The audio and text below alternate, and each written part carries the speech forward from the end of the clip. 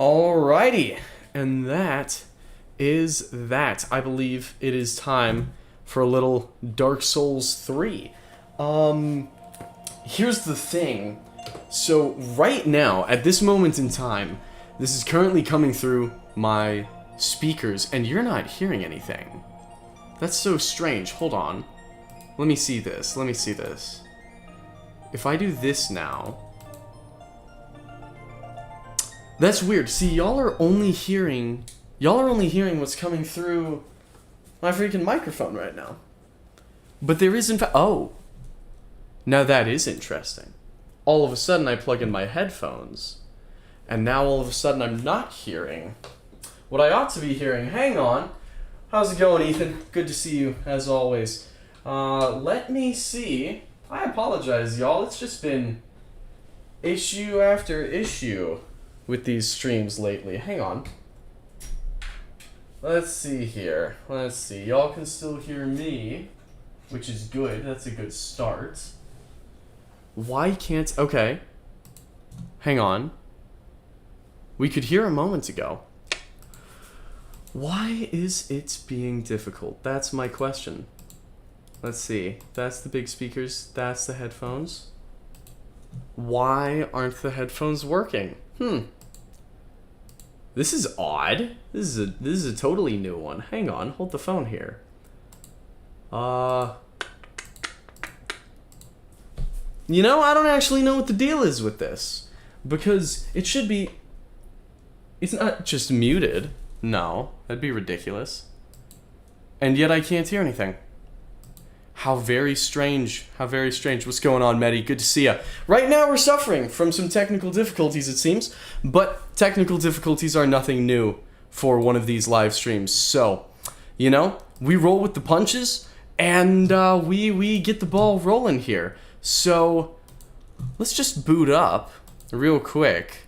Or at least get the party started with a little Dark Souls 3, shall we? So, let me adjust my tab size over here. Alright, there we are. There we are.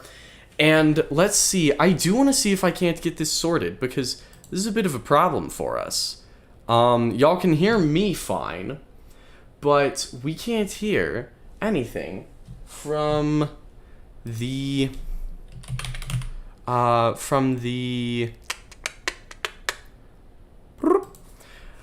From the computer. Oh, wow, I am super pale when I turn that thing on. Alright, let's see here. Input device. That's not right. Oh, my mic sounds like crap, too. Okay. There we go. Hopefully that's a bit better for y'all. I apologize. My mic sound was awful. And let's see here. See, I'm turning this thing on, and yet I can't actually hear anything that I'm supposed to be hearing. Which is strange, right? Like, I can hear an initial little sound. I can hear the initial sound effect there, but I can't hear anything. I should be able to hear iTunes, and yet I can't. Which is weird. That's very odd. This was working earlier today, so I don't know what the deal is. Still with the sound problems, man. Still with the sound problems. Which is odd. You would think, like, given that I am a sound guy, I should have this figured out by now. But apparently I don't. Let's see, devices? No, that means like phones. So I can't hear iTunes. But maybe, hang on, let me try popping open YouTube Music. Let's see if we can hear this. Let's see if we can hear YouTube Music. Bam, we'll just kick things off with some Demon Souls. I can hear that. Can you hear that? You can hear that. Oh, okay. Sick. Then that's a skill issue on iTunes' part. Hold on. There it is. Yeah, okay. Sick. I'm freaking out over nothing over here. So, bam. That is the iTunes skill issue. That is not an us skill issue. We're fine. We're chilling. So we're going to pause the Demon Souls music. And we're gonna get the ball rolling with a little Dark Souls 3. Okay, sick. Well, now I'm feeling much better. I was really upset and kind of scared there for a moment, but here we are. So, all right, good to see y'all. Always a pleasure. Always a pleasure. And let's get this party started. So, y'all may have noticed, it's very low. The music was? I mean, I had it kind of turned down. Or am I low as well? I shouldn't be low. I would hope I'm not. Hopefully it's fine. Alright. Let's see what we've got here. So, when last we left off, let's see, we gotta get John Dark Souls here.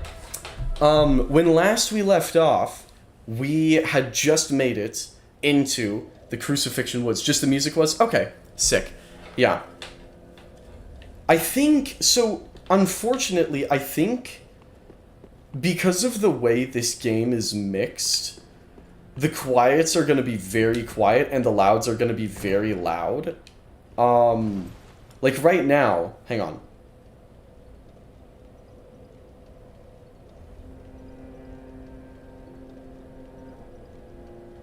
So the Firelink music there is just barely audible over just the white noise from my microphone, which I acknowledge is an issue and something that we really ought to fix. But the only issue is, if we do that, then when I go outside and I start slaughtering guys, y'all aren't going to be able to hear a word I'm saying. I can't do it now because the doors are all locked up.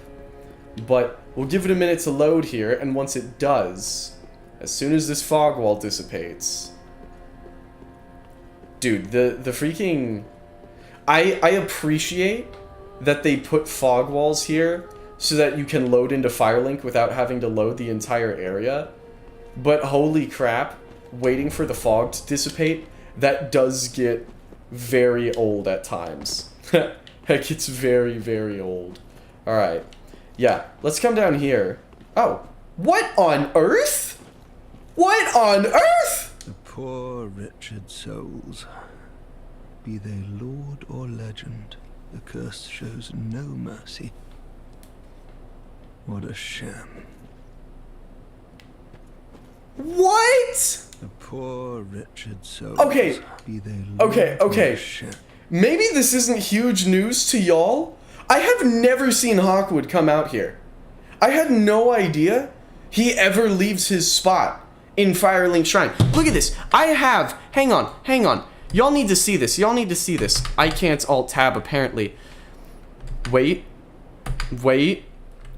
I have 300, it's taking a second to load, 354 hours in this game, and that's just on Steam. I have another 200 on Xbox. I legitimately never knew that was a thing. What's up, Amy? We're making groundbreaking freaking discoveries about Dark Souls 3 out here. It seems to be... That's in full screen. That's supposed to be... Can I make it borderless windowed, or is it just... It's just full screen, isn't it? Yeah, there is no borderless windowed. That's okay. Then I guess we'll do full screen. Wow, that's weird. I could have sworn borderless windowed was a thing in this game, but I guess not. That's so strange. Just made it to... Seth. Just made it to Seth yesterday. Who is Seth? I have a buddy named Seth, but he's not in Dark Souls 3. The poor... Yeah, that's crazy. I have 500 hours in this game, and I have never seen this dude leave his house. That is insane. Huh. That's wild. That is absolutely absurd. Huh. Also, I'm realizing... Oh, hang on. I'm realizing now that I've still got to tilt my freaking screen up, which has moved the camera a little bit, but that's okay. 500 hours without touching grass. I mean, shut up. Also, I noticed when I was looking through the footage that I was kind of like... Because I have the light... Look, I'm pale. I know I'm pale. But I didn't want to have the white light on me and me just look like turbo pale. Like, I look like a ghost like that. So I turned it to the tan. But then when I was watching it back, I was kind of like a sickly green color, which I did not realize. So, y'all let me know if that color looks like really freaking weird. Because if it does, I might tweak it. That's crazy, though. Oh, I meant that guy hadn't been touching... Oh! Oh, I meant that guy hadn't been touching grass. Hadn't meant that towards you. I gotcha. I guess I just took that very defensively. Okay. Let's rest at the bonfire. My apologies. Oh, Seath in Dark Souls 1. That's what's up.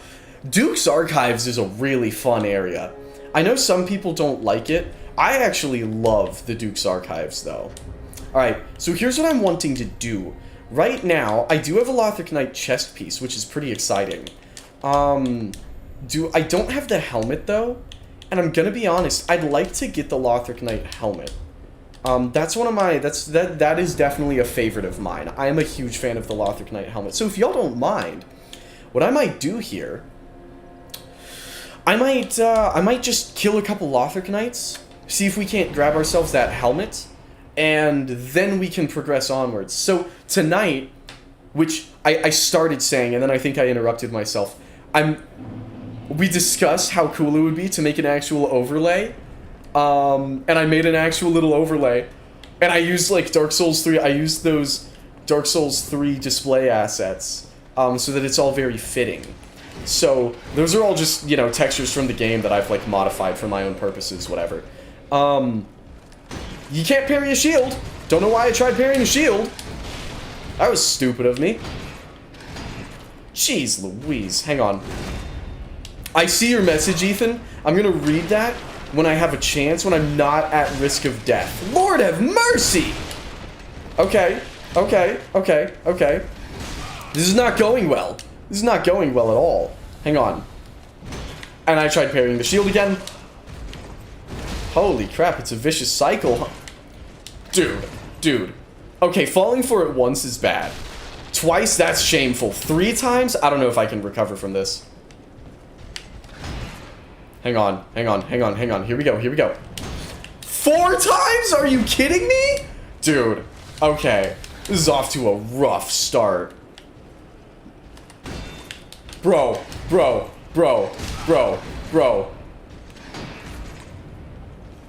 5 times. 5 times I have parried his shield bash now. Well, attempted to. Not successfully. But 5 times I have attempted to parry the I almost went for a 6th. Jeez Louise. I know I'm bad, but like this is bad, dude. We are ready to cook tonight. Also, can I drop the helmet for you? Oh! Yeah, if you've got the helmet, that's I'm down for some of that. I have to parry this guy now, though. I have to redeem myself, right? Like, this is too... I'm being shamed of my family name. I'm gonna get disowned by my parents at this point. They're gonna be like, my son would never try to parry the Lothric Knight's shield bash 5 times in a row. Alright, here we go. You know what? Screw it. He gets the kick. Bro, I'm gonna run out of Estus. I have yet to do damage to him. What are we doing? Actually, what am I doing? Got a few in farming the chest piece. Nice. Dude, he's hitting harder than my mom when I failed math. Oh, man. Yeah. Holy crap. He's not playing around, lords and ladies. He's not playing around at all. But that's okay. That's okay. Here's what we're gonna do. We're gonna kill this little assassin guy. We're gonna kill him, we're gonna mess him up. And now we're gonna mess up the Lothric Knight. Check it. BAM! I just needed to come back in, you know? Come back in with a fresh mind. So, here's what I'm wondering. When I'm out here slaughtering these guys, because this game gets so freaking loud. Yeah. Unfortunately, I think this is what I'm gonna have to do in terms of audio levels, which means Firelink Shrine's music is going to be, like, painfully quiet, unfortunately. But I just don't know if there's really another viable option for us. So, here's what we're gonna do. I am going to go to Farenkeep. Ethan, if you would like to lay down your summon sign at the top of the ladder above the Farenkeep bonfire here, I think what would be a lot of fun is doing a little PvP arena shenanigans before we progress onwards to the Cathedral of the Deep. That's what I think. Because I also Honor restored. Yes. Will do. Sweet. Yeah, let me go on and pop an Ember. Yeah, we'll use this guy. Because we are probably going... Oh, wait, you know what else I have? I should have the Fallen Knight drip. I do. It might keep... I'm going to throw on the cloak for sure. Yeah, might keep everything else going. I'll throw on the gauntlets. Bam. Look at that. That's some pretty nice drip, huh? Got ourselves a nice little cloak going here. Heck yeah, dude. Heck yeah. Large Soul of an Unknown Traveler is big. Now, what else I'm gonna do? Hey, what's going on, Loaf of Bread? How's it hanging? How's it hanging? I feel like it's been a little while. Maybe I'm wrong on that, but I feel like it's been a little while since we've seen you around. So good to see ya. Let's see. Good. I'm doing great, man. I'm doing great. You know, anytime that I'm playing Dark Souls 3, I'm having a fantastic day. I'm gonna be honest. So we are chilling. And tonight we're here. Well, I'm getting grab attacked by the crab, but assuming I survive this, which I am, tonight. Okay, that was stupid. I don't know why I tried healing. Is this my first Dark Souls 3 playthrough? I'm afraid not. No. So I have, on Steam, I have like 350, I think it was, hours in the game. And on Xbox, I have like another 200. Thereabouts. I mean, that's ballpark estimates, but... So I have like 500 hours in this game, so I've played a lot of Dark Souls 3. This game has the crab? Oh yeah, it has the crab. Love the crabs. Love. Yeah, Dark Souls 3, I'm gonna be honest, that is my most played video game ever. I have played so much of this game. Maybe it's unhealthy how much of this game I've played. What other Souls game have I played and beaten? I've played... Oh, okay, there's Hazel. Good to see you again, Hazel. So, I've played Dark Souls 1 a good many times. Love Dark Souls 1. Just did my first Dark Souls 2 playthrough. I've beaten Elden Ring. I've only played Elden Ring once, actually. I've only done one Elden Ring playthrough. But I've beaten Elden Ring. And, I'm thinking... I've started Demon Souls. I didn't make it super far in Demon Souls, but I did start it. Hey, Hazel. I would emote to you, Ethan, but I'm gonna get clapped by Hazel if I do that. Yeah, I've started Demon Souls. I'd like to go back to it, definitely.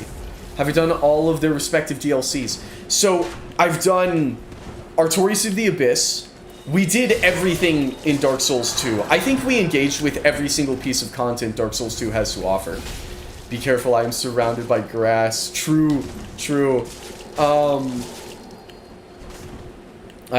Goodbye, Hazel. Well, maybe not. Yeah, goodbye, Hazel. Woo! Yeah, so... Dark Souls with its DLC, Dark Souls 2 with its DLC, also 3 with its DLC. I only played, like, the first half of... Cooked Dark Souls 2, thank you, Ethan. Thank you. I appreciate that, man. I only played, like, the first half of Shadow of the Erdtree, actually. And it's not... I didn't stop because it got too hard, or because I stopped having fun. Simply because I was watching my brother play through it, and I was having a really good time watching him play it. And, you know, I watched him uncover a lot of the secrets. I haven't seen the forest... So I haven't seen the monster in the forest. I haven't seen Bale. But I saw just about everything else. The forest area and the Bale area I missed. But just about everything else I saw. And, you know, since I was watching him play, and that revealed a lot of the secrets to me, I was like, well, there's no rush. And I started playing Link's Awakening, and having a ton of fun in that. And so my focus just kind of shifted. And then in the fall... I was actually replaying Elden Ring. Actually, in the fall, I was beating Elden Ring. I hadn't even beaten it yet when I started Shadow of the Erdtree, now that I think about it. So in the fall, I was beating Elden Ring with Dominic, who's played with us a few times on here. And then... I'm trying to think. Yeah, and then I started streaming, so I just haven't gotten back around to it. But I definitely want to go back and beat Shadow of the Erdtree. Do I ever get angry and rage? Haven't played Elden Ring DLC yet. What's up, Kavak? Good to see ya. Elden Ring's DLC was a lot of fun. It was a really good time. Do I ever get ragey? Kavak knows. I will be honest. I'm not a ragey gamer generally. I'm not. Dark Souls 2 awakened something within me. That one made me upset. Yeah, raged hard at Dark Souls 2. I can't even. So actually, you can. If I move this way, you might be able to see back behind me, hanging from the lamp. I have a bunch of little like plastic beads that are hanging there. Those are my rage beads that my friend gave me so that when Dark Souls 2 made me upset, I had something to break. Hey, did I get the toast emote? I did. Yes. And it's good to see you. Good to see you here. Did I catch the stream? I started it. I was there for a bit. I had some things going on that night, so unfortunately I couldn't be particularly active. But I stopped by briefly. Developed a really bad rage problem as I continued to go through my first Elden Ring playthrough, and I hate it. Aw, dang. Yeah, it happens sometimes. Can I do the toast emote in front of the Firekeeper? Heck yeah, when we go back to Firelink Shrine, I definitely will. Yeah, because we've got it right there. Bam. Didn't even have to equip it, it was already on. Now, I'm a little bit surprised we haven't been invaded yet. Not by a player, at least. We've had Hazel show up, but we have not yet been invaded by another player. Which is odd, because this is like one of the big PvP areas. So we'll hang out for a minute. I mean, we'll just clear things out until we get invaded. That's what we'll do. Dark Souls 2 made me so angry that I started dancing. That's true. It did. Yeah, I did have to start dancing. I played on PS4, so I've platinumed Bloodborne and its DLC, Dark Souls 1, 2, and 3 a few days ago. And I did all of their respective DLCs, so now I'm going through Elden Ring. That's what's up. That's awesome to hear, Loaf of Bread. That is awesome to hear. Yeah, it is... Platinuming, I have so much respect for. Like, Kavak here, Kavak is our resident Dark Souls 2 expert. He knows everything that there is to know about the game. Which I don't know if I have the patience for it. If I'm gonna platinum any of them, it would definitely be this one. Because Dark Souls 3 is one of my favorite games ever. And I could see myself platinuming this game. Honestly, depending on how we're feeling once we beat it, maybe we... Oh, I'm not gonna commit to that, but who knows? After we beat it, maybe we platinum it right here on the stream. Who's to say? Unfortunately, for some reason, I'm getting more ragey when I get hit or die, which is making me sad. I don't know why I'm feeling such emotions. Well, you know, I think it can be a kind of difficult thing to pinpoint at times, maybe. That's one thing that I noticed, actually, that was very helpful about live streaming here. Oh man, Dark Souls 3 plat is insanity. Yeah. No, my brother did it. It is crazy. Farming Proof of Concord kept on the steps of Anne Orlando for 6 hours. Whew. I do not look forward to that. But, you know, if we do it on live stream and we're talking, it could be a little bit of fun. Who's to say? Covenant stuff is why I hesitate. Yeah. I broke my already needing to be replaced headset, and I even cracked my controller a bit, which is scary. Dang! Would I rather see a tree? Oh, you're not getting me with that this time. Nope. Hated grinding those covenants. Yeah. I did it too. 15 hours to farm all of them. Jeez. Good to see you, Sassy. Good to see you. Yeah. So... You know, something that I noticed that I think was very helpful about live streaming is that I'm sitting here and I'm kind of talking through the game as I'm playing it, because the idea, Dark Souls 2, admittedly, I kind of fell off on doing this, but the idea is to kind of run through and, you know, have an in-depth conversation about the game design, and talk about how they did and why they did what they did. And it's to have this ongoing dialogue with it, right? So, oh, I fell down the pit. Dark Souls 2, I didn't get a little bit. I got super mad at Dark Souls 2. I got super mad at that game. And so I definitely got a little bit more, I stopped focusing necessarily on actually looking at it in an objective sense, and I was just like, oh my gosh, this is making me angry. But, the reason I bring that up is because being on stream and talking through the games as I'm playing them actually kind of helped me vocalize, I think, a lot of the issues that I did find with 2. I hate Dark Souls 2. They introduced so many good things in that game, but messed up the gameplay. That's kind of my stance on it as well. Is Dark Souls 2, I think, suffers from just a lack of polish, and if it could be Best Souls 2, and I respect everyone who loves it. But I found that the actual gameplay, like on a core fundamental level, didn't feel quite as smooth as 1 and 3 and Demon's Souls did, and that really dragged it down for me.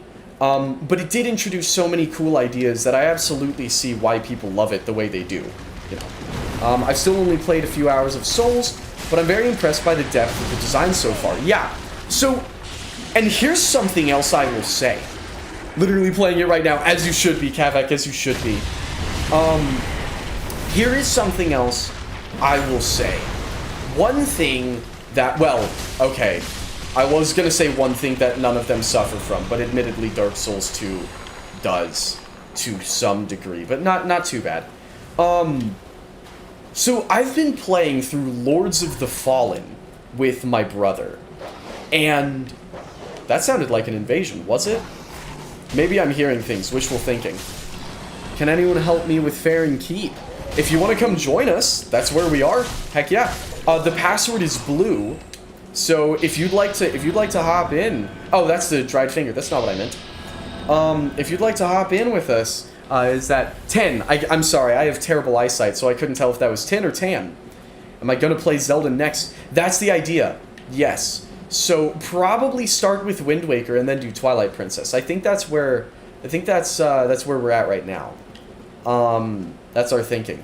Dark Souls 2 is where power stancing started. They have some pretty good mechanics like bonfire aesthetics, but the gameplay sucks. Yeah, I mean, the big thing for me is I think the actual core gameplay does not feel as responsive as 1 and 3 did, and that really drags it down for me. But so many fantastic mechanics introduced. Play BioShock. Well, I don't have BioShock, that's the thing. When I buy BioShock, we'll play BioShock, because I do want to play that game. I just haven't played it yet. Yeah, let me come over here. Come over here so I don't fall down that hole. But, so, Lords of the Fallen. I've been playing Lords of the Fallen with my brother. Some of y'all may have heard of that game. It's a Souls-like. It came out about 1.5 years ago. It came out at the end of 2023, I'd like to say.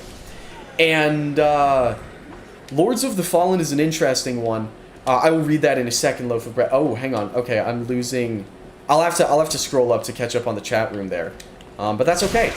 So, it's a Souls-like that came out a couple years ago, and I never quite understood the hate that it got, because it's like the world, dude, I couldn't care less about the world in Lords of the Fallen. It definitely takes itself too seriously, and it's kind of comically edgy at points, but my brother and I loved it because, one, it has crossplay and Dark Souls doesn't, and he's on Xbox and I'm on computer, so we can actually play Lords of the Fallen together, which was massive. But then 2, the gameplay is just really fun, and it's a lot quicker than Dark Souls. And it's a bit more puzzle-based, and so it has some neat gameplay mechanics in it that were a lot of fun. But something that's been driving us insane that we've noticed as we've gotten further into the game is that it will have, like, you'll fight a boss, and then literally in the next room, that boss is just a standard enemy. It's like, guys, what are we doing here? You know what I mean? And I'm very glad that Dark Souls 2, I think, might be... One definitely gets kind of egregious in Lost Izalith and the Demon Ruins. But I think 2 probably maybe suffers the worst from reusing bosses in that capacity, but nothing comes close to the frustrations we've had with Lords of the Fallen. I am way behind on the chat room, and I can't even see all of the messages that y'all have written there. So I'm going to pause real quick, and I'm going to catch up. Let's see. Okay. I think I understand where the root of my rage during Elden Ring is coming from, which is the development of some sort of I should be better than this complex. Oh, yeah. Which most likely developed from the fact that I've played over 500 hours of all the Souls games combined, killed all of the bosses, and platinumed 4 of them. So every time I mess up, die to common enemies, or just do poorly, yeah. It jabs my plighted ego and makes me upset when it shouldn't. I definitely know the feeling, because it's easy to be like, I should be doing better than I am, but you just kind of have to distance yourself from that mindset and go in thinking, accepting the fact that it's like, hey, every time I play a new FromSoft game, I'm starting from ground zeros, Let's see. Elden Ring no-hits are really fun. I no-hit Mesmer the other day. That sounds awesome. Lords of the Fallen is so slow? No, dude, that game is fast. I mean, the moment-to-moment gameplay is fast. It gets slow. It gets to a slog. BioShock is sick. I played the remastered one while I was doing Dark Souls 1. Nice. Far Cry 3, I haven't played that. Like, just because I'm pretty good at Bloodborne, Dark Souls 2, and 3 doesn't mean that Elden Ring will be a breeze for me, but my emotions just can't accept that. I gotcha. Yeah, that can be a hard thing for sure. Thanks for waiting for me, Ethan. I appreciate you. Outside of Dark Souls and Zelda, what kind of games do I like? So, I play a little bit of, I kind of like everything, What do I mean? Dark Souls 2 had the worst boss reuse. Am I wrong on that, Kavak? If I'm wrong on that, maybe I'm wrong on that, but Dark Souls 2, I think... Dark Souls 2 annoyed me the most with it. Freaking, like I said, Demon Ruins and Lost Izalith, I know, that section with the freaking 30 Taurus demons, right? But the 30 Taurus demons is just kind of funny to me, whereas Dark Souls 2 put the Covetous demon in that ice cave, and that made me a little bit upset. Maybe I'm wrong on that, though. Correct me if I'm wrong. But I feel like... And understand, I'm saying, even when I say that, that's more of a, if I had to pick a game to call the worst, it might have been that one. But it's the reason I was saying that is because I don't think any of the Dark Souls trilogy suffers from that issue. And in Lords of the Fallen, it's just been like, guys, what are we doing here? Let's see. Far Cry 5 co-op is really fun. Okay, interesting. I've never actually played much Far Cry at all, in truth. Wow, horribly timed dodge. I apologize, y'all. Do I want to play GTA 6? I might. I've played a little GTA 5. I was playing it, but then when I built my actual PC, I just never bothered reinstalling it. I was having fun with it, though. I might play GTA 6 eventually, but I'm not chomping at the bit for it. I loved Red Dead, because I love cowboys. But being honest, I'm kind of tired of open worlds. I'm kind of tired of open worlds. And it's not a thing of I think it's bad design, I think it sucks. It's not anything like that. It's just, me personally, I'd like to focus more on games like this that have more of that linear... Oh, Elden Ring was way by far the worst with boss reuse. I meant out of the Dark Souls trilogy, and I should have clarified that, so I apologize on that front.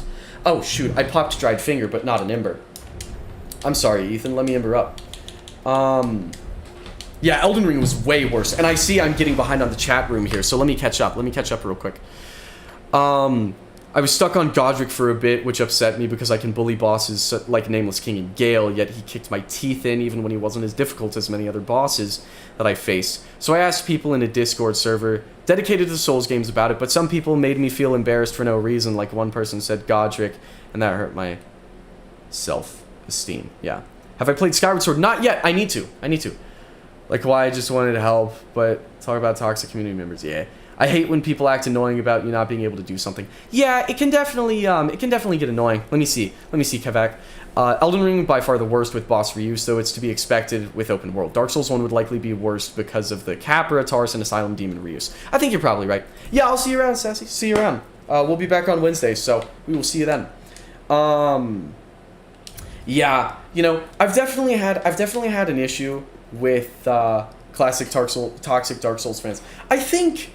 Genuinely, though, I feel like that's such a drastic minority of Dark Souls fans, you know? I think that's such a small percentage of them. Like, genuinely, I've found the Dark Souls fan base to be very endearing. Something that I love is, skill issue gatekeeping is funny sometimes, but when you're being serious about it, it's just me. Yeah, Dark Souls 3 is at a sweet spot. Not gonna lie, they went perfect with this game. Yeah, I would agree with that. I love... Oh, thank you, Ethan. That's huge. Oh, the Lothric Knight helmet. Thank you. I love everything about this game. This is a very, very special game to me. Ethan, I don't know if we're gonna get invaded, man. So maybe we'll just go. Maybe we will. Maybe we'll just go fight Crystal Sage, dude. I think you're probably right on that, Kavak. I think you're probably right. I think, yeah, Dark Souls 1 is probably the worst with boss reuse, now that I think about it. Because I said that about Dark Souls 2, but now that I'm thinking about it, I can't actually think of what bosses it reused other than, you know, the Covetous Demon there. I can't really think about it. So I can't really think of it off the top of my head. I will say, I do think I think out of the Dark Souls trilogy, I'm not including Elden Ring in this because I'm just not as well versed with Elden Ring as I am with these games. Let's see. By the way, Dark Souls 3 has seamless co-op now. Rather than using Ember to call co-op players, you can actually play the entire game as co-op. Yeah, Smelter 2. True. I like this group because I will say things like, I beat the first boss and people will just tell me, good job. Yeah. Lies of P DLC released yesterday. I want to play it so bad, but I already spent money on deluxe edition of Night Rain. Dang! I didn't realize the DLC was already out. That's sick, though.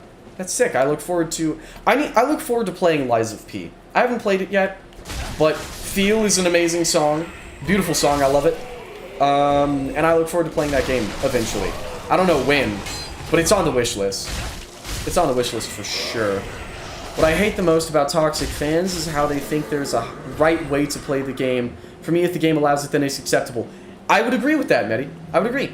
Not everyone beats the first boss in Dark Souls games. Yeah, that's true. I mean, when you look at the achievements, only like 60% of players have beaten Udex Gundyr. So, that's an achievement. That's an achievement.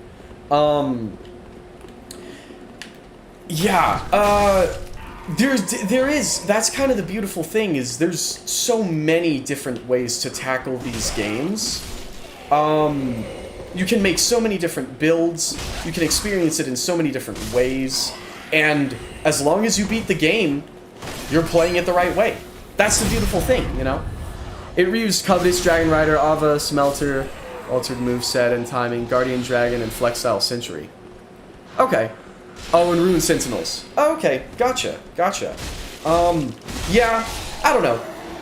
I think what it really comes down to, I might honestly, Ethan, just for kicks, I'm gonna summon Egon. I think what it might come down to is, I think it's just that I was getting aggravated with Dark Souls 2 at that point. You mentioned it, Kavak. You mentioned the, like, the rage cycle. I think it's just because I was trapped in there. Feel is so beautiful, such a good song to relax you. Yeah. Agreed, there's players out there that will belittle others all because they use sorceries or summons. We're gonna go kill Black Knight. Oh, can we? Can we access him? I thought he was locked up. If he's not locked up, we can go kill him. Heck yeah. Heck yeah. Yeah, let's go kill him. And the Pursuer. Not sure how I forgot that one. That's true, but, I mean, with the Pursuer... Hang on, Egon's fighting this guy. With the Pursuer, that's, like, the entire point of him, though. You know? I don't know if that's really boss reuse. Like, that was kind of just the point of the boss, is that he would show up, you know. Reuse makes it sound like... Because the Pursuer, I think the implication is that you're not really killing him. And he'll, you know, he'll come back. I think. That's my interpretation, but that could be wrong. I believe you know Pontiff Sullivan.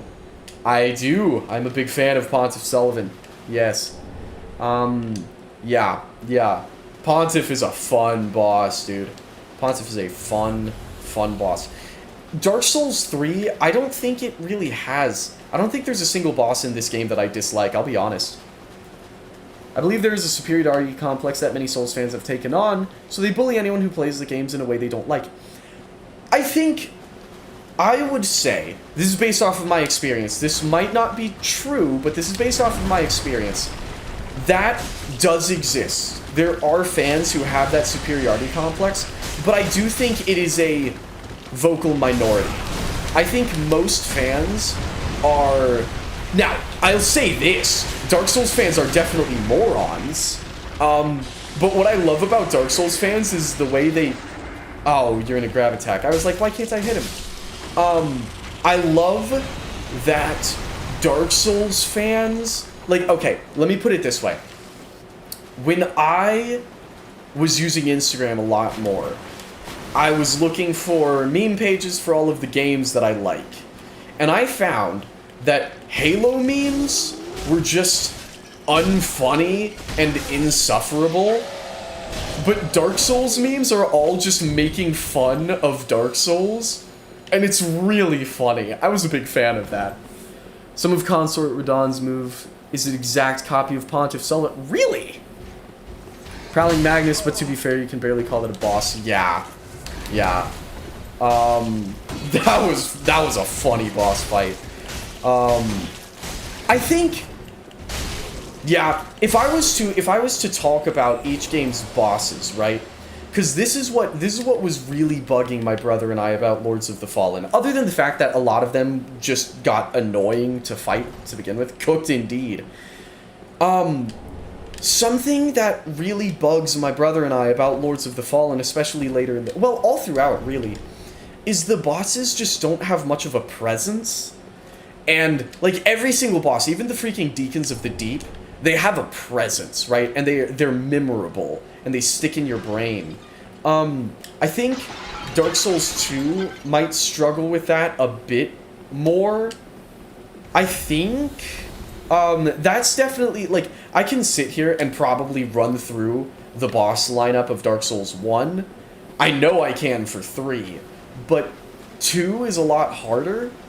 I don't know. I think being toxic about Dark Souls is lame. It's literally just a fun game with lots of strategic depth. I am enjoying the game and you can't stop me. Based! Yeah, that's the way to do it, Emmy. That's the way to do it. Actually, depends on players. There is no single way of playing these games. Do what makes you happy. Exactly. See, when the game becomes easy, then you try to do some challenges. Yeah. That's what's awesome about it, is these games are infinitely replayable. You can play them, and then you can play them again. I have played Dark Souls 3, again, 500 hours. I don't think I've ever started as a class other than the Knight. I don't think I have. And so if I ever really want to shake things up, all I have to do is just start as a different guy. Will I? I doubt it, but I could. Egon seems to be stuck. Nope, he's coming. He made it. Talking about toxicity at the poison level, well played. Strategic planning. Good to see you, Greyheart. Good to see ya. The first challenge I took was no-hitting the fire giant with a dagger. Oh, wow. That's bold.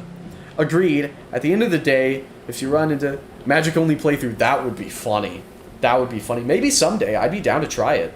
I would be down to try it. Can I talk to Orbeck yet? I might not be able to. I don't know. Let's see. Let's find out. Well. Oh, we're smart enough. There's something different about you, isn't there? Because I've got a big intellect. Yeah. Very well. Let's see. Indeed, I am a If you run into someone who puts you down for Plenty to share. taking X amount of time on a boss, However, or you die in a dumb way, you should just laugh and consider having fun. Exactly. Yeah. Man, I made a magic build in Elden Ring. Oh boy, that thing is broken. Like, if I die to a boss a lot, I'll get mad until after I kill the boss. I start talking to myself about how fun the boss was and how I want to fight them again. Yeah, that's the cycle. These games are infinitely replayable. Looks at 2,971 hours in Dark Souls 2. Yep, that sounds about right. Yeah. I will make my promise. My character is too dumb. He won't talk to me. No, dang. I always level up intelligence just enough to get Orbeck into Firelink Shrine. That's what I always do. And then I, like, never touch it again. Unless Black Firebomb. I think Black Firebomb requires intelligence.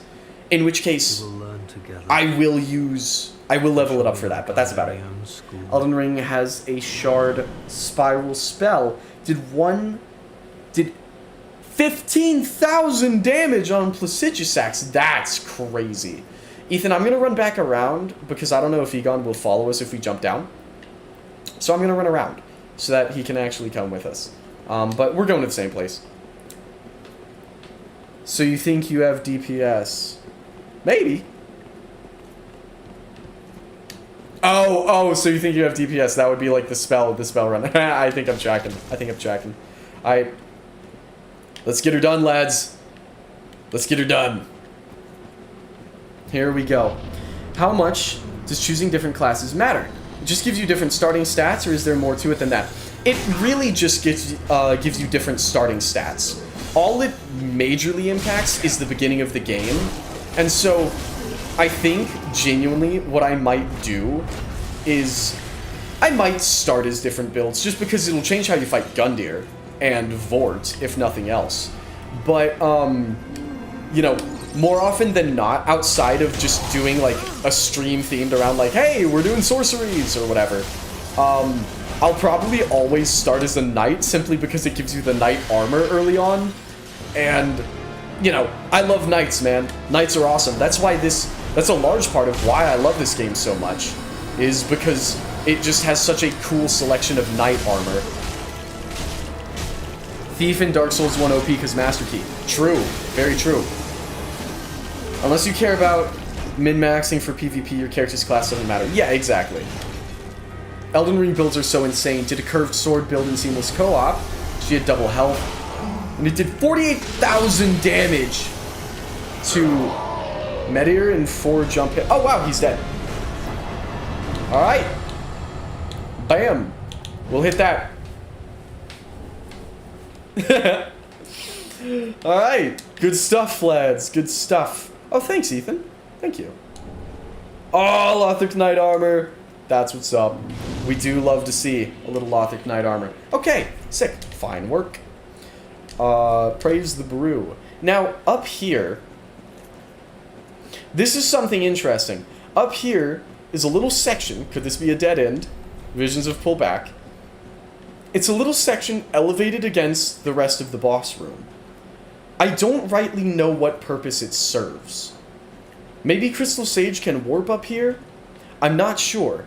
But to my knowledge, this doesn't really do much of anything. Maybe it exists so that you can pull back and heal if you need to. Perhaps that's what it's for, but that's all I can really think of. When I was creating my character, I thought dexterity was the stat that made your movement better. I want my skill points back. Loaf of bread, something I've found that helps when you get angry at a game is just getting up and doing something. Be it folding laundry or even just grabbing a drink. Absolutely right. Yeah, stellar advice, Kavak, stellar advice. Something that, you know, in Dark Souls 2, there was a moment where I got very upset. And I just walked out my door and went outside and sat in the grass for a minute. Breathed in the cold night air. And then I went back to the game. It can be really helpful. Okay, actually, now that we've just done Crystal Sage, here's a fantastic example. So, y'all just watched me slaughter Crystal... Now, granted, I did have 2 phantoms. I had 2 summons. But y'all just watched me slaughter Crystal Sage, and I wasn't even looking at the game. I was reading the chat room when we killed the Crystal Sage. not a particularly difficult boss. And I watched my brother play Dark Souls 3 before I played the game myself. So I knew Crystal Sage was an easy boss, and yet when I came into this boss fight, I struggled with it. And because I struggled with it, I started getting kind of upset and a little bit aggravated. This was the one thing in Dark Souls 3 that ever aggravated me, is I got aggravated at Crystal Sage, and I said, you know what? I'm getting upset, and this is silly, and I put the game down, and I left, and I came back to it either later that day or the next day it was, and I beat Crystal Sage first try. That's all you have to do sometimes. Thank you for the tips, really appreciate you all. Yeah, I can't put my soapstone down by the mage bonfire. Yeah, so Ethan, the next place, I'll show you where the next place is. It's out, like, close to the Cleansing Chapel bonfire. The next section, there's no multiplayer enabled, unfortunately. Sitting here and interacting with you all has definitely faded out this dumb, rage-inducing complex that I have, unfortunately, developed throughout the Souls games. Yeah, that's why we're here, man. We're here to, you know, chillax, have a good time, and talk to each other about, you know, what makes the game special. Something that's been really cool to me is I am so familiar with Dark Souls 1. Woman ahead? Yeah, I don't think that's true. Jumping required ahead, I'm sure, yeah. I was so familiar, well, I was pretty familiar with Dark Souls 1, and I'm so familiar with this game. And yet, playing it with y'all, I am still learning so many new things. It's crazy. It's absolutely, like, it's frankly, like, at risk of sounding really cheesy and stupid, it's been lovely playing this with y'all. Because y'all know so many things that I don't, and I've learned so many things that I didn't know before. And it's awesome. You know, it's awesome being able to appreciate the games in an entirely new light. Games that I already loved, and being able to grow this newfound appreciation for them. Learning new details about them. Holy crap, I just survived with freaking 0 health. That's crazy. It's really something neat, you know, and that's not something that I'd ever had before outside of the context of, like, doing these live streams is, you know, there's however many of us here at any given time. Like, sometimes there will be, like, 60 people here, and sometimes it's literally just, like, 2 of us. But, you know, we're going through it together. And that's a lot of fun. It's a lot of fun. When I get my teeth kicked in by Ronaldo or Radon soon, I can laugh instead of getting mad, as my mind tells me that I should be better than this, considering what I have already gone through. Yeah, there you go. I'm not getting hit by that grab attack. I'm not getting hit by that. Just because you're not good at, or just because you're good at one Souls game doesn't mean that every other one will be that easy. Yeah. Lofel tell you how to make Elden Ring easy. Just grab Reduvia. I don't know what Reduvia is. I don't know what that is. What is that? I'm not familiar with that one. Beware you fatty. Noted. Oh, man. Alrighty. Yeah, so Ethan, I'm gonna have to go up these stairs and through the next room, and that's where you're gonna be able to put down your summon sign. It's after the room with all the archers and the dogs. So, here's something fun. Here's a detail I really like. This is a pretty inconspicuous part of the game because there's a bonfire here, and immediately there's this staircase going up. And as I go up this staircase, there's an NPC. I think there's 2 NPCs here. I'd like to say. Maybe I'm wrong. Nope. Okay. There's just 1 NPC here on the staircase. So it's our Spider Shield guy. Looks like some sort of, like, assassin, warrior character. I didn't mean to kick him. That's not what I meant to do at all, but that's alright. He's got an axe, and that thing looks like it does pretty hefty damage. Damage that I don't really want to get hit by. Oh! There's our second NPC. Okay, that's Mr. Fallen Knight. So, that's really fun. So here's something interesting. I gotta grab that item. Spider Shield. Hi. So, check this out. You run up those stairs, and you're like, what on earth? There wasn't another guy a second ago. Check this out. When you turn left here, it's an inconspicuous little secret spot, and that's where Mr. Fallen Knight comes from. I'm gonna try if I can parry him.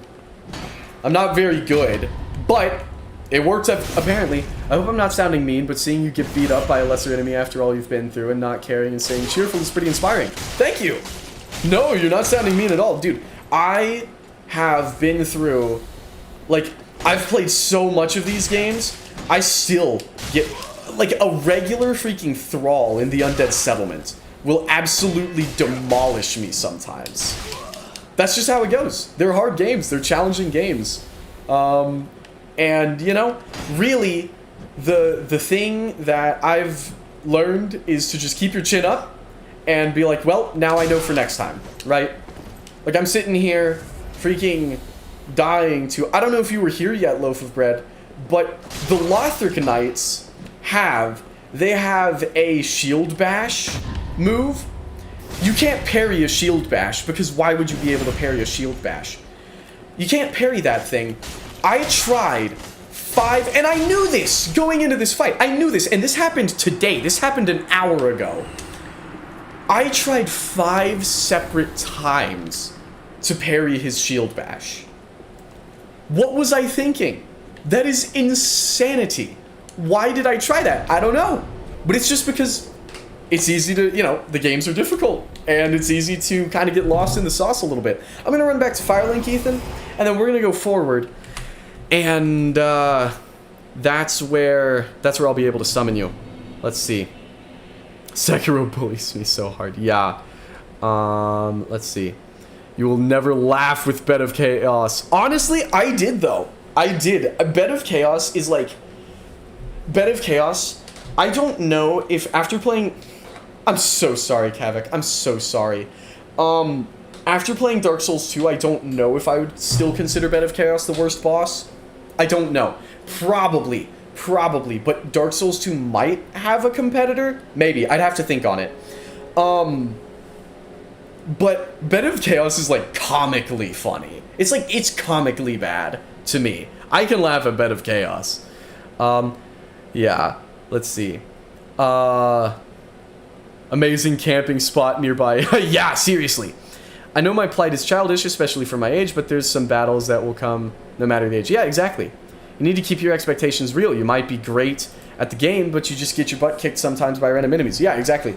Do the toast emote. Yeah. Here you go. Check it. I think we showed this last time, but when you do the toast for the Firekeeper, she does a little twirl. That's so fun. Alrighty. Ninja Gaiden 2 is almost costing me my sanity. I saw that Ninja Gaiden 4 is coming out. Are you excited for that? Ludden Bingo. That's the ticket, Kavak. That's the ticket. Thank you. Ludden aren't bad. It's that their boss run that makes them bad. It's the... Okay, I will say this. This is, I think, the thing that annoyed me the most about Dark Souls 2. Dark Souls 2 will take two things that on their own are totally fine. But when you combine them, it just becomes unbearable. That's what Frigid Outskirts with Ludden is. Ludden on its own would be like, okay, we're reusing a boss, whatever. That's fine. It's fine. We'll fight the reused boss.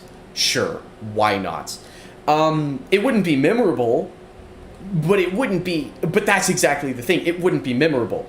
It would just be fine. And then it would be over, and it would be quick and painless. It's the fact that you have to do Frigid Outskirts. And I genuinely don't think if Frigid Outskirts had a bonfire at the end, before the boss, I don't think anyone would hate it. I wouldn't. It would be totally fine. It's the combination of the two. It's the fact that you have this insanely, just unreasonable level with a reused boss. That's the thing that bugged me. That's what got to me. It makes me so happy that she does that. Yeah, seriously. The boss fight is absolutely not good, but yes, the run back is the worst part. Yeah, that's my 2 cents. It's alright. It's alright. I don't think it's the worst thing ever. But if you do, I'll take your word for it. Ah, well met, Ashen One. How may I be of service? I'm gonna go play Elden Ring now. And now, instead of getting mad by Easy Ew, Lord have mercy. I can read, I swear. I'm gonna go play Elden Ring now, and now instead of getting mad at easily telegraphed attacks and dying, I'll laugh and smile instead of getting mad and irritated. I also won't let those toxic Souls players that I met get to my head. Yeah, exactly. Yeah, keep having fun, man. Keep having fun, have a good time in the game. Gracious. Passing fine ash thou'st given me. That's all you gotta do. This That is ash all was you stone gotta ash. do. And if at any point you want to come pop into some Dark Souls 3, you're more than welcome to join us. You are more than welcome to join into the party. I've got the password right there under my little screen. And you're welcome anytime. So, thank you all for your help. Of course, Loaf of Bread, you have a good one, soldier. Stay in the fight. Alright, I am going to buy some embers. Embers would be very helpful for us. I could have leveled up, but honestly, I think we're fine. Gotta go to the beautiful spot. Yes! Yes! So, I kind of got a little bit distracted, I will admit. Here's Grey Rat. Hang on. Let's see what Grey Rat has to say. Ah, there you are. I was thinking. He was thinking. You know I'm a petty thief. I love Grey Rat.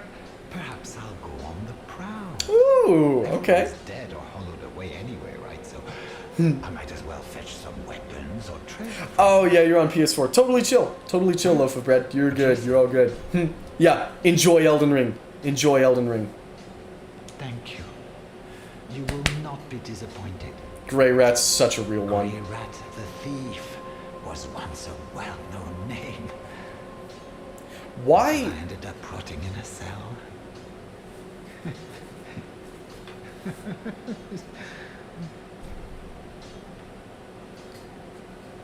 The noise level coming from my microphone seems significantly higher than it normally is.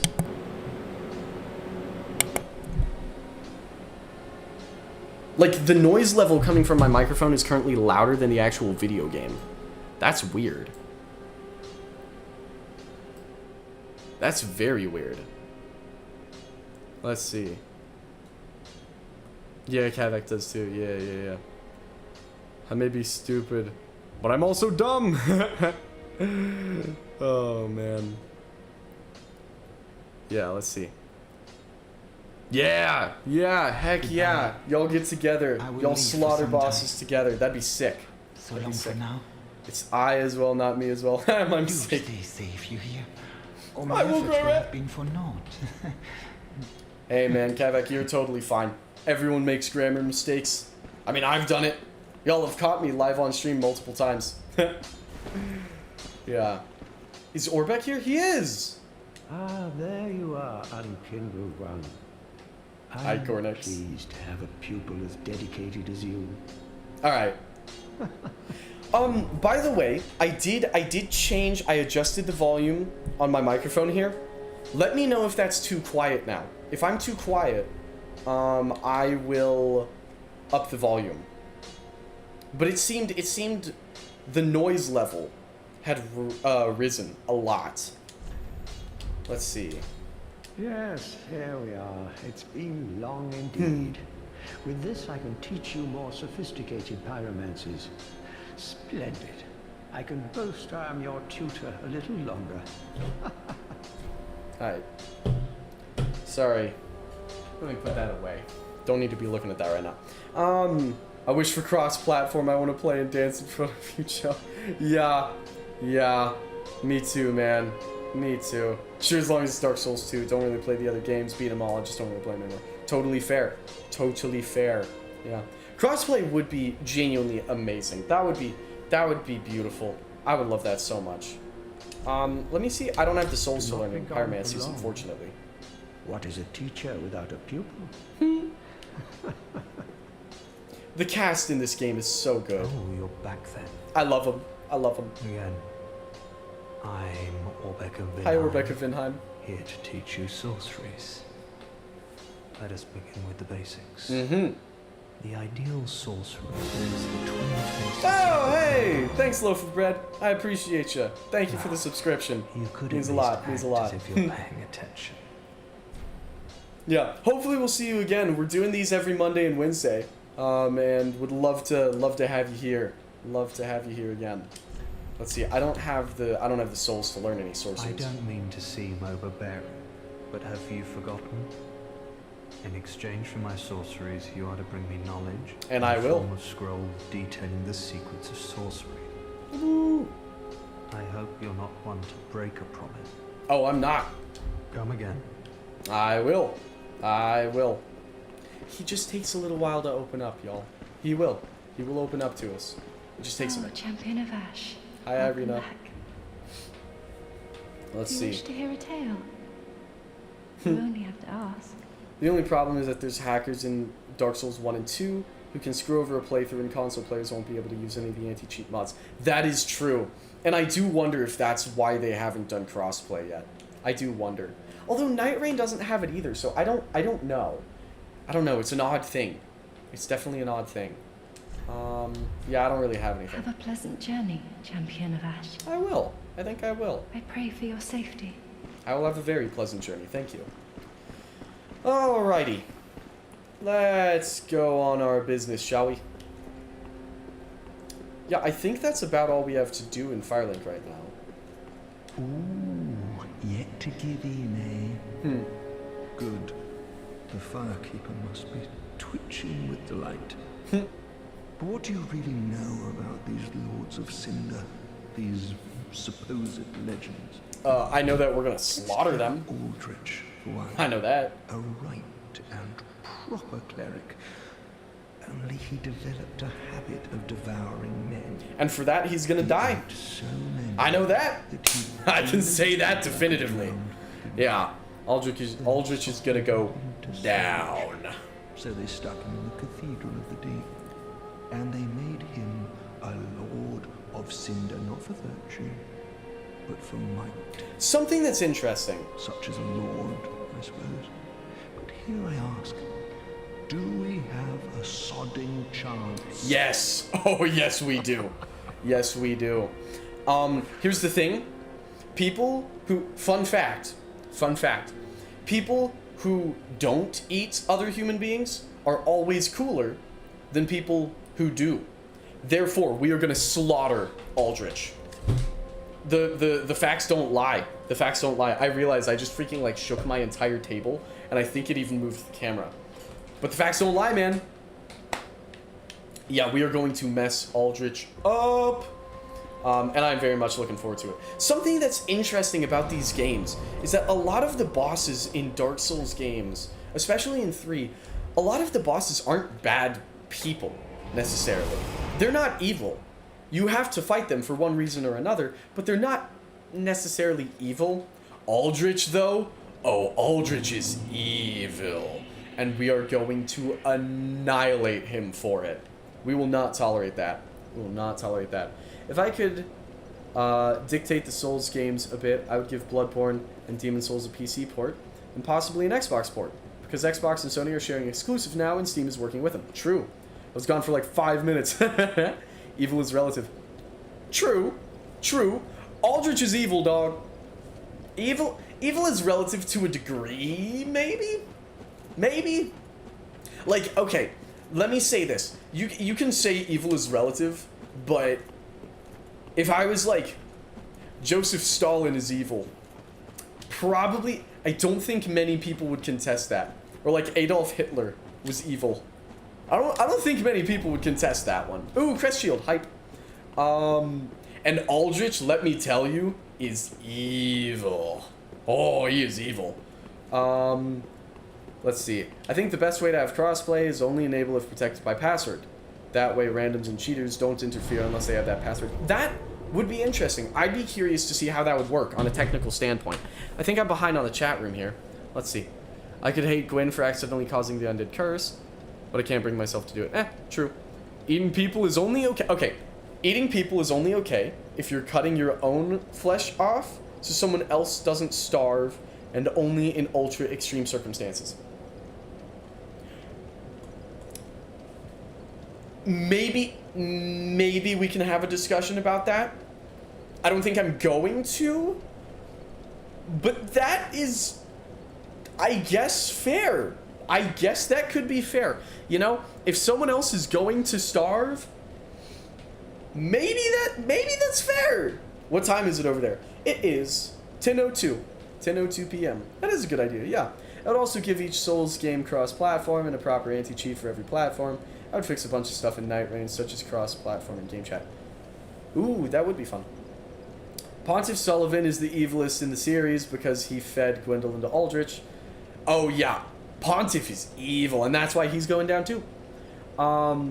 He's the one behind like 75% of the game's problems. Yeah, exactly. He was supposed to be the final boss. Yeah, I think you're right, Ethan. If it's saving a life, that is acceptable. That is acceptable. That is a gray area, but acceptable. Yeah. So, okay, check this out. Sullivan is not evil. Agree to disagree. I'll agree to disagree on that one. So check this out. So here's something really sick. We can see Lothar Castle up there, right? We can see where we came from, Road of Sacrifices, but look at this. So when we approach, you're directed immediately up these stairs. You rest at the bonfire. You can't even see that there's a path there. You're directed up the stairs. So you go up the stairs, and you come up here, you fight NPC number 1, and then Fallen Knight comes out. So you fight NPC number 2, you're like, where did he come from? And bam! Now you can see it, you can see where the Fallen Knight came from, and you can come down here and you can grab that item. Then, there is also this area over here to the side. This area has a drop down, and there's some items there, and that we will come back to later for a relevant quest. But check this out. This is one of my favorite parts of the game. This is one of my favorite little spots of the game. You can come out here, and this place serves zero practical gameplay function. But look at this. Death ahead, yeah. Bam. And now you can see Farron Keep down there, and you can look up at Lothar Castle, and it's just a little moment to help you appreciate how far you've come and how much progress you've made. And I freaking love that, dude. I love that so much. I love that so much. Alright, I see that I'm behind on the chat room here. The Mimic is the most evil of all. Yeah, maybe. Best camping spot ever. Exactly. What's going on, Human Voicemail? Good to see you. Love this game. I love this game too, Human Voicemail. I love this game too. So, we started up here at Lothar Castle. Then we went to the bridge, specifically the side that's blocked off by the cliff, but we went to where the bridge is off the cliff. We're later going to go down there to Farron Keep, and then go up to that side of the bridge over there. It's just showing you everything that you've done so far, and one area that you have yet to do. It's a really cool little spot. And yet, oh, and check that out! There's an item hidden back here. Bam! Got a Titanite shard. Boom! Alright, peace out, guys. Hope you have a great night and day. You too, Loaf of Bread. You too. I see that I'm behind on the chat room there, so while our camera's slowly spinning, I'm gonna read this. Gwendolyn, I hate with passion. Bro's called Pontiff Sullivan the Tyrant for a reason. And I don't get why Miyazaki expected me to lose sleep over him. Over who? What? Gwendolyn or Pontiff or what?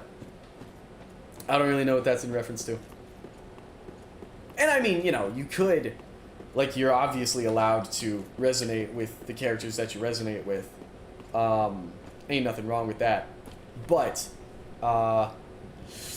Pontiff doesn't seem like the greatest individual, I'll be honest. Alright. This room, this is an interesting one. I feel like I've heard people say they don't like this room with the dogs and archers. I actually really like this one. So, this spot here, with all of the dogs and all of the archers here, can be very challenging, because if you just run in head first, you can easily get freaking decked in here. But it's honestly a really cleverly designed room, if you ask me, because there's trees everywhere, and there's changes in elevation that you can use to lure dogs away and shield yourself from the archers before you come back to finish them off. Which I think is really neat. It's a small little isolated gauntlet here. It's right there by the bonfire. I'm about to die. There we go. It's right there by the bonfire, so you can give it a second chance, you know, and a third and a fourth, and however many you may need. And then there's like a little jut out down here. You can lure dogs down here and fight them, and the archers just cannot get you. So I think it's a neat little spot. You know, I think it's a really really cleverly designed room, and I've also just always kind of vibed with this place. I just like the vibe. I just like the vibe of this little room. I don't know why, but it's kind of fun, kind of cozy. Instead, we got Fortnite, Duskborn, and Night Rain. Oh man, I have cracked the code on that room. Rush left side using the walls to block. Kill from top down, easy peasy. I think it's more annoying than challenging, which is I can see that perspective, because on my first playthrough, I don't think I liked that room very much at all.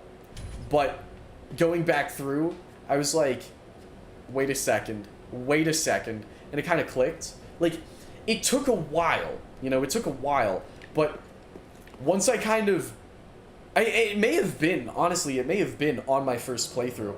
Once it clicked in my brain what on earth I was doing, I was like, I'm tracking Dark Souls 3.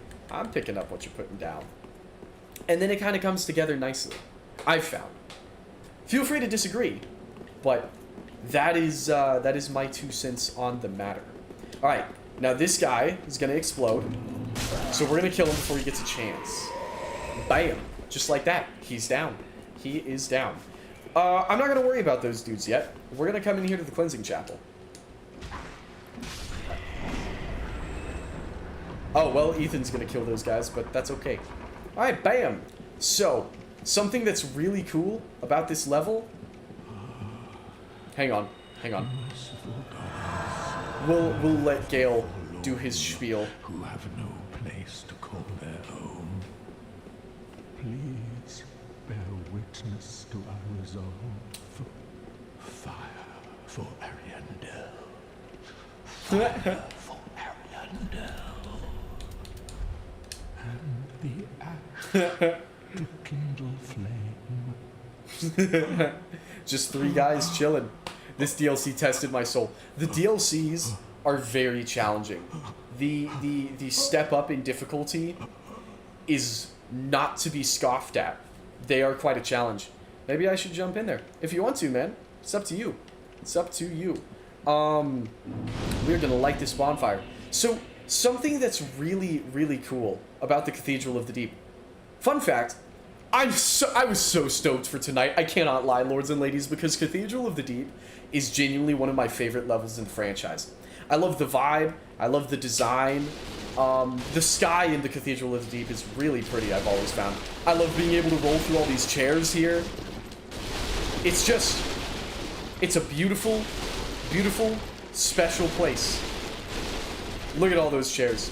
Now it is standing room only. Look at that. But jokes aside, this is one of my favorite levels. And something that's really, really cool about it is that this is the one bonfire for the entire cathedral. There is Rosaria's bedchamber, but that's far enough out that it doesn't really count. By the time you do Rosaria's bedchamber, you're already done with the cathedral for all intents and purposes. And instead of getting different bonfires, you're just constantly coming back to that one, which is really cool. Give me some time. Yeah, you're good, man. You're good. Die, chairs, die. I love the way the area loops back. Exactly. This room reminds me of Devil May Cry 4. I haven't seen enough of 4 to know what you're talking about, but I will take your word for it. Based off of what I have seen, that tracks, honestly. Alright, there's an Estus shard. Ethan, if you don't mind, let's come down here. Let's come down here. And for this section, we are definitely going to want to equip a torch, because this is the maggot guys, and the maggot guys are serious freaking business. You know what else I should do? I ought to put fire on my freaking sword, is what I ought to do. Alright, Ethan. With me. There we go. Thought there was an item down there. There was not. I was wrong. And here comes maggot guy. Bam! So, if these guys smack you enough, they can get the maggots on you, and if the maggots build up, they do hefty bleed damage. So, Ethan, we can't actually grab this shortcut yet. So, yeah. We're gonna have to come back for this one later, I'm afraid. But, what we can do is we're actually gonna go down here to the right. And... bam. I've always loved the way the water looks in this section. The water looks really, really nice right here, the way it's flowing. Something that's interesting about Dark Souls 3 is sometimes the water looks fantastic, and sometimes the water kind of looks like crap. This is one of the fantastic sections for sure. The water looks awesome here. Ladder first. Yeah, we'll have to go back for the ladder later. How does pyromancy scale in this game? With faith. With faith, if that's what you're asking. Yeah. Pyromancy is largely based in faith. Oh, the angle changes it really good. I never noticed that. Yeah. I do love the water in this little section. It's pretty hype. Just faith? I don't know. Faith and a little bit of intelligence, but I never invest too much in intelligence. Okay, check this out as well. Y'all see that purple bar filling up? That's the maggots. You can't really see them on me, but they're on me. Bam. And you can see them all fall off. So, now that purple bar is going to start going down. And the maggots are on you, but when you have big armor, it can be hard to tell. But really, it's the audio cue that tells you what you need to be on the lookout for. So, let's mess up this crystal lizard real quick. Gotta admit, I don't understand the reasoning behind making pyromancy of scaling. Why? Just beat Looking Glass Knight hitless. Dang! Good stuff, Kavak. Good stuff. That's awesome. Alrighty. Ouch. Come on, come on. There we go. Couldn't hit him. Skill issue on my part. Alright, now that we've killed the crystal lizards, their dad is going to be not happy about that. So we're going to kill him too, because we can leave no witnesses. Alright, Ethan. Let's mess him up. Oh, okay. Let's mess him up. Means you have to spend maybe 30 levels in both stats to make it strong. No, absolutely not. No. Titanite scale. No, I don't, you don't really have to spend that many stats to make pyromancies very viable in this game. Yeah, I use pyromancies with very, very low magic-related stats. So, ouch. I mean, you'll need the magic, like, you'll need the faith required to use the pyromancy, but that's how it's always been.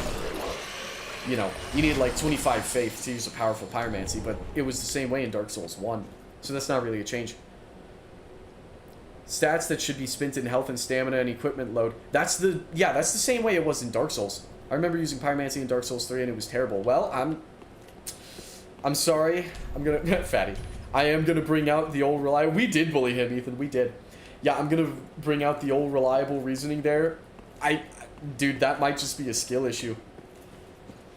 You can make it up to scale. You can make it OP if you scale both, but you don't need to split it. They both scale equally. Yeah.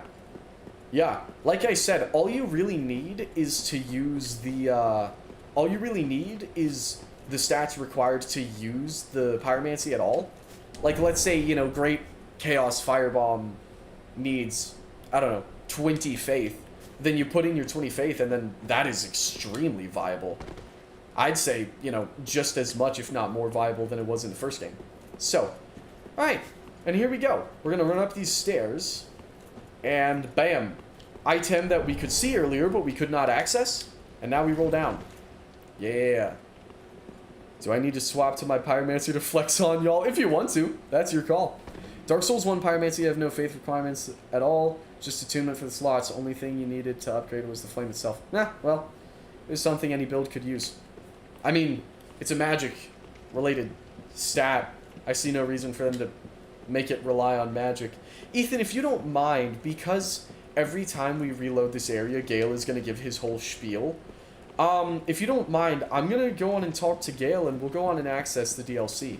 We're not going to play it, but we are going to access it. We're going to gain access to the area here. You've the same scent as that woman. Yes, that I have. Then you must be I have a very pretty perfume on. Ashen One.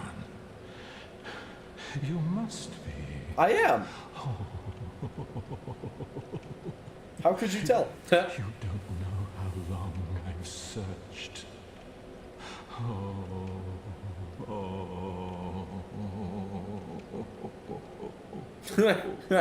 I forgot he just starts laughing.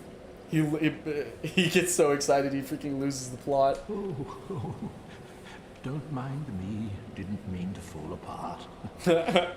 Now, Oh, Gale. Ashen One, I have a kindness to ask of you. Okay. My lady lives in the cold land of Ariandel. What a beautiful land it I is. need to show her flame. A proper flame that will burn the rot away. If you truly are ash, then it must be fire that you seek. He's right. I seek a little fire. I do seek a little fire. Ah, thank you. They of ash never fade. Just a moment, then. The painting of Ariandel. Well, rotted scrap of it, that is. Go on. Take it. Touch it. All right. Let's give it a little poke.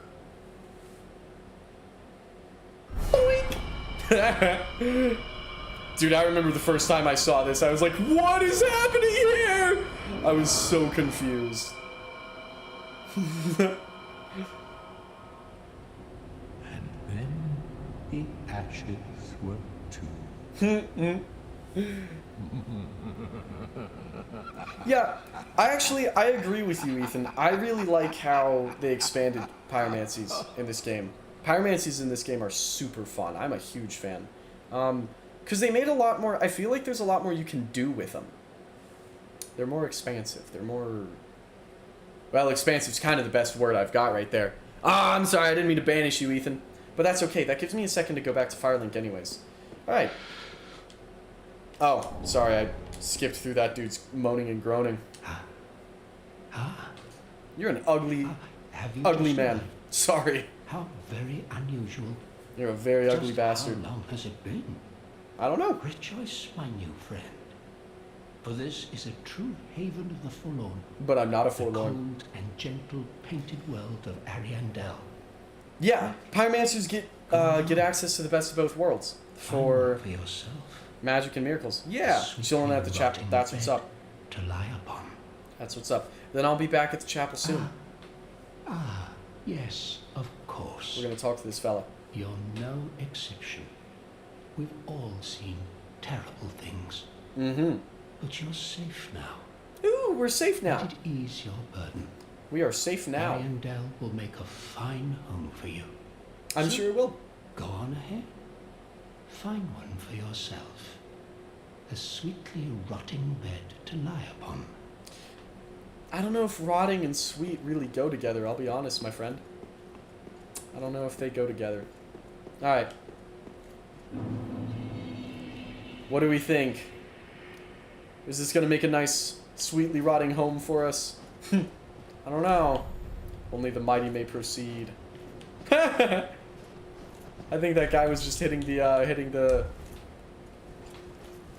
gesture. Maybe I'm wrong, but I thought I saw him raising his fist up in the air like that. Alrighty, let's see. Yeah.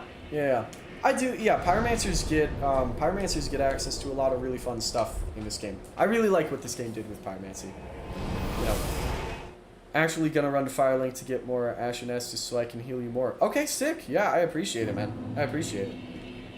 Always good. Always good. Okay, Hawkwood's gone again. Hawkwood is gone again. We're gonna go find him. Welcome home, Ashen. Because that means he might be outside. Speak thine heart's desire. Very well. We gonna level up? Then touch the darkness within me. Take nourishment from these sovereignless souls. Mm-hmm. Alright. We are going to up the strength to 20. And hopefully that gives us what we need for the Lothric Knight's sword. May the flames guide thee. Mm-hmm. So, let's see it. Wow, really? Oh, we need 18 dexterity. Okay, let me see if I have any souls to burn. I do. I do have souls to burn. So I'm actually going to do that. I'm going to burn a couple of them. And we're going to see if that gets us what we need. Because I would really, really like to upgrade to that Welcome Lothric home, Knight Straightsword. Speak thine heart's desire. Very well. Then touch the Alright. nourishment from Sorry. these sovereign I'm gonna souls. skip through the dialogue there a little bit. Dexterity. Okay, I need to upgrade one more time, and then I can use it. Ashen one, may the flames guide thee. Let me grab. Oh yeah, use 7 of these guys, 8 of these guys. That should put us in a pretty nice spot for leveling up. I would think. I would think it would. Welcome home, Ashen one. Speak thine heart's desire. By the way, how is the sound now? Do we think this is a better mix of y'all being able to hear the game and hear me? Is anything too quiet? Do I need to pull anything up? Y'all let me know. Let me know how we're feeling about Then the sound. touch the darkness within me. Take nourishment from these sovereignless souls. Alright. And Dex goes up. Ooh, Dex goes up 1, Faith goes up 1. Perfect. Farewell, Ashen one. Seems fine. Okay, cool. May the flames Can hear the game guide pretty well. thee. Nice, nice, nice, nice. Okay. Thank y'all. I appreciate it. I think. Fair enough, fair enough. So Grey Rat's gone. I doubt I have the souls now to actually upgrade my sword. But I can reinforce the Estus Flask. I don't think, yeah, I can't reinforce it anymore, but if we reinforce weapon here, yeah, okay, I need more souls to reinforce the Lothric Knight Sword, but we can use it now, which is massive. I also wonder, I might can infuse my long sword +3 at this point. And if we can infuse that with fire, that would be pretty big. What neat. Alright, let's infuse our longsword +3. We need 1,000 souls. Alright, let's run grab some souls, y'all. Well, let's find Hawkwood. And we'll grab some souls. I think that is the move. That is the move. So, we're gonna come up here. We might be far enough in the game to get patches here at Firelink. Maybe. Because we ran up the tower earlier, but we never got patches. Yeah, here's Hawkwood again. That's crazy! The poor wretched souls. Be they lord or legend, the curse shows no mercy. What a sham. That's crazy, man. I had never seen him out here. I didn't even realize there was an Abyss Watcher sword on this grave. But I think that's exactly what that is. I think that's an Abyss Watcher sword there on the grave. That's wild. That's wild. My mace is infused with raw and does over 200 damage. That's not bad. It's not bad at all. It's not bad in the slightest. Not as a phantom, though. Yeah, that makes sense. It's got to scale. It's got to scale you down a little bit. The game is bad. No smelter demon. That's true, Ben. That is true. Oh! I should mention, I have fought Smelter Demon in Night Rain now. I fought Freya and Smelter Demon. Freya was not particularly challenging in Dark Souls 2. Like, we beat her in one attempt, and it was an intense moment, but that was really just because I didn't want to do the spider level again. It wasn't anything that I think had to do with the boss specifically. Boom! Oh, get parried, Swordmaster. So based, where's my boy Smelter? Yeah, so I fought Smelter Demon in Night Rain. My theory, and I think I mentioned this on stream, my theory was that fighting Smelter Demon outside of the context in which you fight him in Dark Souls 2 would be leagues better. I was right. Fighting him in Night Rain is so much fun. I really enjoyed it. I really did. And I stand by, man. If Dark Souls 2 got a remake that genuinely leaves Smelter Demon the same, you don't have to do anything, because the boss is totally fine. But if you did a remake of the game, and you made it play, you know, if you made it feel a little bit more, I guess, responsive, like 1 and 3 do, and then you just rearrange some elements, made the context in which you fight Smelter Demon a little bit better, I think that would be perfect. Now, I'm sure a guy like Kavak might disagree with me on that. Kavak might say don't rearrange anything, you know. Oh wow, we died. Dang, he has a lot of health. But that is my 2 cents. That's my 2 cents on the matter. I would love to see Dark Souls 2 kind of remixed into, like, I know a lot of ideas got, you know, shuffled around late in development and whatnot. I would love to see Dark Souls 2 kind of built into the, like, pure, unfiltered vision of what it could have been, if that makes sense. I'd like to see what could have been, is the easier way to say that. Yeah, he's sick, but fighting in a tiny room after a BS run back is up. Yeah, exactly. Exactly. That's all it boils down to. Yeah, no janky hitboxes in Night Rain either. Yes, very true. Very true. Yeah, it just needs, you know, Dark Souls 2 has all of the removed adaptability. Yeah, also true. Dark Souls 2 has all of the makings of a fantastic game. It just suffers from a lack of polish. If you were, like, in a sentence, I think that's it. That would be my 2 cents on Dark Souls 2. In a sentence. It's very close, man. It's very close. It's just, it's got to get over that last hurdle. That was something, actually, that was interesting to us. Also, add fog wall iframes. Yes, very much so. Oh my gosh, very much so. Yeah. I mean, if it were me, I would probably, like, I could go through, so I've mentioned on stream before a couple of times, and I've started working on it. I want to do, like, a big video on each of these games. I've started Dark Souls 1. I've started the big, I'm talking like hour and a half. And I've started Dark Souls 1. I think y'all are gonna love it. I think it's very, very cool so far. And I will go more in depth on Dark Souls 2 in that for sure. Because I just finished the game, you know, and I was very mean to Dark Souls 2 while I was playing it. So I don't want to spend the entire Dark Souls 3 playthrough being like, wow, this is so much better than Dark Souls 2 was. Because I don't like it as much. But I don't want to just be insufferable, because I know some of y'all in the chat room love Dark Souls 2. And again, I see why you do. And so I don't want to sit here and just dog on the game. But it'll be, I am looking forward to making a video with just organized thoughts on everything, start to finish, and being like, this worked really well. This was kind of stupid. This could have been executed better. This was the coolest thing I've ever seen. You know? Just twitched thinking about the Black Gulch fog wall. So much easier than Dark Souls 2. So much faster than Dark Souls 2, for better or for worse. Yeah. One thing they got right in Dark Souls 2 over Elden Ring is the variety you can get with power stance. Yeah. Power stancing in Dark Souls 2 is freaking crazy.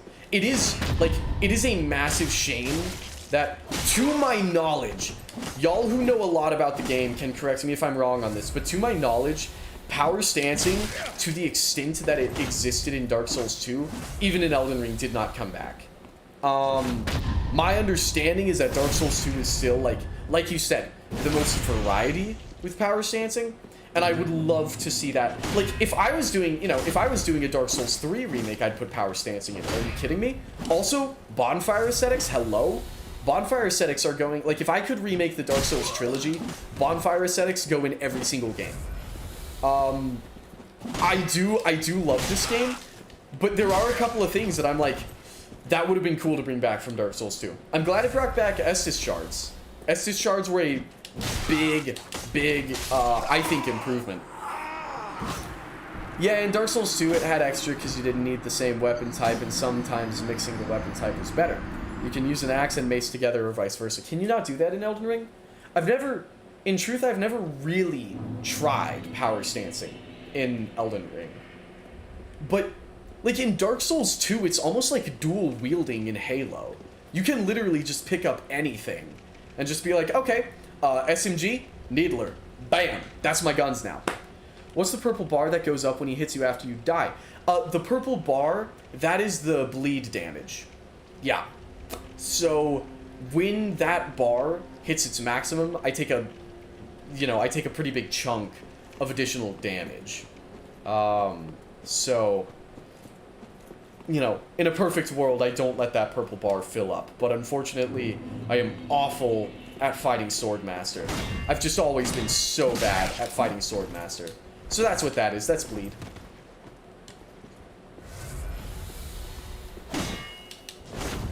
Woo! Alrighty. Oh! Awful timing. Maybe we'll come back to Swordmaster later. I just like the maggots. Oh, just like the maggots. Yeah. Yeah. And I think it's the same. I think, unless I'm mistaken, I think all status effects might be purple in this game. Maybe? I don't know. I want to say that's true, though. I want to say they're all, like, even Frostbite. Is that, like, his gimmick, or do a bunch of strong enemies do that? Swordmaster specifically, his sword does bleed. That is not a recurring thing. There's a few specific enemies and weapons that will deal bleed damage. Swordmaster genuinely is probably the hardest. One thing I'd bring from another game is the Sekiro boss gauntlet. Ooh, Sekiro has a boss rush, doesn't it? Yes, I forgot about that. Yeah, that would be huge. I would love to see bosses, like, yeah. I would love to see an ability to refight bosses. And even if it's something where I don't know how Sekiro does it, so y'all tell me how Sekiro does it. Ben, I'd be very curious to hear what, because it's been so long since I've seen that, I just don't remember anymore. But what I would love to see, because at the same time, there is a case to be made for, well, but, you know, like, you have to earn fighting Soul of Cinder, and you have to earn fighting Gale. I see that. I see that perspective. I do. And to a degree, I actually agree with that perspective. But you could easily rectify that by being like, hey, here are boss, you know, instead of just being able to fight any boss at any time, hey, here is a gauntlet that you can run through. You know, here's a boss rush where you do these bosses in this order, and you end with the Soul of Cinder. Or you end with Gale, or you end with Frida. You could have 3 different routes of boss runs, and, you know, then you end it off with one of the big final bosses. I think people would really resonate with that. I would love that, and I think most people would. I'm not gonna say no one would dislike that, because, you know, people are always gonna be able to dislike anything, but, I think that would go over very well. Personally, I would be a huge fan of that. That's all I can say. Some specific enemies bleed, but only a few. Yeah, it's very few enemies, so you don't have to worry about too much. His sword does bleed, but it's not a common occurrence. It is by no means a common occurrence at all. I'll tell y'all what, I am a little bit thirsty, so if y'all don't mind, yeah, got him, we did get him. If y'all don't mind, I might run back to the cleansing chapel here, and then I might grab me some water. Yeah, it's an interesting mechanic.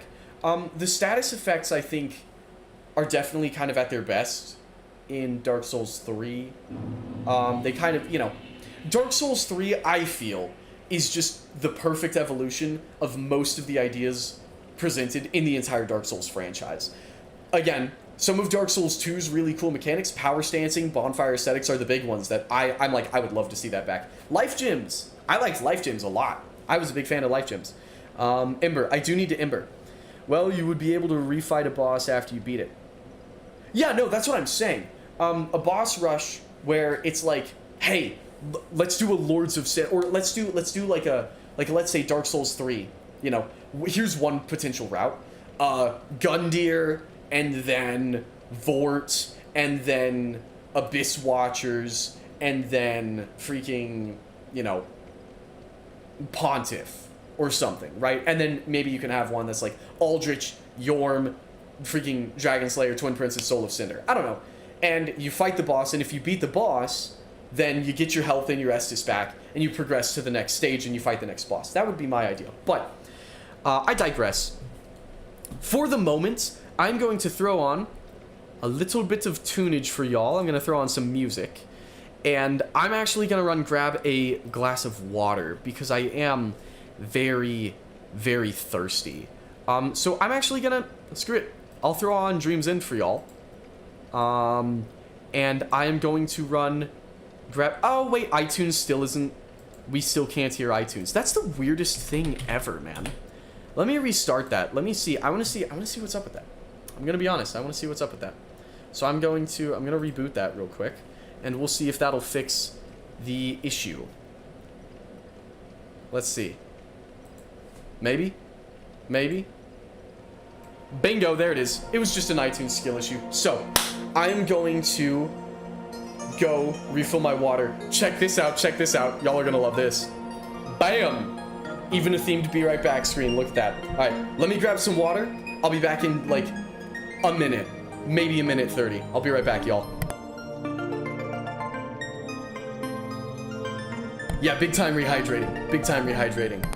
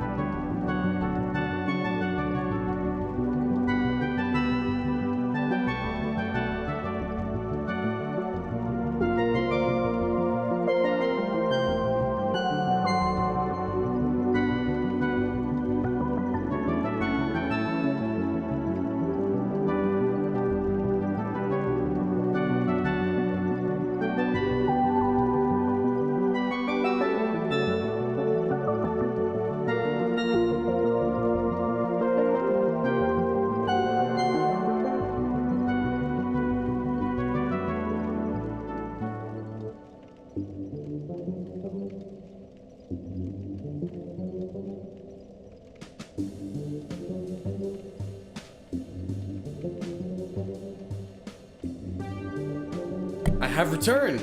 All right. I went to find my water bottle, and I couldn't find it. And so I was like, I'll just grab a glass of water, fill up a glass, and then I was like, wait a second. Found my water bottle. So now I have both. So, we are chilling. Let's see, what are we listening to? Ooh, a little Mysterious Woods. Okay. Love me some Mysterious Woods. Yeah. In Sekiro, they have the gauntlets and remembrances. The gauntlets put you against a boss rush with a stronger version of a regular boss from the game at the end, and the remembrances let you fight any boss that you've beaten. Okay, yeah. How do you feel about the boss remembrances? Do you think that takes away from the impact of the boss? Or do you think boss remembrances work perfectly fine and they don't really take away from anything? You let me know. Because that's always kind of the debate, right? It's, well, would that take away from the impact of the boss? That's kind of the question. Oh, wait a second! Ethan, I'm so sorry, dude. I just summoned you. I'm gonna have to Black Crystal you instantly, dog. Because I gotta run back to Firelink to do one more thing. I killed Swordmaster. I got the souls. And I got the souls. But I forgot to actually infuse my sword with fire. I'm so sorry, brother. I'm so sorry. Forgive me. Oh, man. I'm sorry, dude. Alright, here we go. Back to Firelink we go. Purgatory for me then. Yeah. Let me run infuse my sword and then I'm ready to go, man. I'm ready to go. Let's also compare damage here. That does... Okay. So that does 128. Oh, that does way more. Okay, so I'm gonna need to upgrade my Lothric sword as well. Cool, cool. Alright. We'll infuse the long sword with a fire gem. And then we will reinforce our Lothric sword as many times as we can. Just 2. That's fine. Pretty be careful, I don't. Yeah. Oh, we will be careful. We will always be careful. Alright. Yeah, let's get back in there. Let's get back into it. Grab Fireball. Ooh, smart. Smart. Heck yeah. Yeah, you just, I'm gonna run out. And I am going to run out here and start working on some of the enemies. So you just let me know when your summon sign's down, and I will come grab you. First things first, I'm actually going to tackle this guy who's going to explode. Yeah, we're going to take him out. Then you. Fire is massive for the Cathedral of the Deep. The reason I made sure to infuse my sword with fire there is because, as I recall, it's down sick. As I recall, almost every enemy in here is, like, really weak to fire. So I always make sure to throw fire on there. But it's something interesting because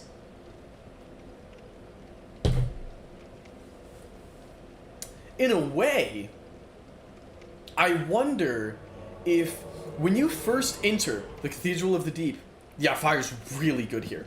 When you first enter the Cathedral of the Deep, one of the first things you see is, hang on, let me roll through the chairs real quick. We gotta destroy the chairs, like that's required.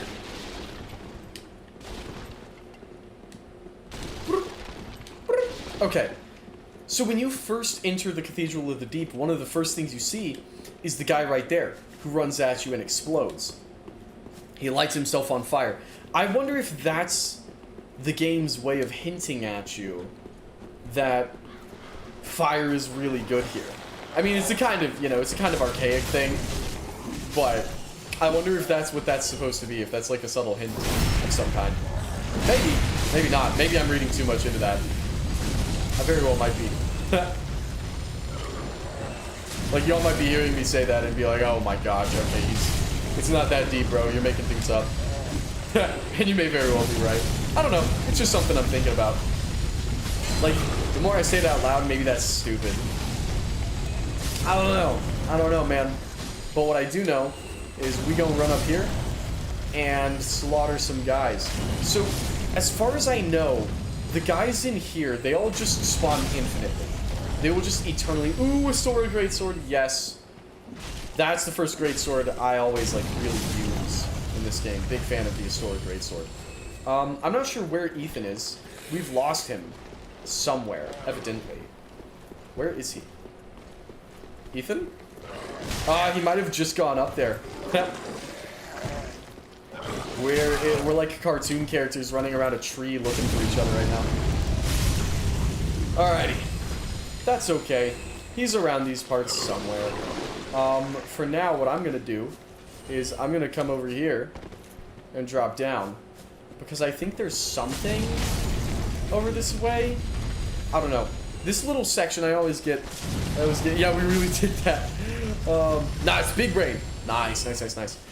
Yeah, I hear him. Oh, there he is. Bam. There's our Ethan sighting. I ran up. I fell off. There might have been an item up there that I wanted to grab. I don't know for certain. What I do know for certain is there's something down in here that I'm gonna want to get. Something. There's an item, 2 items. A big one and a small one, it seems. Now, I'm gonna kill this guy, and when I pick up these items, Executioner's Greatsword, Fading Soul, bam! We get jumped right there. In truth, we don't really need to fight those guys, so I might honestly just run away. I don't know where Ethan went, but I'm gonna come this way. Given the number of zombies that are standing, walking around up here, maybe he already came this direction. I'm not really certain. There he is. Yeah. We'll kill these guys. The freaking maggot dudes, they are so gross. And the sounds. Like, from a sound design perspective, it's fantastic, but holy crap, is it miserable to listen to. Ugh. I don't know if I've ever come down this way. I don't know if I've ever run down this path here. Okay, so there's no reason to. Oh! Okay. Cool. I wish I hadn't fallen for that freaking grab attack. That was not awesome, I'm gonna be honest with you. But that's okay. What I'm gonna do... And can we just, like, when we come up here, let's just take a moment, because other than the freaking nasty maggot zombies running around, holy crap, is that a gorgeous freaking visual, right? The sun is so freaking bright, blasting this area here.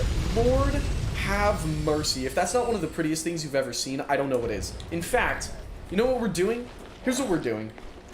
We are turning the UI off, and we are grabbing a screenshot of that. And that may be our next wallpaper. Because it's so pretty. And that's what I was saying, where I love the vibe of the Cathedral of the Deep. It's so beautiful out here. And that's such a pretty view. You can almost even see hints of blue in the sky up there. They're faint, but they are there. There are hints of blue. Oh, I have maggots on me. We gotta get the maggots off. That'll ruin our view, huh? If the maggots freaking come out of nowhere and kill me. All of a sudden, not enjoying the view so much. So, here's something else. You'll notice there's a lot of great arrows down there. And you'll also notice that... Well, hang on. I gotta kill the Grave Warden first. Thank you for the help, Ethan. You may also notice that beyond that chapel up there, you can see the Giant's Tower from the Undead Settlement. So, Ethan, I'm gonna come on down here. We're gonna come in here, and we are going to slaughter some fellas. And bam! There you can see the Giants shooting arrows to freaking annihilate the enemies down here. So this guy's gonna try to attack us. Bam! Giant arrow to the face! Ladder time indeed. Ladder time indeed. Yeah, I want to get this, I want to get these items first. And then we'll run grab that. Yeah. Alright, I do have the maggots building up, so we're gonna just grab the torch real quick. And I'm gonna come out here. Large soul of an unknown traveler. Bam. Boop, boop. Large soul of an unknown traveler. And young white branch. Huge. And the young white branch is, of course, the prop hunt item. So, that's very good to have. It's always very, very good to have young white branches. I think that's all the items in there. It's a long ladder. Time for that song. Time for that song indeed. Yeah, so when we come in here, I'm gonna kill this guy. That guy's crouched over there, but we'll get him. Curse Ward, Great Shield. And we're gonna come right on down this way. And kick ladder. Boom! Bum bum bum boom. And this is the room we were looking at earlier that Ethan and I ran into. And right down here is where all that really pretty water was. So, ain't that dandy, huh? And you can see the fire absolutely freaking annihilates these guys. There's just nothing he can do. You can just stun lock him with it. Man, that water's pretty though. Alright, in we go. There's Ethan. What a thrill, with darkness and silence through the night. What a thrill. I'm searching and I'm melting to you. Alright, and away we go. Away we go. Alright, we've got another Grave Warden coming down these steps right here, I believe. Never mind, I lied. I totally lied. Alright, we are going to pop around here. Destroy those crates. Grab us a rusted coin. I don't know if that's going to be any good. I think that's like an item discovery thing. I don't know. I get them, and I always ignore them. So I have no idea. Red bug pellet. That might be a, I don't know what that is, actually. But we're going to kill this guy. Yeah, there's a lot of items in these games that I'm just like, I don't know, man. I don't know. It probably does something. Ethan's running away. I don't know where he's running to.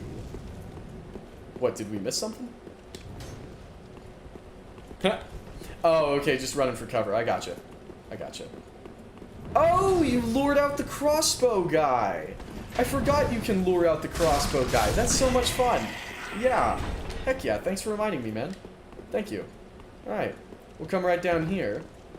And message will say, be wary of right. And be wary of right. And wary we are. And that paid off for us. Goodbye, Mr. Hollow. Oh, he's hanging on for dear life. You know what? Good on him. I respect it. I respect it. He's earned his life. Alright, Ethan's out here killing the ambushers for us. Yeah. Alrighty. Let's come right out here. We'll kill this guy. And then when we grab that item, I feel like we're gonna get jumped. Did we get jumped here? We do. We kill that guy. Oh, well. I was hoping he was gonna fall off, but I actually just brought him up onto our level. It happens sometimes. That's okay. I'm gonna S this up. And we are gonna smack the crap out of that dude. Take a chug. Take a chug. Large soul of an unknown traveler. Woo! Alright. Oh, sick. Yeah, I'll take the heal. Thanks, dude. Appreciate ya. Appreciate it. Alright, and down we go. Down we go. So. Boop. Bam. Alright. Let's kill you. Alright. Bam. There we go. Now, up here. That's going to be a thrall. He's going to jump down on us, but that's okay. What do red bug pellets do? Let me find out. Hang on. Hang on. Well, Ethan's running away. Hang on. We'll go kill these guys. Then we'll read item descriptions. Yeah. Alright. Man, I was so terrified of this crew right here on my first playthrough. Oh my goodness. Oh my gosh. I was like, no, not one of the fat ladies, no! I was so distraught. Oh, and I can't S this up. Undead Hunter Charm. Alright, sick. So. Let's find out what on earth is a red bug pellet. Oh, boosts fire damage absorption. Okay, huge. Hated this room. Now I know it well. Yeah. Same, man. I am in the exact same boat. I cannot lie. But, down we go. And down the stairs right here. And out the door. Axe guy has spotted us. Hello, Thrall. Alright. Nice little ambush we walked right into. So I'm gonna run back, actually. Holy crap. Yeah, we set ourselves up for that nicely, huh? Oh, wow! Aw, dang. We almost made it out of that, too. That would have been crazy. Going up there is better. Oh!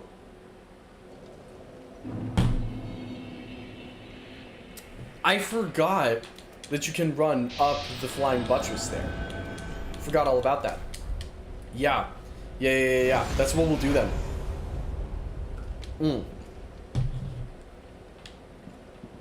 Good call. Good call, Ethan. Yeah, very good call.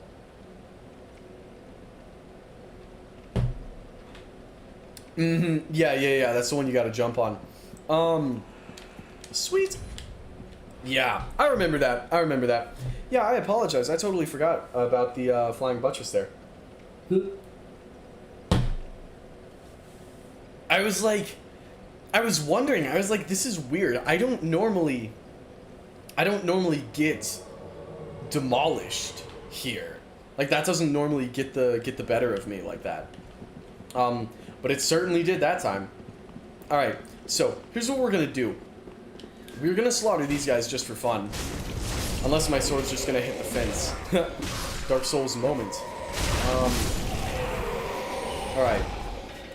And down we go.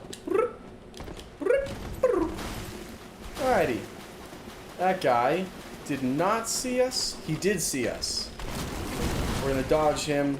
Smack the crap out of him. Yeah, beat him up. That flail. Flails are so cool.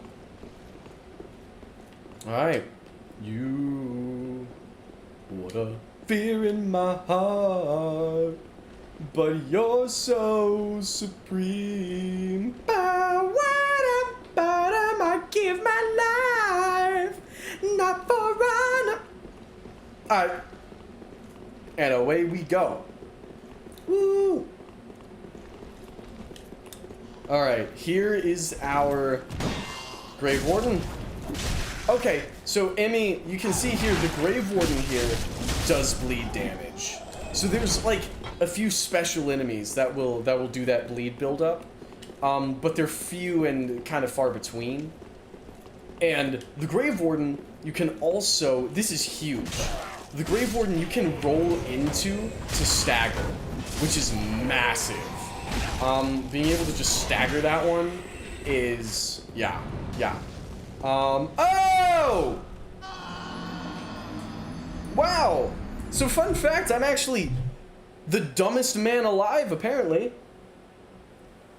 Just falling into that hole for literally no reason. But that is okay. I'm glad I grabbed my water bottle, because this thing can hold so much more water than this thing can, and I'm already out of water in that cup. So it truly would have been a sad day if I did not have my my water bottle. Alrighty. Let's pop in, shall we? Let's pop in. We've got Keanu saves here. And, oh, that's my 11 p.m. alarm going off. Sweet. Boop.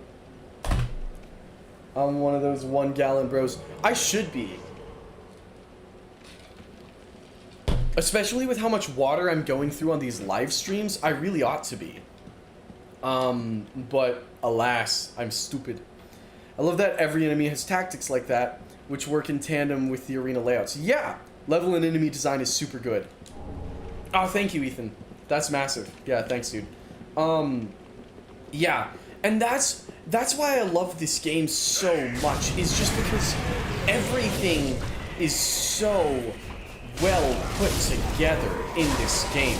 Like, even later on in the game, with things that, you know, are kind of frustrating, and even the more notorious parts of this game, like Irithyll Dungeon is one of the really scary and hard parts of the game.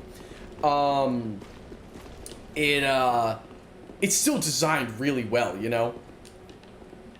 I give my life, not for honor, but for you, Snake Eater, in my time.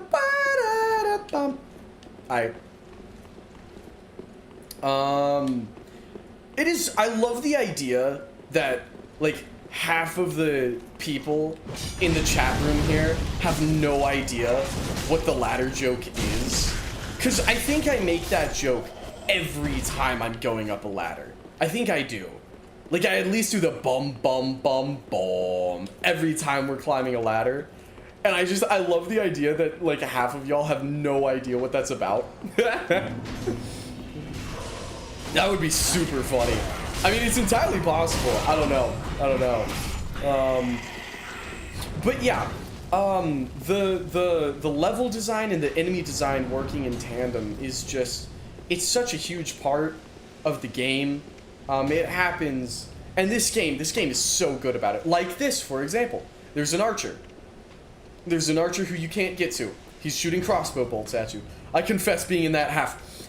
I would explain the joke, but I'm not going to, because someday, if you exist on the internet for long enough, someday you're going to get the joke, and it's going to become really, really funny.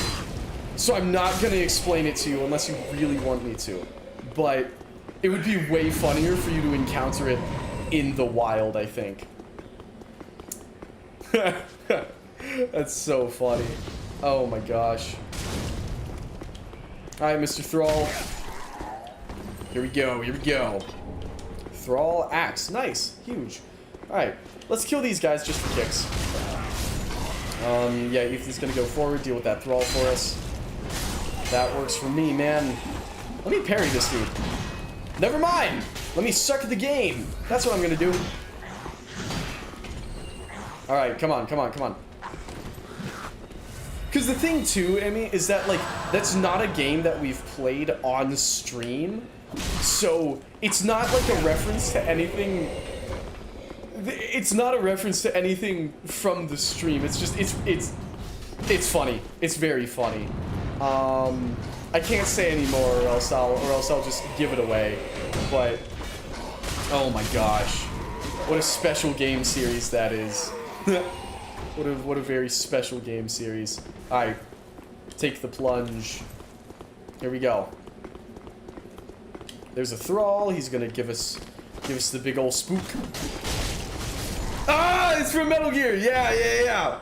Yeah, that's Snake Eater. I'm still in a dream, Snake Eater. And I'm sure it's way better with my freaking awesome singing voice. I don't know if I told y'all on stream. When we were playing Dark Souls 2, I know I played Machine for you. Machine being the one that I got my friend Elizabeth to sing on. And that song slaps. Because Elizabeth is singing on it, and Elizabeth is a fantastic singer. But for my... And just to refresh y'all's memory, Machine was made as my final project for my songwriting class. Because songwriting is actually, you know, writing stuff with lyrics and words. Otherwise it's just composing. And composing I've done, but wow, okay. Songwriting was entirely new to me. And so it was really fun learning how to actually write lyrics and stuff, and I'm really proud of what Elizabeth and I made together. Because I was putting that song together, and I was just like, oh, this is gonna be perfect for her voice. It's gonna be so good, and then it was, because she's amazing. Massive shout out to Elizabeth. Thank you for being awesome. But my midterm for my songwriting class, yeah, I'm in Metal Gear, which I don't know anything about. I'm just out of luck there. I don't know much about that series.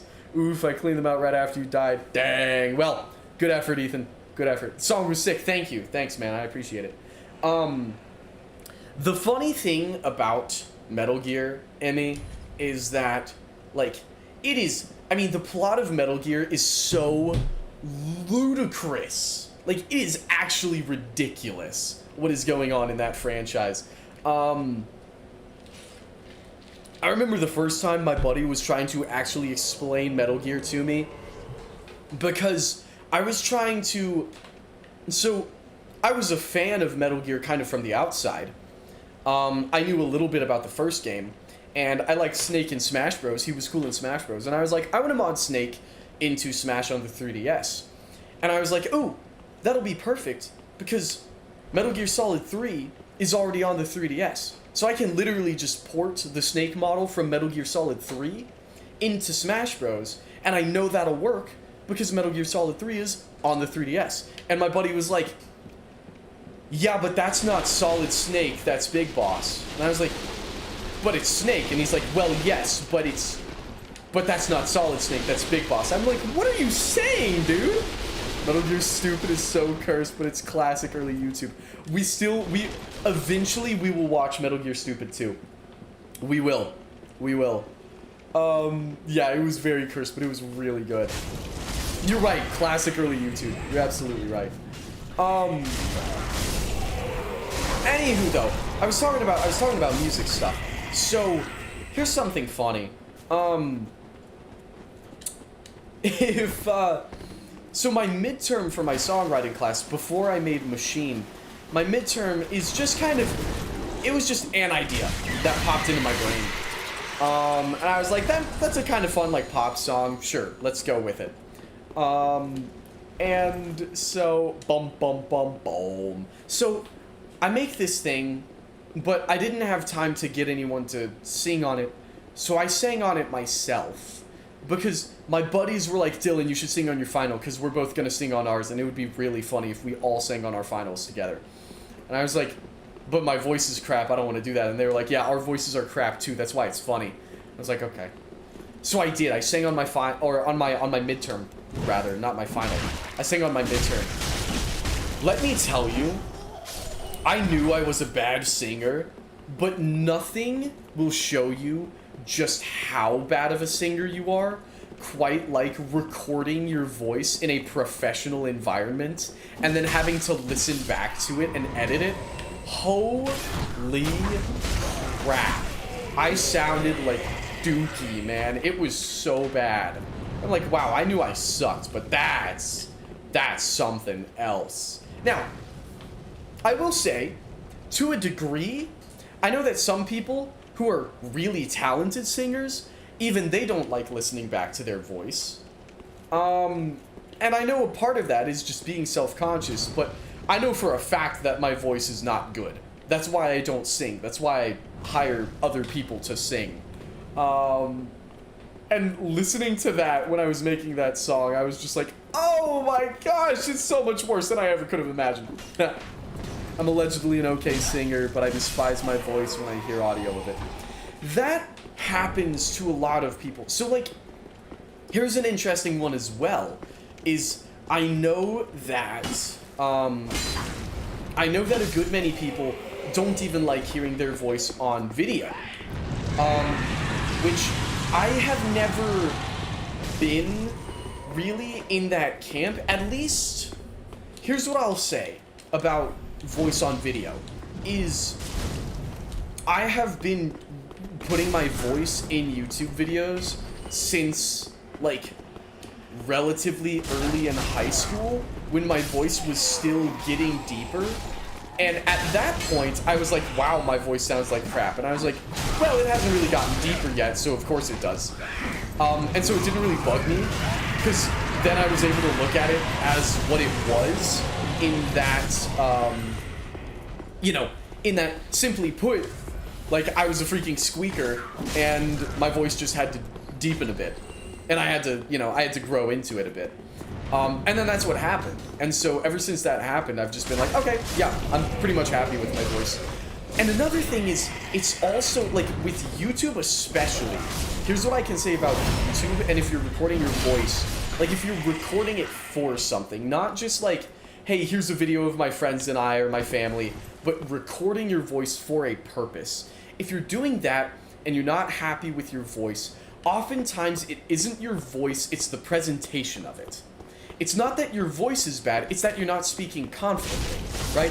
Because when I look back at the first times I was recording my voice, I'm kind of talking like this, and I'm talking a little quietly because I wasn't really comfortable with my voice, and I wasn't really comfortable with, you know, myself in a recording environment yet, and I just, you know, I didn't really understand really how to make the most of the resources that I had, those resources being my voice. And now I'm sitting here and I'm talking just like a normal freaking human being.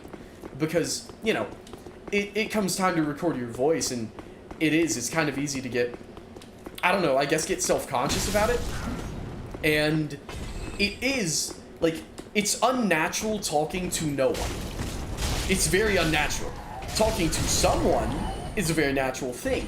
But the second it's like, okay, now I am talking to the camera for video. Like, you're not actually speaking to another human, so it's unnatural, so you don't really know what to do, and you're not acting naturally, and you're not talking naturally because it's an inherently unnatural thing that you're doing. My voice is either nasal and whiny or gravelly, deep and mumbly. Yeah.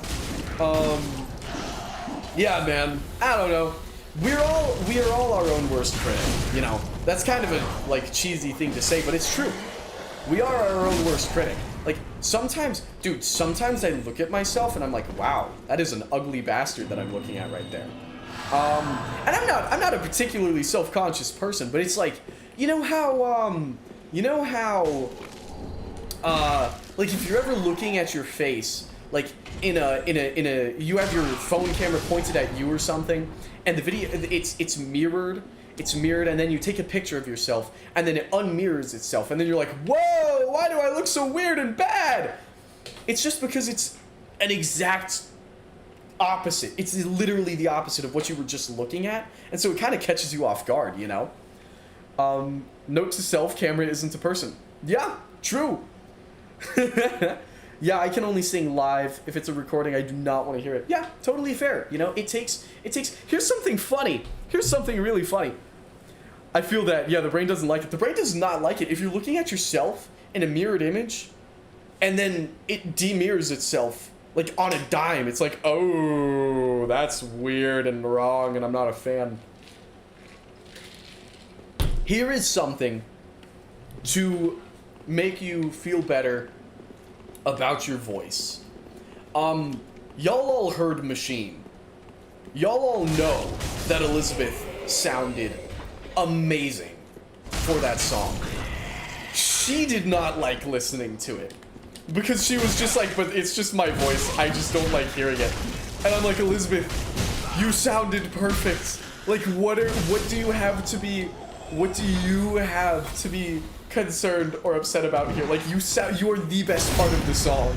The song would literally be cheeks without you. And even she is still kind of getting comfortable listening to her own singing voice. So definitely, you know, that's just something that people struggle with sometimes. Makes me go cross-eyed, yeah. Unfortunately, that's just, it's a part of life, you know, it's a part of life. And maybe we've got standards that are set for ourselves. And, maybe we've got standards that are set for ourselves. And, you know, it's hard to live up to that sometimes. Like, okay, the gym. Here's a great example about the gym. A lot of people can get very discouraged about going to the gym because you're going and there's a bunch of dudes in there who are, you know, taking protein and creatine and probably all kinds of performance enhancing drugs that shrink your balls. They've got, you know, they're jacked. Their freaking biceps are as big as your thighs. And you're looking at these guys and you're like, holy crap, I cannot lift a fraction of what that guy's lifting. How am I supposed to keep up? And people can get discouraged by that.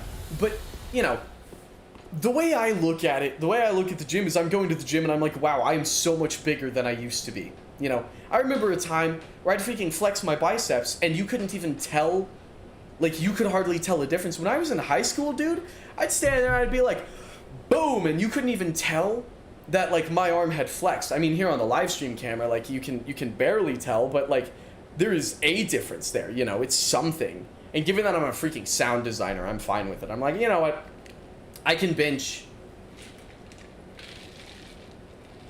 What do I bench? Hang on, let's see.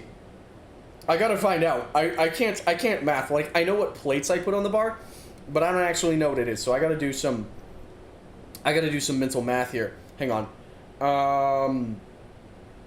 Yeah, I can bench 175 pounds. I'm fine with that. you know? And it's like, hey, I'm getting stronger, right? Like, the more I go to the gym, the more I'm getting stronger. Like, dude, oh my gosh. The gym is cute, though. There are buff guys like, hey, bro, you look good today. And, hey, bro, I don't know if I'm strong enough. Could you please spot me? Hyping up the homies. Exactly. Oh my gosh. Dude, when I've gone to the gym, so I used to just go by myself because I didn't have any buddies to go with me. So I just go by myself, and I've never minded that because I just be blasting my music, and I'm like, heck yeah, we're gonna get down to some freaking 1,000-foot crutch, and we're gonna throw some serious weight around. So I never minded going by myself, but I'd be there by myself, and so, like, if my form was wrong, I wouldn't know because I didn't have any buddies to correct me. And so I became friends with some of the, like, really, really buff guys there, because they'd be like, ah, crap, poison. Because they just came over and they'd be like, hey man, do you mind if I give you some advice? Streamer gets distracted doing math circa 2025. Yeah. But you know, I became friends with some of the really buff guys at the gym because they'd be like, hey man, can I give you some advice? And I'd be like, yeah, sure, dude. Because I didn't know what I'm doing. Like, I think I do, but they're like, yeah, no, try putting your hands like wider. And I'm like, oh, you know. It's nice. It's nice having guys to help you. Yeah, classic gym bro. Exactly. Yeah. Ethan, let's go. Yeah, let's grab the shortcut first. Yeah, it's just, I don't know. That kind, there definitely is an element of, there is some, kind of like what we were talking about earlier with toxic Dark Souls fans. They exist, but they are not the norm. They are the exception. And I've found, in my experience, it's the same thing in the gym. Most people are there just doing their own thing. Everyone's just as self-conscious as you are, you know? Finger required ahead. Time for tongue, butthole. You know, you go into the gym and it's like everyone's just there to work out. Everyone's there to get stronger, and they're there to help each other, which is always nice. It's always really fun. What a view, huh? So, again, this is kind of expanding upon what we were seeing earlier. Now you can see the Undead Settlement, where previously, from the campfire spot, you could see everything we've done except for the Undead Settlement. Now it's just showing you a higher perspective on that. This game is so neat, man. I love Dark Souls 3. Oh, I love it. What a beautiful video game.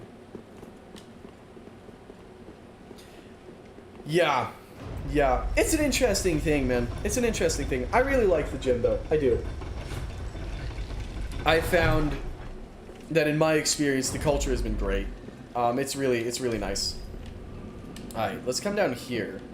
This, I don't think, is the Mimic Room. The Mimic Room's on the other side, so I don't actually remember what this is. I'm just gonna follow Ethan. Oh, yeah, okay, yeah, there's just a fatty and an item down there. Easy. Boop. Gone. Yeah, get some, idiot. Alrighty. Let's see what we got here. Deep gym. Huge. And another lovely view for us. What on earth? What is so... The giant is... blue. Why is he blue? That's funny. I've never seen that before. That is a weird visual bug. Blue giant. Like the Jolly Green Giant's distant cousin. There it is. Jolly blue giant. Alrighty. Yeah. Let's hop up here. Oh, hello. Yeah, I've never seen that, Ethan. I've never seen that before. Alright. I think it is in our best interest to just run past this fella right here. I'm just gonna run past him. Also, I think there was a visual bug there. I think he was standing up before we came in. That's odd. I've never seen that before. Man, this is such a cool freaking level. Seeing the giant here and having to run around him, and then only coming back way later to actually kill him when you're down there on his level. I love that so much. I love the Cathedral of the Deep. Big fan of that there Cathedral of the Deep. Alright, so what we're gonna do is I'm gonna come over here. Gonna knock that thrall down. That guy's gonna jump down and ambush us. Oh, bonus ambush. Okay, that's an item. That's not a... But there is another... Okay, that's a slime. There he is. Bam. Seek guidance. Okay, that one was fun. Seek guidance is fun. Be wary of up. Be wary of up indeed. He fell through the ceiling. Who did? I've never seen that. Ethan, we missed something, dude. We got a mimic. You're going on up ahead. But we got some mimicry to take care of down here. Alrighty. Ka-chow. Gonna heal up on stamina. The giant did. That's funny. I missed that. Yeah, that did not happen on my screen. Must have just been a connection thing. It can definitely get weird when you're playing in multiplayer. Like, some things just don't quite load properly. Alright. Yeah, you missed, we got a lot of stuff down here to deal with. So, alright. Deep Braille Divine Tome. We're gonna save that for later, because I think that goes to Carla? If I remember correctly. Yeah, Irina, we do not give that to, because she does not like dark stuff. Dark stuff is not very good for Irina of Karim. Okay. Ouch. Backstab. I just forgot where the ladder went. Yeah, I think, now that I think about it, I think the ladder goes to like a little bonus thing, and the door down here goes to, like, progresses the level. So you might have honestly been right. You might have been on the right track. I was wrong here, so I apologize, man. I apologize. Alrighty. Oh boy, I sure hope that nothing disgusting falls from the ceiling to eat us. Oh no!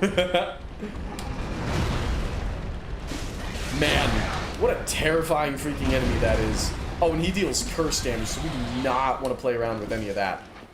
We do not want to play with that. Man, that guy messed me up on my first playthrough. Zelda boss, seriously, yeah. Zelda boss meets freaking Bloodborne, Eldritch Horror. Yeah. Yeah, Ethan, let's go up your way. Let's go up your way first.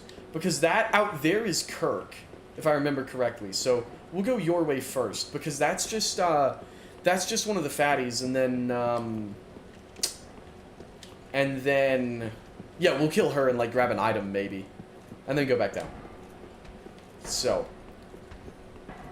I apologize. I know I'm kind of scatterbrained, but yeah. Like, if you just, honestly, if you just let me lead the way while we're playing this, because I am going to, a few times, I'm probably going to be like, let's do this, oh, let's do that, you know, and run here and there. And I don't want you to be missing all the fun. Alrighty.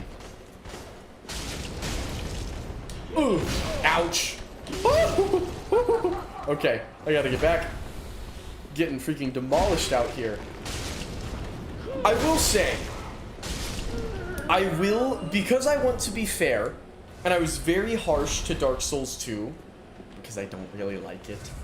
And I love Dark Souls 3, but it would be unfair of me to pretend that Dark Souls 3 doesn't have a single flaw in it.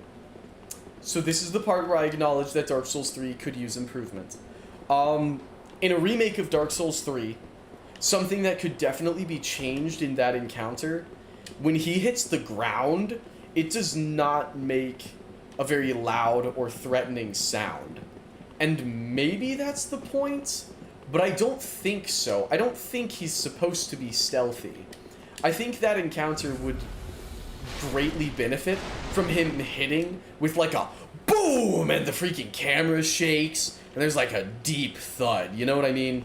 I think that would be really nice. And, you know, a part of that as well, I think it's so he can jump scare you. I think, and that is fair. That is fair. My question is, because you're right. All right, there's Kirk. Hi, Kirk. So, I believe you're right. I think it probably is so quiet because Dark Souls, especially 3, is absolutely no stranger to, very loud noises. Dark Souls 3 is very good at being very loud. Y'all are probably hearing it right now. But I would say, my question is, the point is so it jump scares you. Now, and I'm not saying I'm right on this, I'm just saying I think it's worth discussing. Would the effect be greater of you don't hear anything, and then you turn around and he's there, and you're like, what on earth is that? Or, if you hear the thud, and that prompts you to turn around and say, what on earth is that? Because you hear the thud, and then you turn around and then you see him. Now, maybe that loses out on some of the effects, but also, maybe seeing him hit the ground without really making a sound there, maybe that lessens the effect as well. Whereas if he hit with a big impact, you know, maybe that would be a much bigger thing. So, I don't know. I would be curious, like, what I would love to do, what I think would be awesome, would be to, if Dark Souls remakes were happening, I would be really interested to play through the game, right? I think this is how you should remake any video game.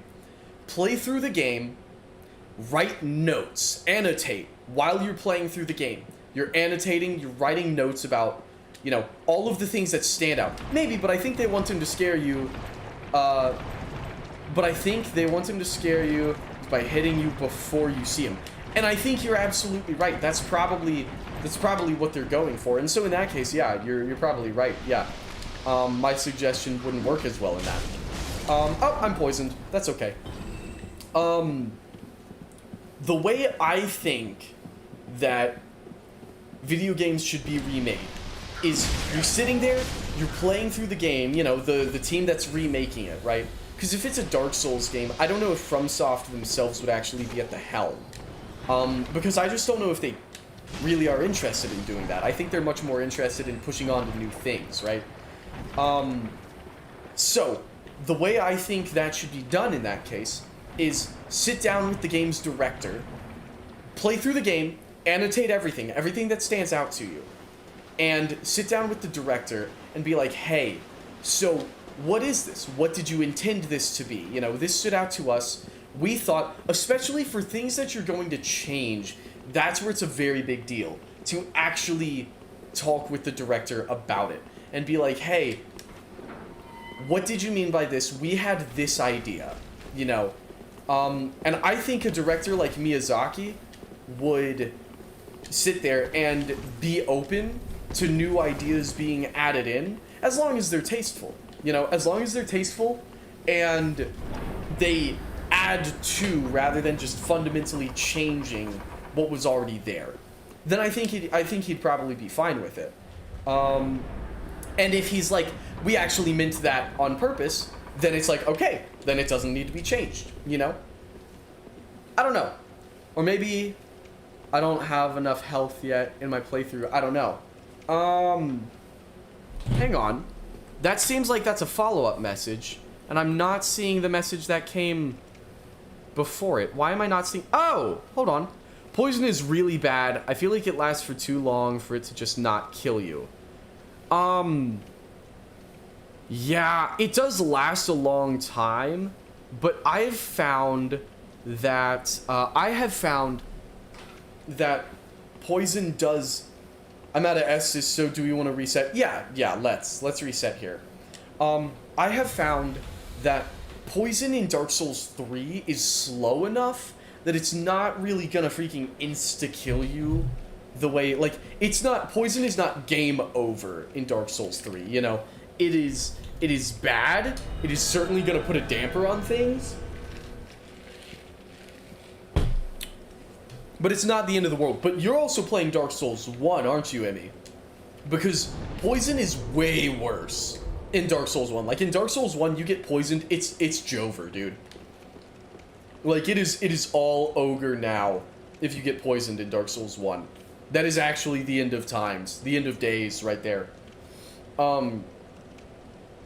Yeah, it's way worse. It is way worse in Dark Souls 1. Significantly bigger deal. It drains my health so fast. Yeah, no, I remember because I played Dark Souls 3 first. And I remember the first time I got poisoned. The first time I got poisoned in Dark Souls 1 was the rats underneath the bridge as you enter the Undead Parish. And I'm like, oh, it's some rats. And I slice at them, and they freaking, you know, I'm like, okay, no big deal. And I see the poison build up as the rats attack. And I'm like, that's okay, no big deal. Poison, that's nothing, man. Poison ain't got nothing on me. And then I died. And I was like, oh, okay. Okay. Yeah, it's brutal in Dark Souls 1. Bridge rats. Yeah, I know exactly what you're talking about because I had to learn to bait out those rats. That's what I did too. That's what I had to do as well. If they didn't, I just died, no chance. Yeah, exactly. I was completely and totally in the same boat as you. So, yeah, don't feel bad. That is a shared experience right there. Alright. Let's tackle Mr. Cathedral Knight here, shall we? Oh! Or let's tackle me getting freaking demolished. Lord have mercy. Okay. Okay. Okay. Alright. Here, stab him in the back. Yeah. So, here's something else. This is unrelated to the topic at hand, but this is related to streams. Sometimes y'all send messages that I don't see. I have just discovered that there is a difference. By default, my little overlay, my little chat that I can read here, the chat room is set to top chat, which for some reason is different from the actual live chat. So now I'm looking at the live chat because for some reason, Emmy, your first message about poison was hidden on top chat, but I went over to live chat and then it was there. So I'm gonna have that set to live chat from now on because hopefully that's gonna actually help me see all of the messages because I know I've missed several messages and I've been like looking for context that I cannot find. Hopefully that's gonna help with that. We'll see. I do think it's funny how much of a threat the silly rats pose. Yeah. Yeah, it's really weird, Ethan. It's really weird. I'm very curious to like find out what on earth the point of that is. Because I don't know why. Yeah. I don't really see the advantage of just randomly choosing to hide some messages on occasion. I wonder how many messages, now that I've found that, I wonder just how many messages have been hidden by the top chat page. And I wonder if we had been looking at live chat instead this whole time, I wonder how many more things we would have seen. Have y'all experienced that on these streams? Have y'all experienced like sending, do you feel like you send that many messages that I just don't see or don't respond to? Because I do try to be pretty responsive, you know. And I mean, there's only a few of us here. I'm going to head to bed, enjoy the rest of the stream. Thanks for being here, Emmy. I appreciate you. And good luck on the rest of your Dark Souls run. I hope it goes well. Not really, no. Okay, good. Because, yeah, I do try to, not in this stream specifically, but yes, stuff disappears sometimes. I gotcha. Yeah, I think most of the messages get read. Okay, cool. Because, yeah, I do try to be pretty responsive, which isn't normally that big of a challenge because, you know, we have like a small enough group here that, you know, it's pretty easy to keep up with the chat room a lot, which I kind of like. You know, obviously there's always a desire for growth, but, you know, I do like is one thing, okay, I'm getting my thoughts disorganized here, but one thing that I've never quite understood about, you know, streams, and something that kind of put me off to streams when I was first looking into them, is when I see these massive streams where they've got so many people in the chat room, it's like, how do you even keep up with that? You know? BRB bathroom. Yeah, you're good. You're good. I'm gonna go on and open this door. And, I'm gonna grab the items down here. But yeah, that's always, I don't know, that's always something I wondered about, is it's like, dang, there's so many chat, like, even if you know, you send a message in there, and it's just, it's gone. Just like that. You know. Which, to a degree, is kind of fun. You know, it is kind of fun. It just, like, the madhouse is pretty, that is pretty fun. But at the same time, like, you know, I've definitely clicked more with kind of smaller scale streams, I think, where you can see more of the, I don't know, where you know what's going on. It makes a difference, I've found. So, here's something fun.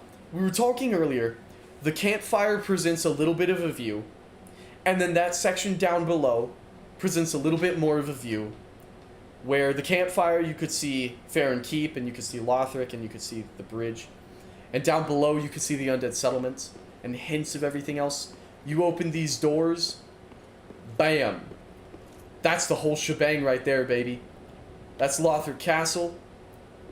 That's the bridge. That's the undead settlements. Crucifixion Woods is over there. And down here, that's Farron Keep. Right over there, baby. And that is the bridge above Farron Keep that we will do later. Smaller stream makes it way more personal. Yeah, and I do like the personal. I like the much more, I do like the much more personal, you know. It's more of a, like, community thing at that point. And I like that. I like that. I like that environment. That's the word I was looking for. I do like the more personal environment. Yeah. I don't know. It makes it kind of nice. It's kind of fun. Alright. I am going to fat roll my way back through this here swamp. I ought to get the freaking, like, thief dagger that has... One of the daggers, I think, has a weapon art that... Yeah. Bam. That's what I ought to be doing. Just have a dagger equipped so that I can just get through the fat roll sections way quicker. I'm also going to... I don't know if this will serve any purpose. Oh, I wish Ethan was standing on that so I could raise it up on him. But alas... Oh, wait. Hang on, it's this one. It's this one. That's what this raises. I can't raise that. Patches raises that one. But Ethan, if you come stand on this, I can raise it.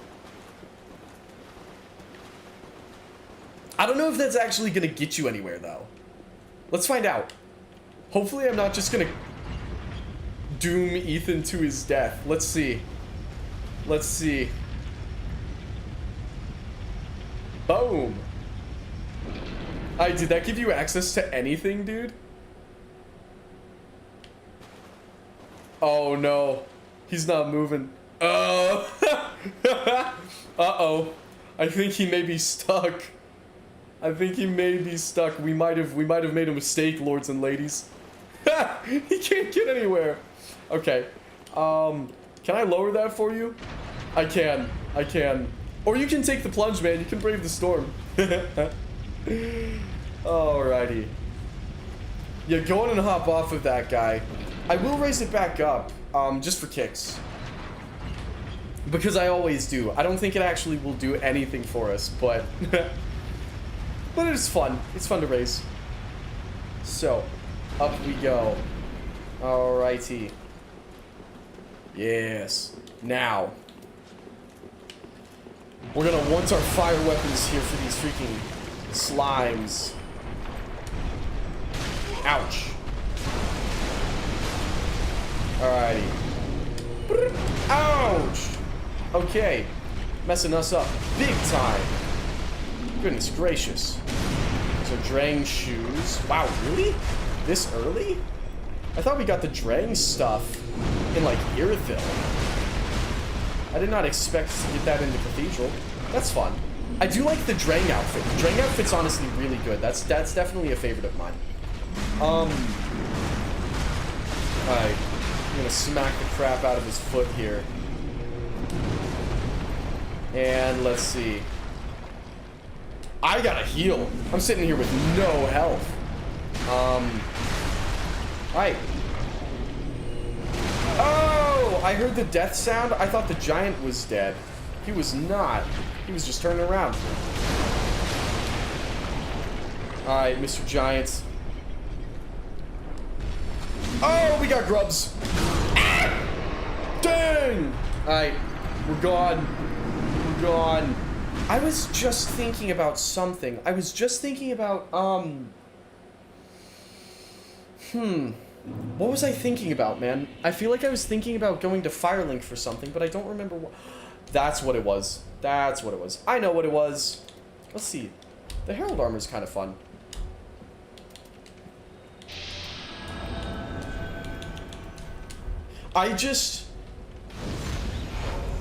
Like, the armor, when it comes to armor sets, especially knight armor sets, I like the ones that have, like, big shoulders, you know? Makes them look a bit more buff. But the cape on the Herald armor is definitely nice. But, like, you throw that on, he's got some big old shoulder pauldrons there. Throw on the knight, same thing. Yeah, oh, wait a second. Hang on. Bam, there we go. Boom. Boom, that's a fun one. That one doesn't have as much shoulder action going on, but that is okay. It's funny, I just kind of, I think, in my mind, associate the Herald armor. Like, I never associate the Herald armor with, wow, am I fat rolling now? Oh, the dagger makes me fat roll. That's funny that the dagger is what sends me over the weight limit. Yeah, I think I always, so, in Skyrim, I have a bunch of Dark Souls armors for Skyrim, and, they didn't, you know, and I'm not saying this is a criticism, because it's a mod, right? Mod authors are only going to do so much. But they only put in, like, these armors are, like, for male characters, and these armors are for female characters. And despite the proportions of the characters changing, the proportions of the armor doesn't change, like, at all in the Skyrim mod. And so it's really funny, because you'll be playing as your, like, massive, jacked, freaking, you know, Nordic Skyrim guy, and then you put on the Herald drip, and it just makes him so thin and feminine, and it's like, oh, it's kind of funny. But of course in Dark Souls, you know, in the actual game, it actually fits your guy much better. We don't even need to fight the Cathedral Knight over there, so I don't think we're gonna. Yeah, we can just roll right on past. Roll in a more metaphorical sense than literal sense. Though I guess it is a literal sense, because the fastest way to get around in this sludge is rolling. Alright. Boom. Yeah, we just gotta watch our backs. The giants will also beat the crap out of the slugs for us. So, as long as we let him do that, we should be chilling. Ouch! Alright. In theory, we're chilling.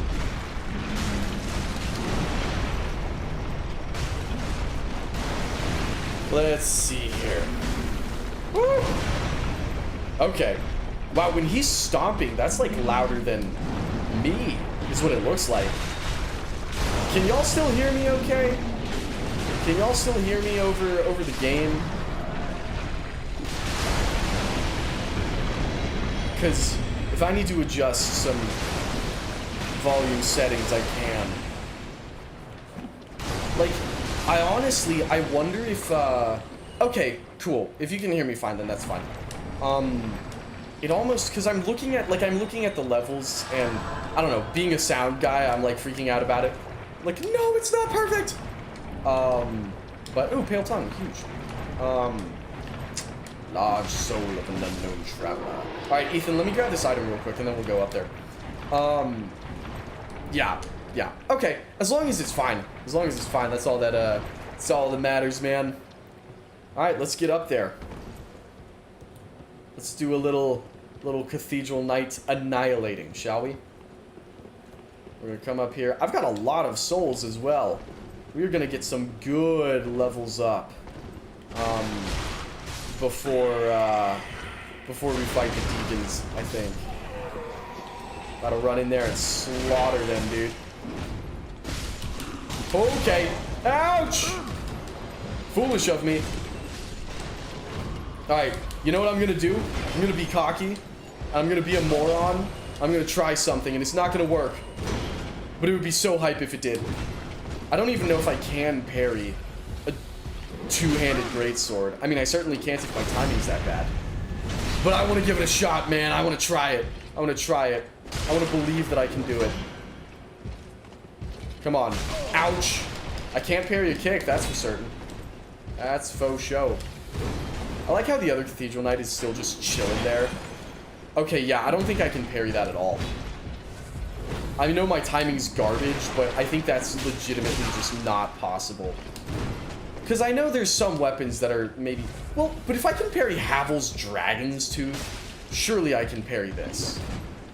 Surely it's just my timing, right? That's gotta be it. Hang on, let's see. It's gotta be a timing issue. It's gotta be a skill issue.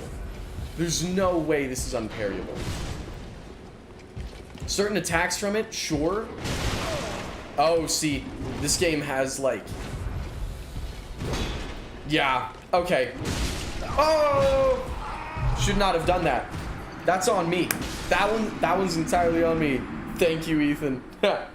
appreciate the avenging that you did there. All right. We're gonna pop another Ember.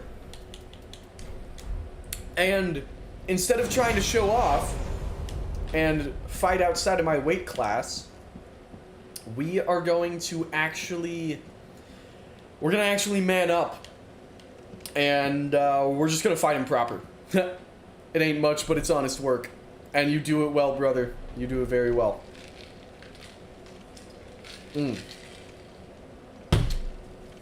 Alrighty. Bam. Sometime. I am ready with my welcome. Let's see here. Any day now. Any day now. Watch. Boom! There he is. Hit him with that welcome. Alright. Woo! Alright. Let's get her done. The good news is we can just run past everything now. We don't need to fight any of those guys. We can just run straight to the Cathedral Knights. So I think that's what we're going to do. I think we are going to come right up here. And right out here. And that Thrall's going to drop down. And just for kicks, we're going to beat the snot out of him. We didn't even really have to, but we did. Just because we can. Power move. Alrighty. Why is my phone...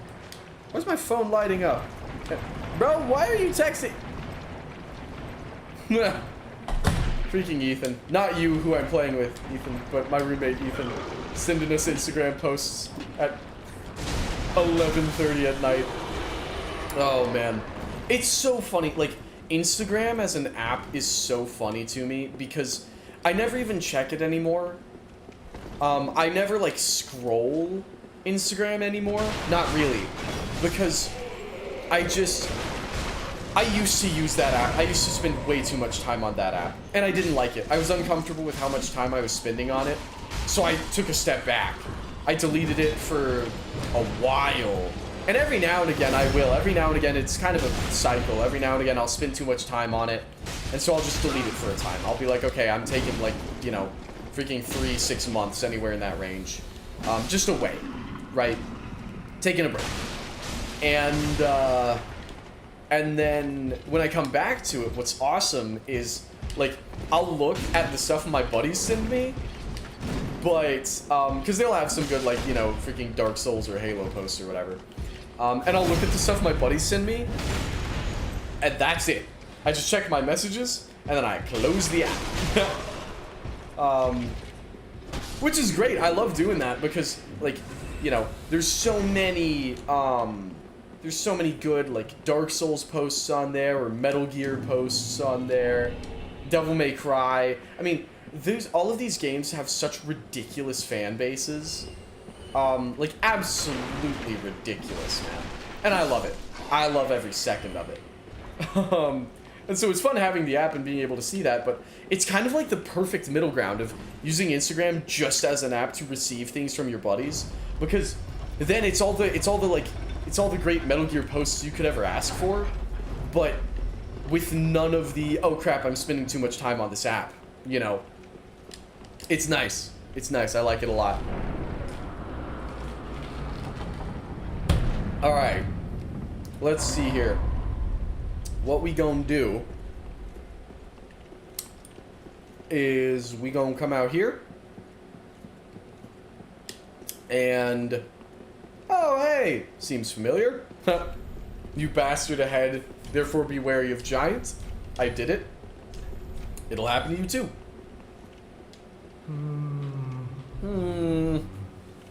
Well, you look reasonably sane. I would say I am. I am a knight of Katarina. Ah. I've managed to track down this cathedral's store of treasure. It's right over there, across that narrow part. Is it now? Treasure. Always so close, yet so far. I'm in quite a pickle, indeed.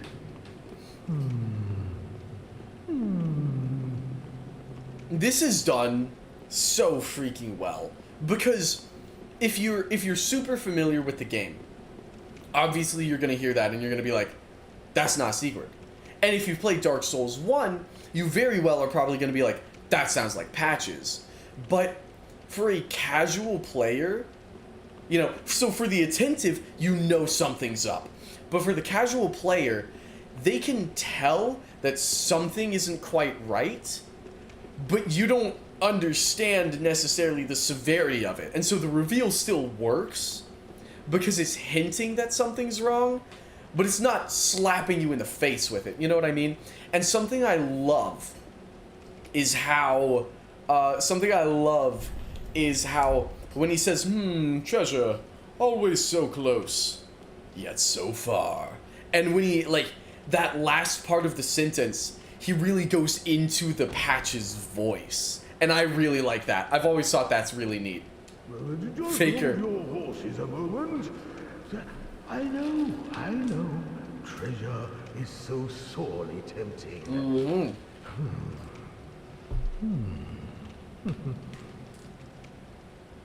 Well, did you just wait? Alright, yeah, that's about it. Let me grab this item here. Let's see. Dual charm. Alrighty.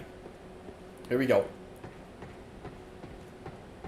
I sure hope nothing bad happens to us. No! Shame on you, you greedy guts.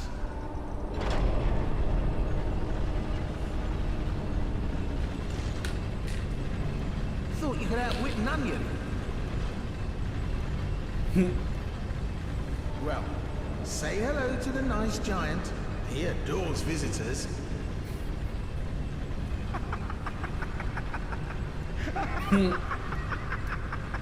Lautrec vibes.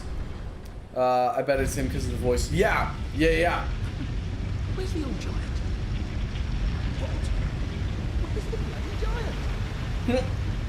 Just what have you done? How dare you? Have you no shame? Damn.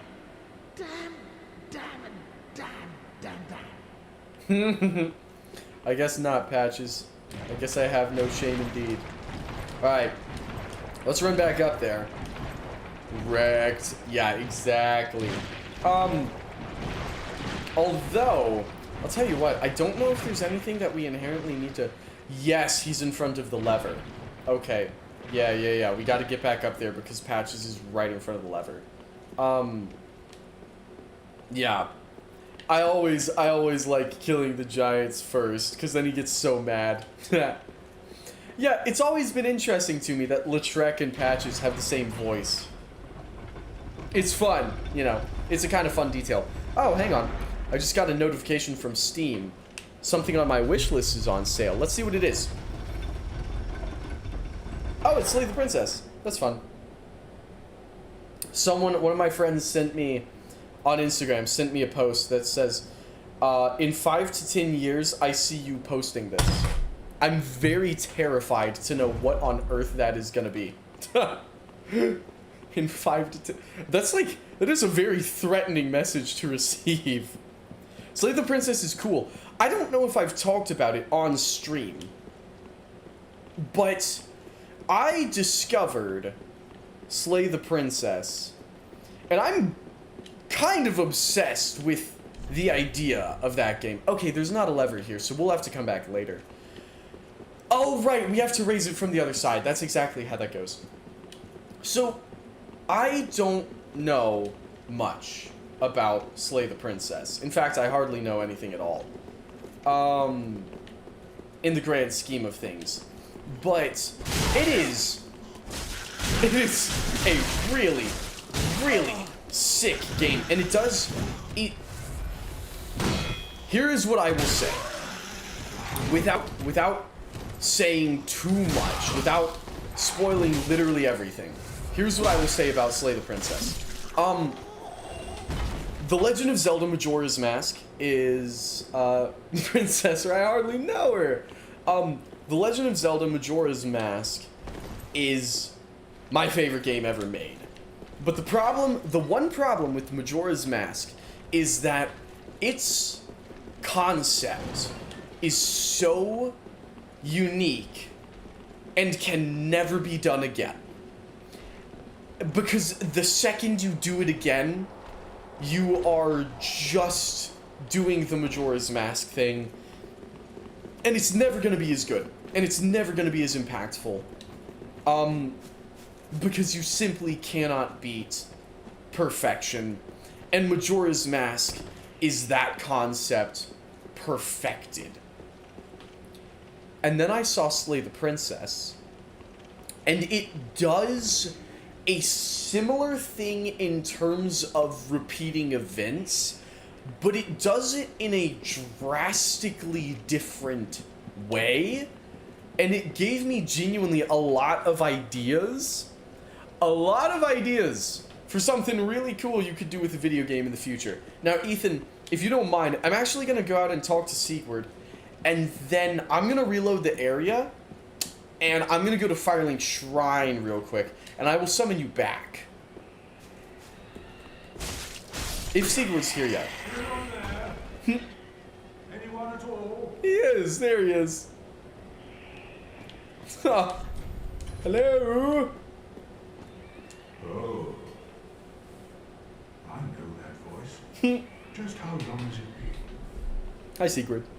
It's me, Siegfried of Katarina. I'm loath to admit it, but I've been had. Someone's swiped my armor. Did you happen to see it anywhere? Maybe I did. Oh, I haven't seen it. I see. Not to worry. Great planning begets great fortune. Mm-hmm. An old tenant of the Knights of Katarina. And I am a master planner, I do say. Mm-hmm. That he is. That he is.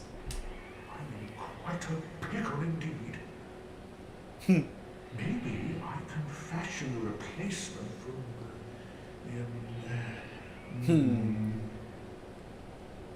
I've got to use my head and think.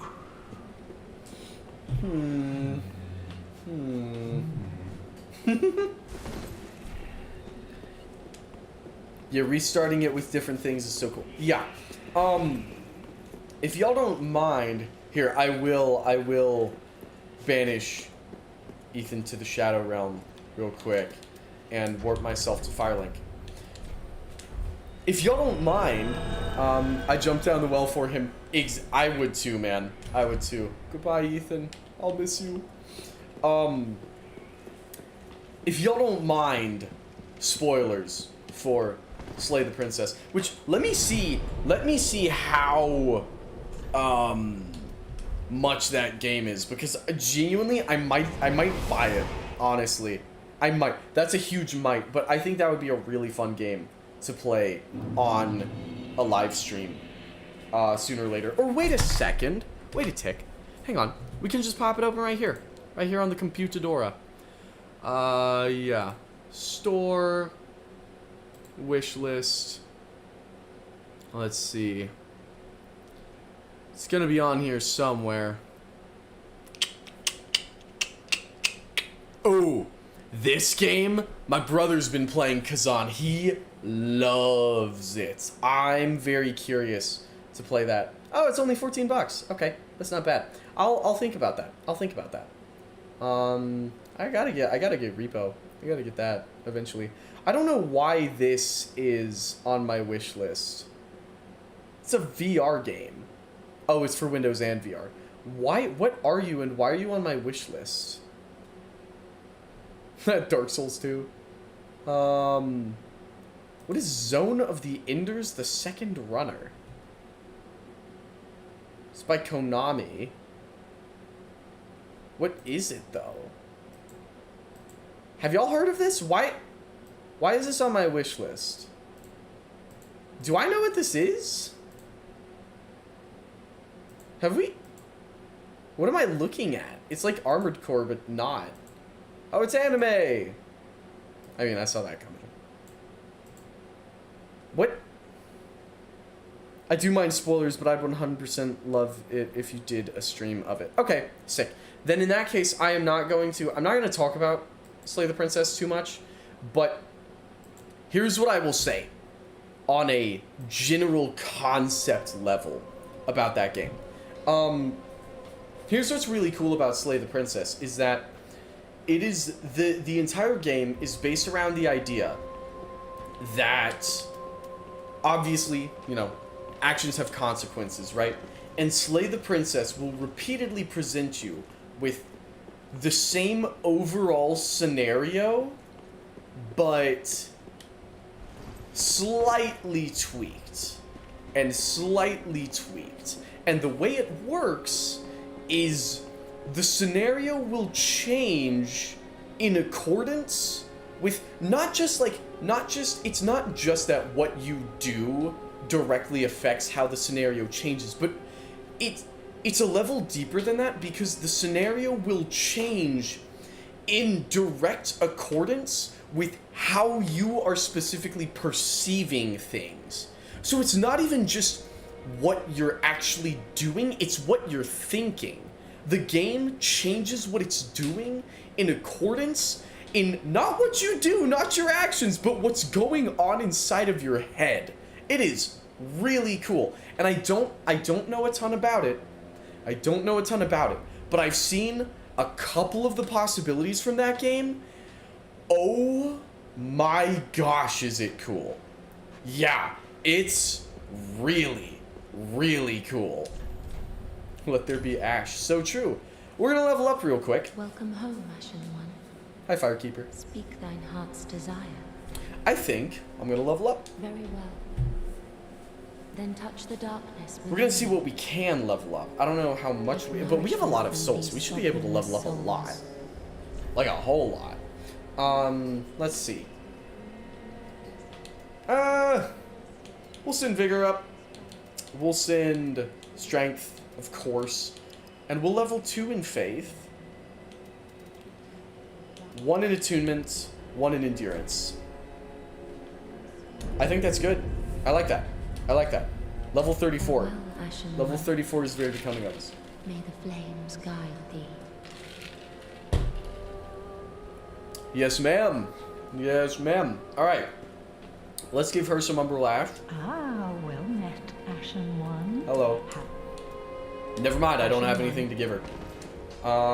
We haven't beaten any bosses, so Grey Rat's not back yet, but we should be able to level up our Lothric sword. That is good, wasn't he? So, that's what we're gonna do. Never mind, I lied. We need more Titanite shards. Pretty what? Alright, let's see. Ah, there you are, unkindled one. I am pleased to have a Hi, pupil as Cornix. dedicated as you. Love me some Cornix of the Great Swamp.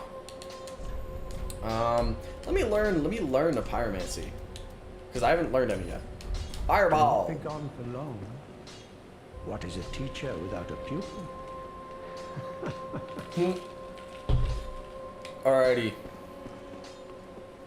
Alrighty. Something that Dark Souls 3 did... Well, okay.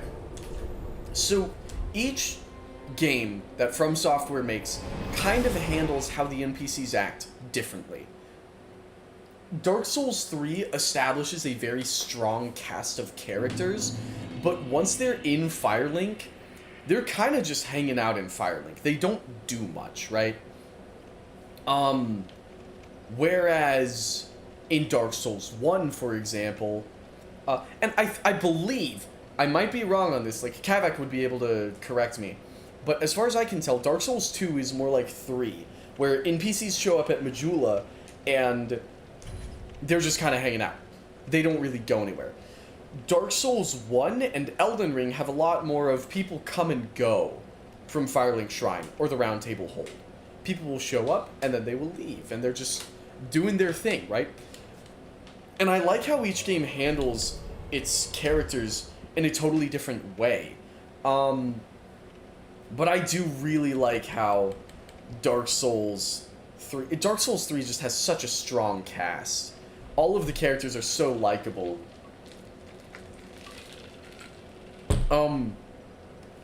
Even like actual scumbags, like Leonhard, probably not that great of a guy, right? Probably not that great of a guy, Leonhard. But man, if he isn't a likable character, you know what I'm saying? It's really fun. It's really fun. Yuria. Oh my gosh. Yuria is an absolute bastard of a human being. I don't know what the equivalent of the term bastard would be for a woman, but it's probably not something I'm supposed to say, so I won't. But yeah, not too fond of Yuria. But even Yuria, it's like, that is a well-written character, though. That is a likable character, though. Do I like what she's doing? No. Do I like the end goal that she serves? No. But, and I know a lot of people do. Because in a way, Yuria does everything to aid you, right? Like, everything she does in service to you. Which is like, okay, that's kind of hype. Me killing her by accident when going for that ending, oof. You know, Yuria, the argument can definitely be made that Yuria is like the ultimate homegirl because everything she does in service to you. However, my question is, how much of that is really to benefit Yuria? Or how much of that is really to benefit you, and how much of that is just to benefit Yuria? Because it seems to me, and it's kind of open for interpretation, which I like, but it very much seems to be a matter of, she's kind of, to me it very much seems to be a matter of, she's kind of using you, like Frampt and Koth do in Dark Souls 1. I didn't know she was a statue in that room with Henri. That's not Yuria, it's a servant of her. Yeah. It is, you'll see when we go there. When we go to Irithyll, I will show you. Because we will be freaking slaughtering her. But, yeah. Very much so. There's a servant of Londor in there. Yeah. Oh, yeah. Yeah. Yeah, that will mess up the ending for sure. Which, that's why I've never gotten the Lord of Hollows ending, is just because, wow, I think I just saw that Cathedral Knight moonwalking. I'm sorry, that was funny. Oh!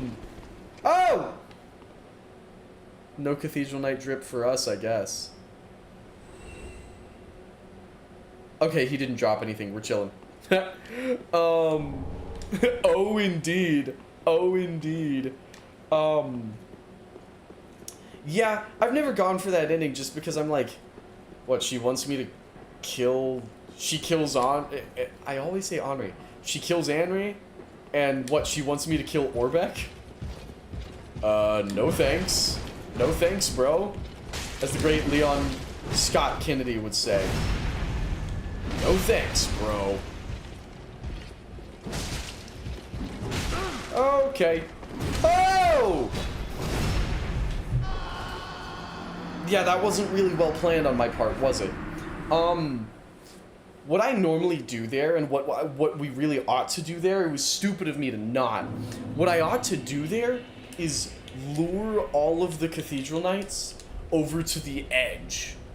Over to that, like, that wide section at the very end where the first Cathedral Knight fell off.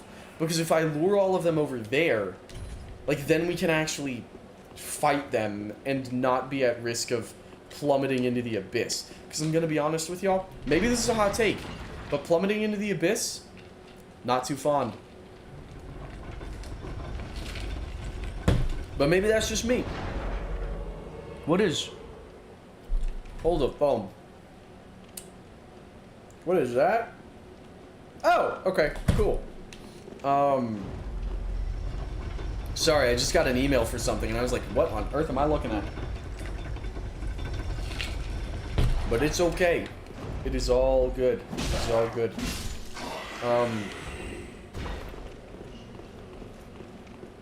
Alright, up we go. Up we go. Bum bum bum boom. Bum bum bum bum. Oh. Wow, that sounded like the Silver Knight death sound. Was it? That's crazy. That doesn't make any sense. Why would it be the Silver Knight death sound? Maybe I misheard. Maybe it's just similar.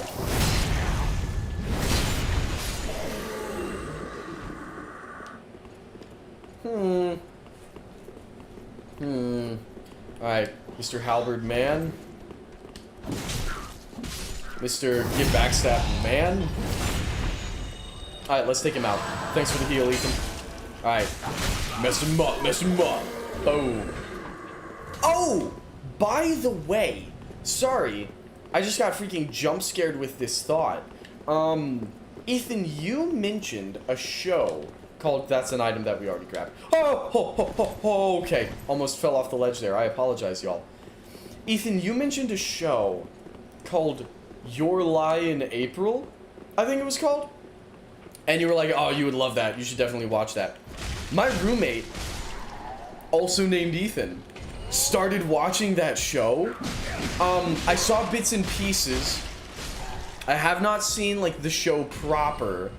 So I definitely want to go back and watch the show proper. But the bits and pieces I saw, really, really good. So I would be very interested in watching that show. Which, speaking of, we definitely need to talk about starting up regular, like, movie nights and game nights and stuff. I think that would be a lot of fun. Maybe sometime this weekend. Maybe on, like, I'm hyped to hear that. Yeah. Maybe on, I'm trying to think, like, maybe Sunday nights, or, because Friday nights people are gonna have things going on, you know. I mean, I'll have things going on Friday nights, a good portion of the time. Oh! Lord have mercy, he's fast. Okay, we gotta run. Yeah, we gotta boogie. But yeah, people are gonna be busy on Friday nights, so, you know, I wouldn't wanna clog up people's Friday nights. But, oh, Cathedral Knight fell. Dang, alright, he gone. But I definitely want to do those, you know, on a semi-regular basis. I think movie nights, and also, you know, of course, game nights. We gotta be doing game nights. Sunday works good for me, but Saturday doesn't. Yeah, no, Saturday wouldn't work for me either. That just wouldn't make any logistical sense. But Sundays, you know, Sundays could. Especially because we could do... Because Sundays, I always make sure to get... Oh, I'm stupid!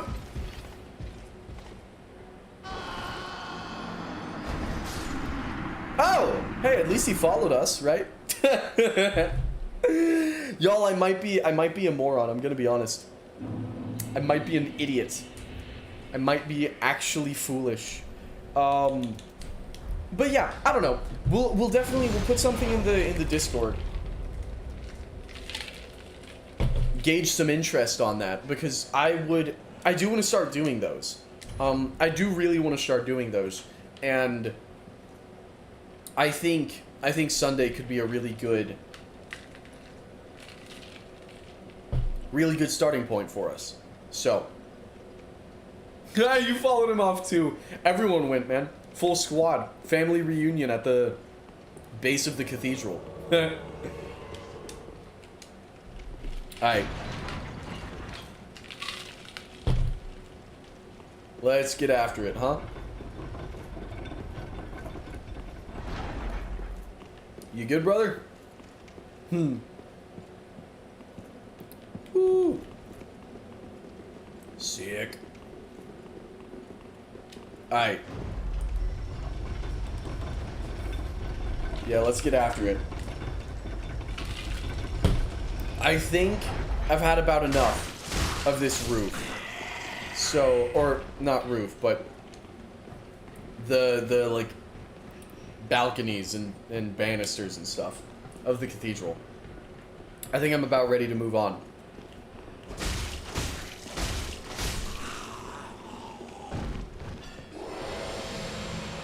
That might be the Silver Knight death sound, which is a really weird pick because it sounds metallic. Buttresses. Those aren't really buttresses though. The buttresses are on the outside. Like, that's a buttress, what we just ran. I mean, it's a flying buttress. But buttresses are vertical. Horizontal things would be something else. Because the way it works with buttresses, so these are flying buttresses outside. So there's a difference between the flying buttresses have like, here's a little architecture history for you. What's above us? Yeah. So that right there is a flying buttress because you can see it is a separate thing. It is a separate entity from the main building. So all of these, where it's angled down and it's got that curvature underneath it, that is a flying buttress. What a normal buttress would be is simply jutting out from the building and going straight down, but without that long horizontal bit. So if instead of it like going out and having that gap where there's nothing between the buttress and the ground, if it was just fully connected, like top to bottom, that would be a regular buttress. So buttresses are never as long as flying buttresses, or at least not usually. I can't imagine why they would be. A regular buttress would just be closer to the building. It'll jut out a little bit, whereas flying buttresses have that massive length to them. And I believe that the difference there is that a flying buttress is much harder to actually make, but it will have a greater architectural weight to it, and it'll support the building more, and it can support more weight. That, I think. Don't take my word for that. My word is not law on that, but that is what I think. I have some architecture friends. I could ask them.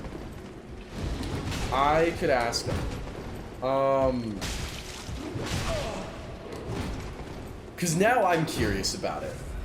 Now I am curious. Maybe I'll reach out, and if they've gotten back to me on that by the next stream, if they've gotten back to me on that, then we can have a Flying Buttresses lore update. And I'll probably forget to mention it, but when we get to Irithyll, there's a lot more Flying Buttresses there. And so we can talk about it then. If I don't remember on Wednesday. We'll find out, man. We will find out. We'll get it sooner or later, though. Alright. I'm running away, running away, running away! Ah! Oh. Bye. Bye, Mr. Cathedral Knight. See, it's nice because it gets them away from us, but that is going to make it significantly more difficult to acquire the Cathedral Knight drip. Which, the Cathedral Knight helmet, I'm going to be honest, one of the coolest. One of the coolest in the game. I say that. I mean, there's so many cool helmets. There's so many great helmets to choose from in this game. But YouTube is encouraging me to talk with a 4 times EXP modifier, but I still have nothing to say. 4 times EXP modifier. How did you get your hands on that?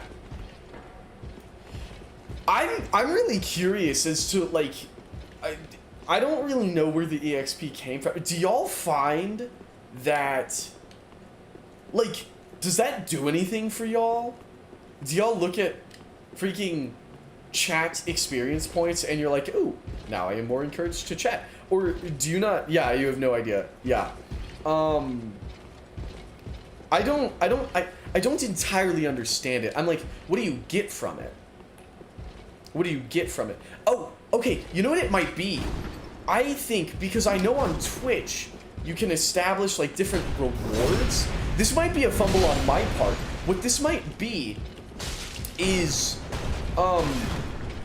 it might be a matter of, like, I just have to build the rewards for the chat room.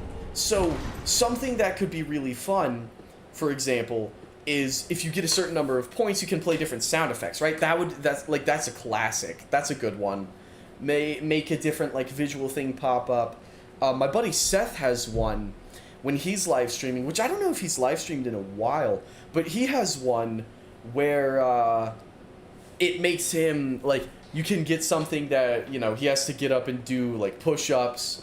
He has one for hydrate. It's kind of cool. Yeah. If I actually did something with it, it would be really sick. It would be really, really sick. Or here's one. I'll tell you what. Like, I am garbage at pull-ups, and I've thought for a while that having, like, Dark Souls, but when I die, I have to do, like, 5 pull-ups. There's a guy who I was watching. He might still be doing it. I'm not sure. I haven't seen it in a minute, but he might still be going. He was doing a live stream that he was calling Dark Swoles, where every time he dies, he does 10 pull-ups. And I'm like, I'm not that strong, but Hello.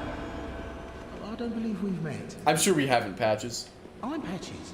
Unbreakable Patches. Oh, is that so? You seem to be unkindled. Ha! Really? Do you have business with me? What tipped you off? What tipped you off, genius? Oh, yes, of course. It's coming back to me now. Oh, I'm so sorry. That was my hand, as you know.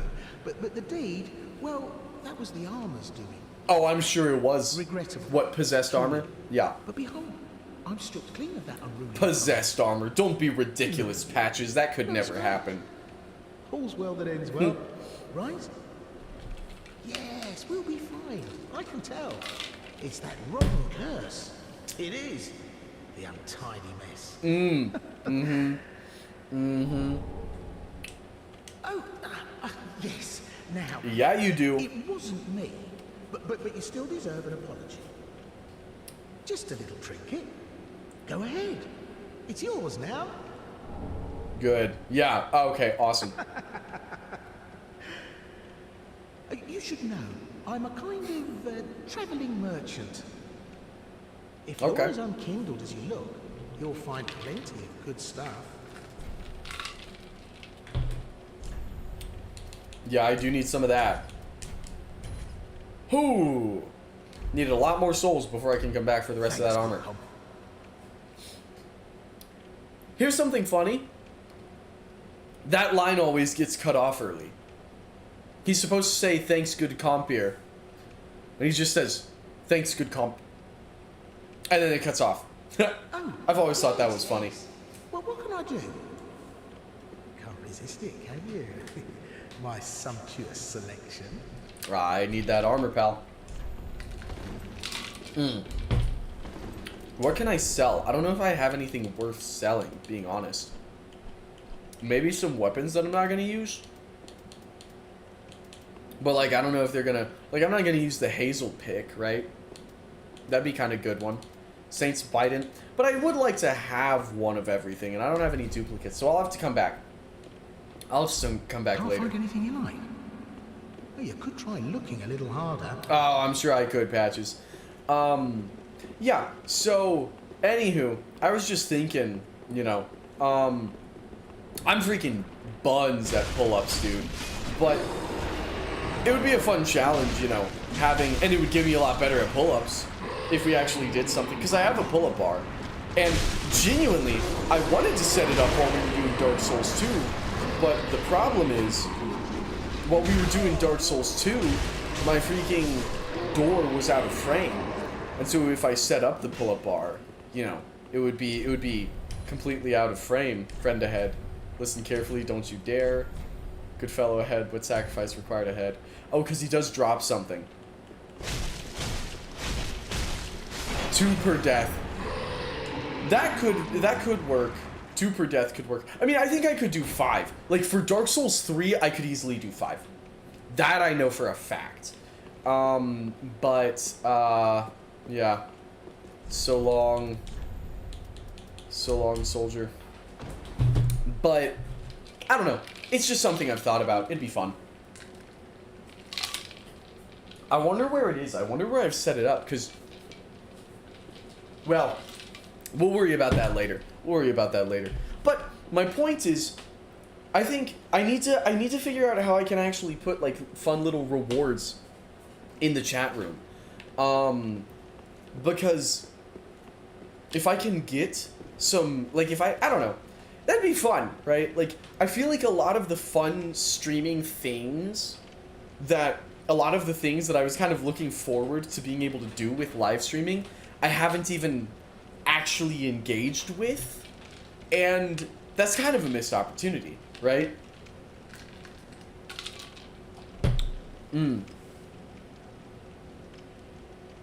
Do I see a tiny orange spot there in the corner? Here? Over here? I don't see anything, dude. I'm not seeing much of anything at all. Yeah, I don't know. What am I looking for? Is it just like a bug in your game or what? Up top, it's like a row of pixels in the top corner. Oh, look at that. Look at that. Boink. The map. There's a hole in the map. That's the skybox. That's what that is. That's funny. I've never noticed that one. Ethan, you've ruined this for me. You've ruined it. Oh, there's a hole in the map. That's funny.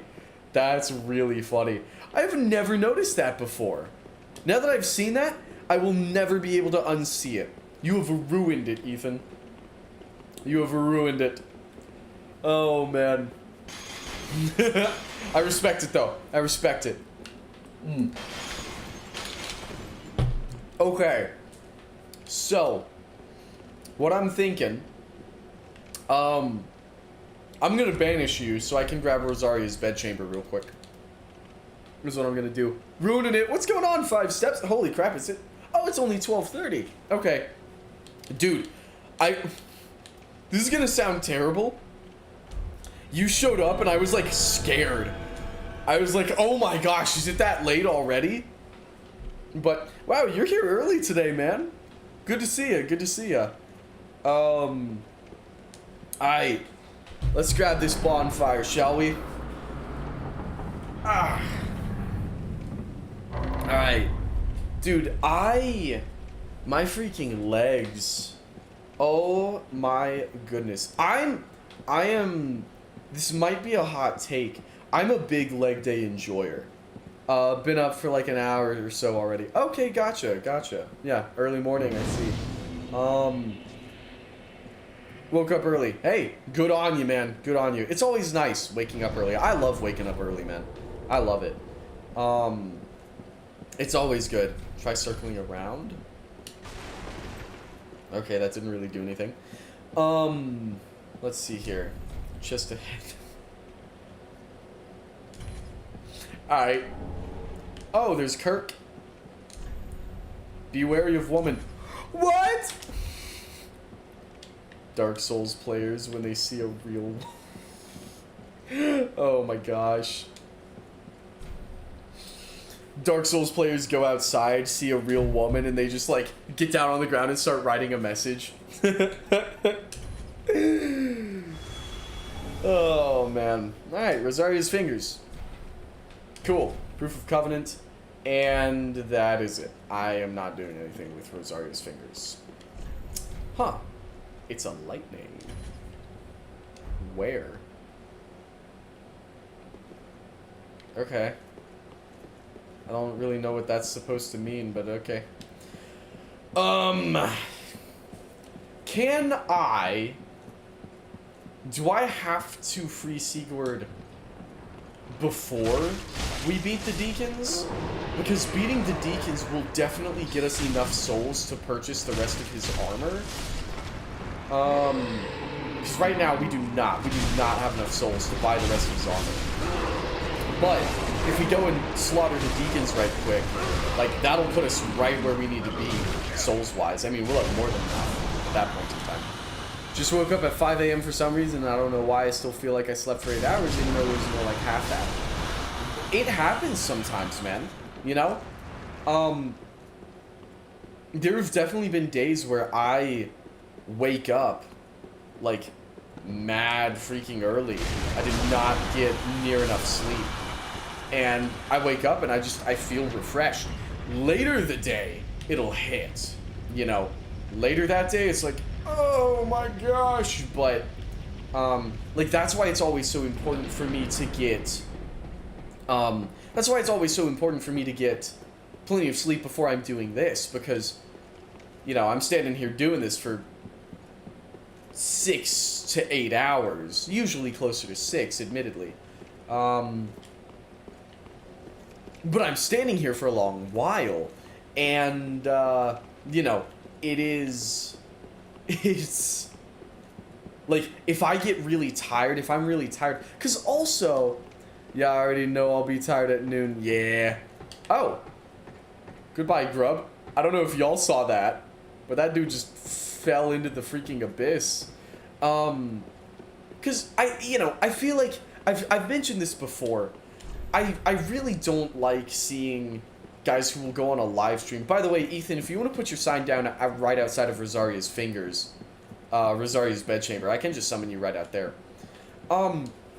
I've never liked seeing guys who will go on a live stream and just sit there and, like, not actually add anything. Like, you know, you're just sitting there and not reacting to anything, just sitting. And it's like, okay, what are we doing here? Because this is just pretty much someone else's content at that point. You know, you're basically just re-uploading. And so I've always tried, you know, I'm like, if I'm not if I'm not bringing something interesting to the table, like if I'm not actually at least being entertaining, then, you know, there's not really any reason for me to even be here. Otherwise, y'all can just look up a Dark Souls 3 Let's Play with no commentary. But, like, if I get tired, I'm just gonna be sitting there like, dude, when we were doing freaking, oh my gosh, when we were doing Frigid Outskirts, and I had to, like, move to my bed and sit down on my bed, and I'm just sitting there, like, leaning back, like, half asleep already. Yeah. Oh, I don't have her bonfire. Okay, perfect. Then we'll just go back down to... I'll just meet you at the main one, then. That's no trouble at all. That's no trouble at all. I will warp there, because that'll be faster for me. I am going to warp. We'll swap... No, man, it's up to you. I think I'll just try to sleep a bit more now, so you'll be my bedtime entertainment. Let's go! Let's go. I hope I can be good bedtime entertainment. I do wonder, like, I mean, we're fighting, you know, we're playing Dark Souls, we're fighting big bosses and stuff. But, you know, I do, like, it's the middle of the freaking night, it's 12:36. And so, I do wonder, I'm like, I hope this is kind of a good, like, relaxing thing for people to put on. Because I mentioned it when we were playing Dark Souls 1. These games are very cozy. They are. And it does. It feels kind of, I don't know. I feel like it can oftentimes be just a good, like, just some white noise, you know. Have it on in the background there. Have a little Dark Souls going. All right, shall we? Woo! I love. Ah, shoot. Did I put? I might have put. I need to get freaking Joy back. We ain't going that way, Ethan. You're at least not rage screaming like some of my friends. Yeah, well, we're not playing Dark Souls 2 anymore. So, so much to Kavak and Sean's enjoyment, they no longer have to watch me rage at Dark Souls 2. Oh my goodness. Oh man. This game I know it so well, and even Dark Souls 1, I don't know. It's just, I don't normally get mad at video games. Like, playing Demon's Souls for the first time when I was doing that, and I've only done, like, the first level of Demon's Souls, and it's been a year since I've done it, so I'd be very interested to play Demon's Souls again. That would be a boatload of fun. But, you know, it was just, it's like, I can play it and maybe get a little exasperated from time to time, but I'm never gonna get, like, you know, angry or anything. But it's like, here's the question, where is the balance between, like, do I want it to be, because also, you know, the lighting, right? I make an effort to, I love kind of chill blue lighting. I don't know if you could tell, but I'm a big fan of some chill blue lighting. And, you know, because that's just, it's like, that's kind of the vibe that I would like to go with here. Like, in our living room at school, it was the same thing. We also had, I ought to buy one to put in the background of these things. It would be a lot of fun. In my room at school, we have this thing that you, like, would shine. It's this light that you can aim up at the ceiling or at a wall or something, and it's this beautiful, beautiful visual that I don't really know quite how to describe it, except it is the visual equivalent of the Souls of Mist theme from Demon's Souls. That's the best way I can put it. Even in the parts of Dark Souls 2 that I watched you play, you didn't actually scream. Yeah, I don't think I ever... there's a couple moments. There were a couple moments where I definitely did. There was a... I think the loudest I ever got was rejoicing at defeating something, though. Maybe I'm wrong on that, but I would wager the loudest I got while playing Dark Souls 2 was being happy that I was done with something, rather than, like, yelling at something. Because it was more, when I'd get mad, it was more a, like, I think it was more quiet. It was quiet anger. I tried my best to suppress it, and I think I did a reasonably good job. Did I do a great job? No. But I did I did okay. I did okay. I'm happy with how I did. Yeah, probably true. You sort of seethed more. Yeah. Yeah. It'll be really funny. Like, it would be really funny going through and just putting together, like, a Dark Souls 2 rage compilation from everything. I don't know if I have any great just slaughter weapons, so we're just going in, man. We're going in. Get Tactical Marines. Alright. And he's done. Alrighty. Oof. I know a lot of people do not like the Deacons of the Deep, or find them uninteresting or whatever. I love this boss fight, dude. I love the Deacons. The vibe is so cool, and genuinely, this is a gank. This is one of the few gank fights that I'm like, this one kind of works though. Because it's not that hard to get a pretty good strategy going for them.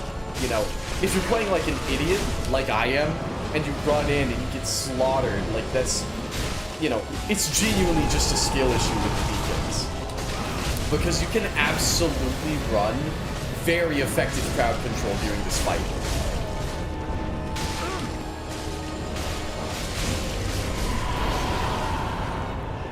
Yeah. Oh, here we go. Archdeacon time. Can I backstab him? I can! There it is. Alright. They've got Wrath of the Gods.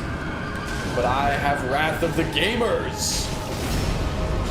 Oh, backstabbed the wrong Deacon. I love their music so much, too. Their music is beautiful. So, fun fact. This is one of... If I remember correctly, this is one of 2 tracks in the entire game that was not composed by either Yuka Kitamura or Motoi Sakuraba. Yudex Gundir's theme was composed by the Elden Ring guy, and this was composed by someone else as well. But I don't remember their names, unfortunately. I also don't speak Japanese, so I would butcher them even if I did know them. So, I don't know how much good that would even do us.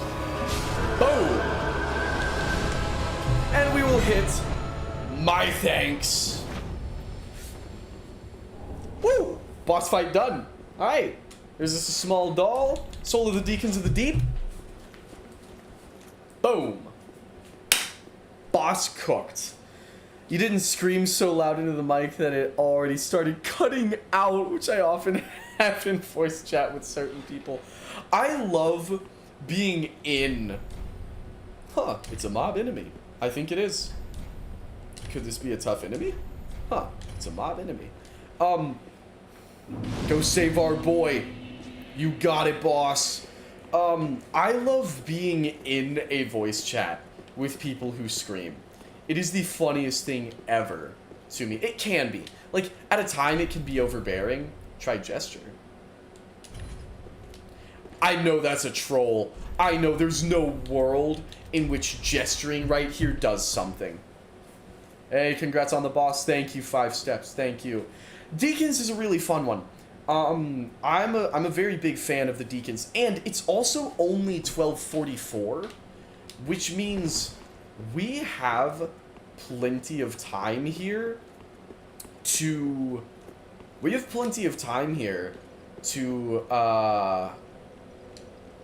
freaking words, man. If I could speak, that would be awesome.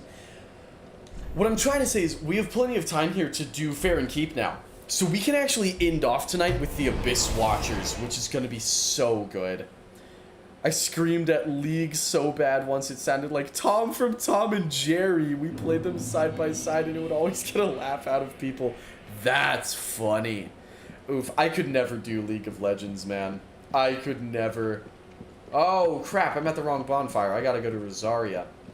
What I'm gonna do, here's what I'm thinking. What I'm gonna do is I am going to save our boy, and then I think I might take a brief bathroom break, and then we're gonna make some coffee, and then it's on to the rest of the game, y'all. It's on to Fair and Keep. So let me come through here, and I think I'm just gonna run past the grubs here. I don't think I actually need to kill them. Yeah, because none of those guys have even dropped yet. You're dead. Goodbye. Oh, that guy can still attack me, even from there. Fun. Oh, hello again. Hi, Welcome Patches. to Patches Boutique of Wonders. Can't resist it, can you? My sumptuous selection. It's extremely annoying when I'm working on music at the same time. I often just mute the guy who's also playing League of Legends. Oh, how I hate everything around this game. Yeah. Yeah. Yeah. My good buddy Seth plays League of Legends, and I feel like it's our patriotic duty to clown on him for that, so we do. Thanks, good comp. Thanks, good comp. And then the line cuts out. Wouldn't mind a few minutes to make a sandwich. Nice. Yeah. Then that's what we'll do. I am going to... Actually, you know what? Let's sprint this. Just for kicks. We gonna book it across the way. And we're just gonna run. League of Pain, seriously. Yeah.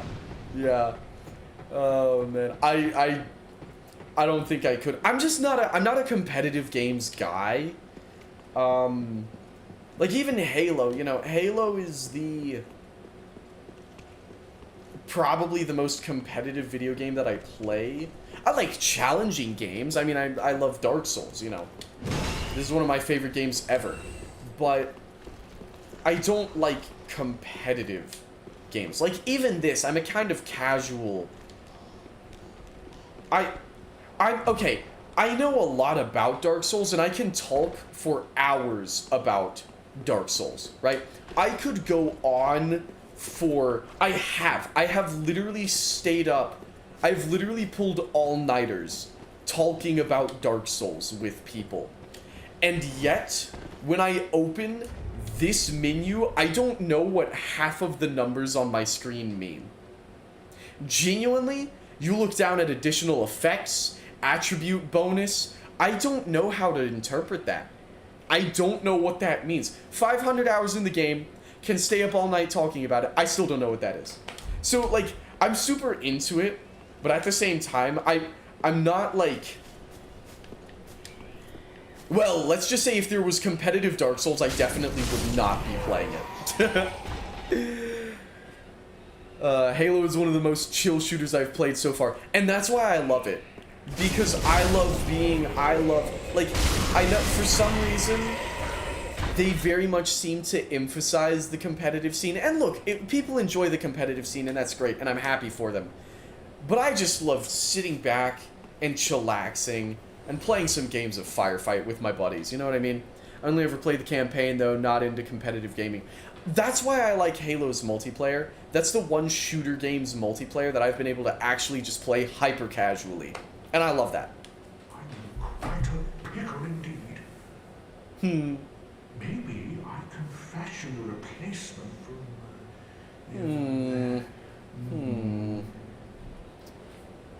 I've got to use my head and think.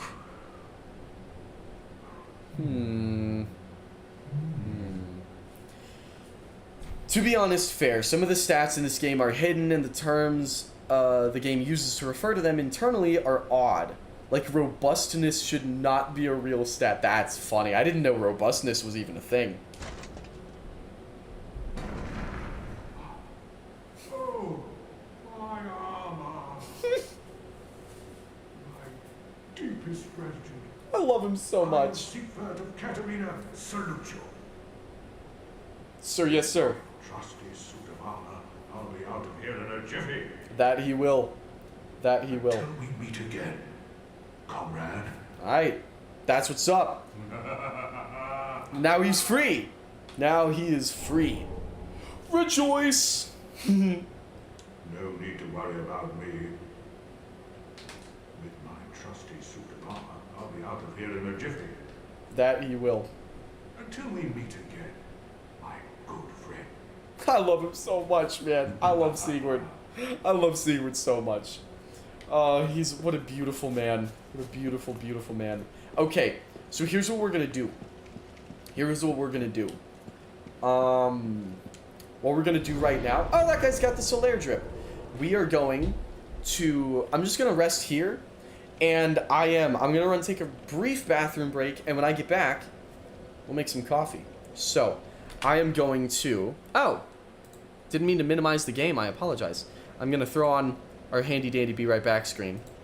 And I am just going to resume The Dream's End right where we left off. Alright. I will be back momentarily.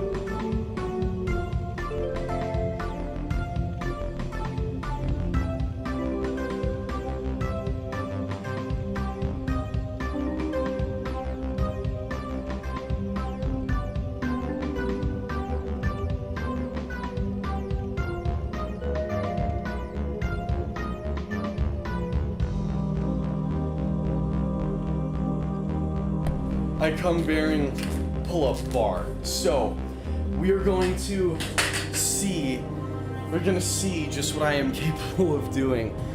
I'm extremely disappointed about Halo 5 not being available on PC. Halo 5 is a lot of fun. The multiplayer is a lot of fun. It definitely has its struggles, I will say. It definitely, like, I don't know. Not having split screen was huge, right? My pull bar's up too, let's go! Not having split screen in Halo 5 was a colossal fumble, but that wouldn't be an issue for PC. Ultimately, what it boils down to, what it boils down to is evidently, I hate to say this because it sounds so mean, but the Halo team is not capable of doing things with speed. They are not. If anything is ever going to happen with Halo, it seems like it's going to take like 7 freaking years. And so, putting Halo 5 on PC would not garner enough of a player base to be worth it, because dude, it would delay the next Halo game by like a decade. Which, by the way, we just had an Xbox Games Showcase and Halo wasn't even mentioned once. That was awesome.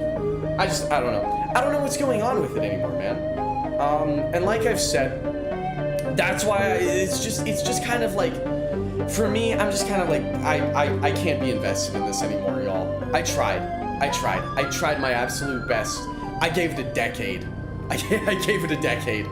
A decade of just getting beat down and beat down and beat down, and I'm like, I don't have it in me anymore. You know, I just don't have it in me anymore. But anywho, in the meantime, while we're, you know, waiting for our next Halo game, bear in mind, before I put this up here and embarrass myself on live stream in front of all of y'all, I've only just been getting back into the gym over the last week. Around finals season, I spent like 3 weeks barely going to the gym, and if I remember correctly, your muscles start to atrophy after like 1 of not going to the gym. So I've never been great at pull-ups, and I'm even worse now than I was then, but we're gonna find out.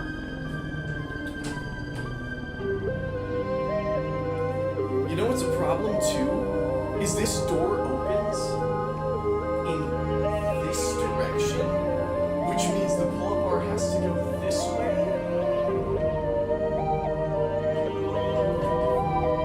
Which puts it out of the freaking frame, so I don't know if that's even feasible anyways. I wish we had Halo 5 on PC. I'd rather have that than Splitgate 2. Honestly, same. I'm in the same boat. I would love to play Halo 5 more, but hang on. There is... Hold the phone. I realize I'm looking at the audio levels, and I realize y'all can't even hear me when I'm back there. Let me turn this down. Let me turn iTunes way down so y'all can actually hear me. I have played better in the past. Will never regain that glory. Yeah. I've played some Halo 5 lately. I've played Halo 5 recently. And here's something I learned.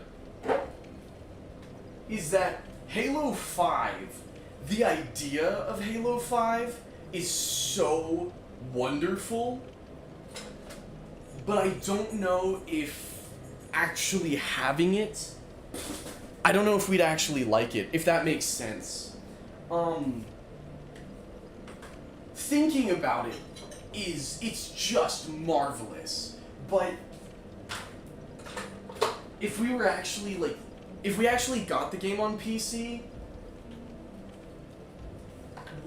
generally, I don't think the general public would even care, because the problem is the gunplay in Halo 5 is fun, the actual gameplay is fun, but it's honestly, I feel very similarly with Halo 5 multiplayer to how I felt about Dark Souls 2, where it's always great, but with a cost. Warzone is on a surface level, for those who don't know, Warzone is Halo 5's massive multiplayer mode, where it's like, hey, you get these two teams of like 12 freaking players, and it's PvPvE, there's AI that come down, and you have to take and hold bases, and you get a bunch of bases, and once you control every base on the map, then you can storm the enemy base and blow it up and win the game. Which is a sick concept, but the entire game is built around the loot box system. So every power weapon, every vehicle, everything you get is based around these loot boxes. And so you get, it reminds me of Titanfall 1. That sounds sick. I would really like to play that. I need to play Titanfall.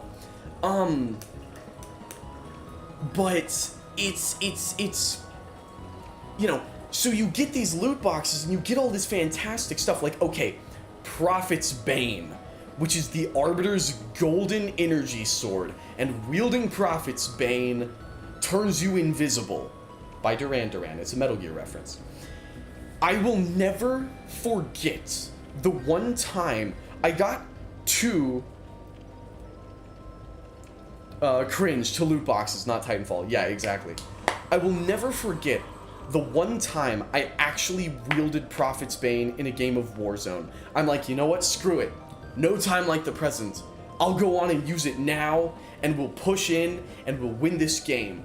And dude, brother, let me tell you, I grab Prophet's Bane, I spawn in, I wield the energy sword, I run out of my base, instantly domed in the head with a sniper rifle, gone. And I'm like, okay, guys, what are we doing? Like conceptually it's so sick, but then it just drops the ball because it's based on loot boxes, and that's no fun, man. That's no fun. That doesn't do anything for us, you know.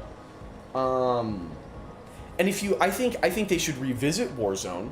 I think they should. I think if you revisited Warzone, if you combined that with Halo 4 had like a base building game in it, where you're building up your base, you're adding like turrets and defenses and sentry guns and stuff. And if you combined Warzone with that, and instead of all of the power weapons and stuff being loot boxes, they just spawned on the map like they do in every other Halo game mode ever. If you did that, I genuinely think you would have an amazing freaking game mode. But that would require them actually making a Halo 7, which I don't know if they're ever gonna freaking do, because it's been like 4 years since Infinite came out. Infinite came out December 8th, 2021. The multiplayer launched November 15th. The full game, the campaign came out December 8th, 2021. That means it has been 4.5 years since Halo Infinite came out. We haven't even gotten a reveal of the next Halo game. They say they're working on multiple projects, and look, I believe them, but are they ever gonna get done? And it's not, I don't like being a hater, man, and I'm not trying to be a hater, but it's not, I'm not coming from a place of, I hate 343 Industries, and I hate them, and they're destroying what but it's just, I don't have it in me anymore, man. I'm tired, boss. I'm tired. That's where I'm at with Halo. I'm tired. That's where I'm at. Let me grab some coffee creamer, and then we'll actually get this ball rolling here.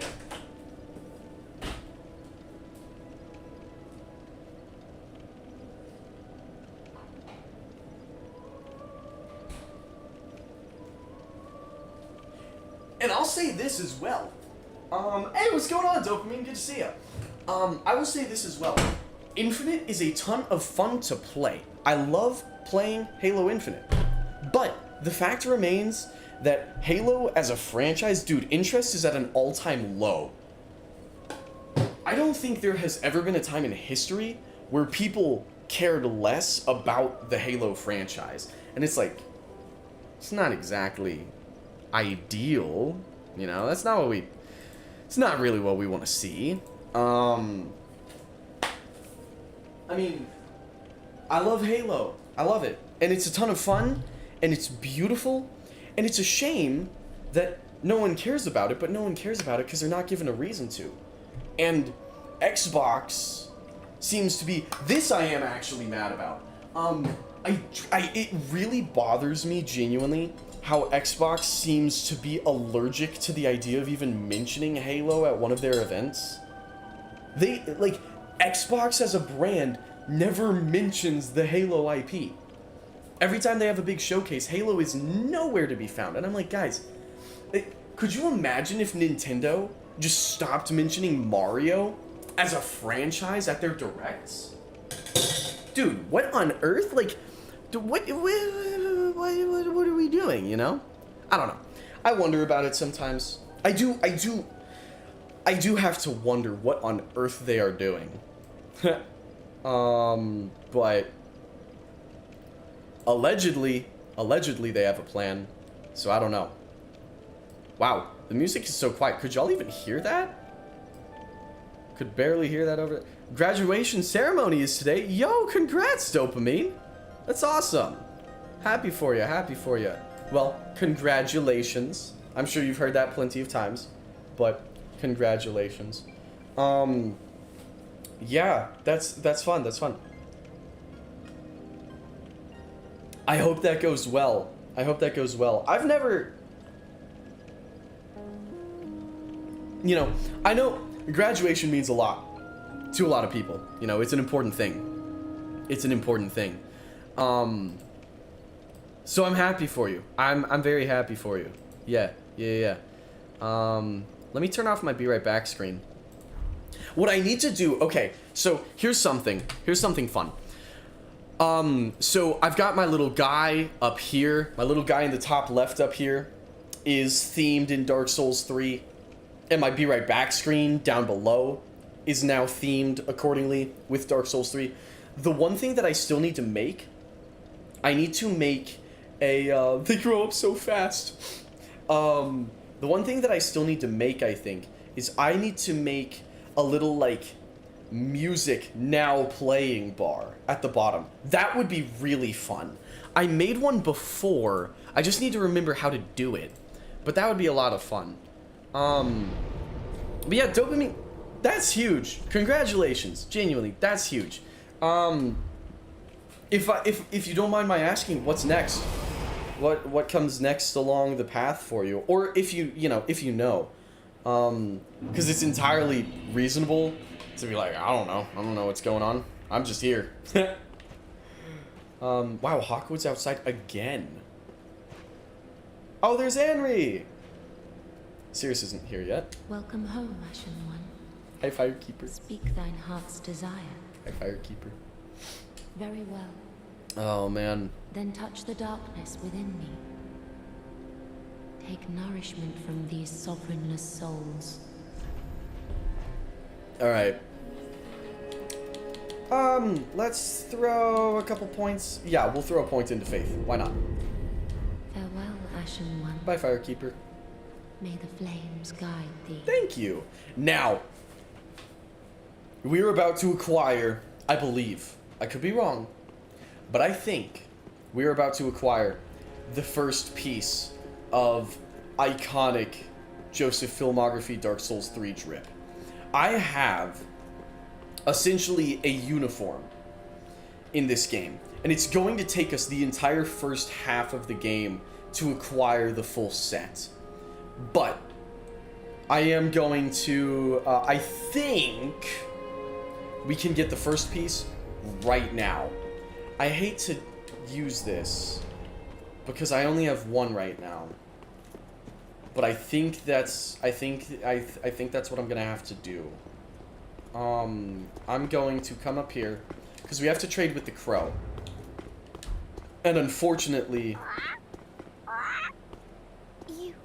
hi, Crow.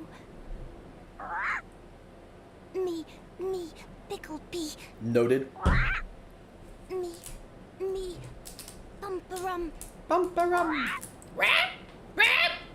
Alright. I only have one, and I hate to use it because I only have one, but I'm gonna get another one later, so it'll all be fine. I think you get 3 on one playthrough. Special brew of Siegward of Katarina. Perfect for travel in its jolly barrel mug. Restores HP and temporarily boosts frost resistance. Leave it to Siegward to discover a drink that even an undead can enjoy. Perhaps his long years spent undead have left him wanting to drain a cup or two and revel as if he was still among the living. Aww. Poor Sigurd. I love Sigurd.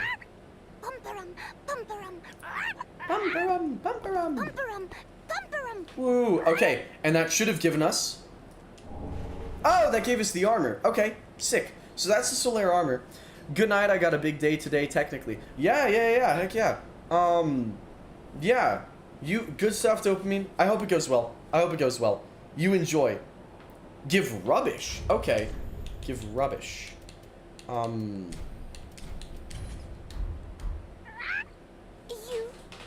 You.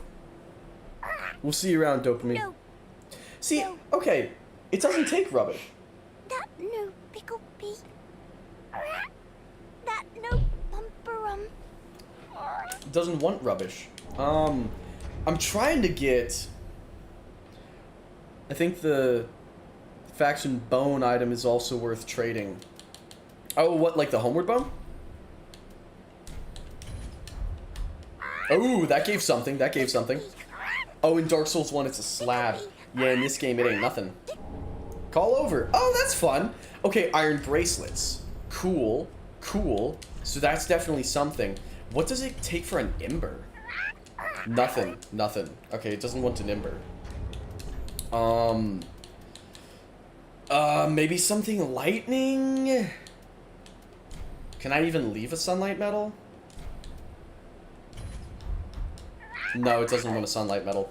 I'm trying to get the Solaire helmet. The Mad Shackle something item. Interesting. Shackle. I know about the vertebrae shackle, but I wouldn't think that would be it.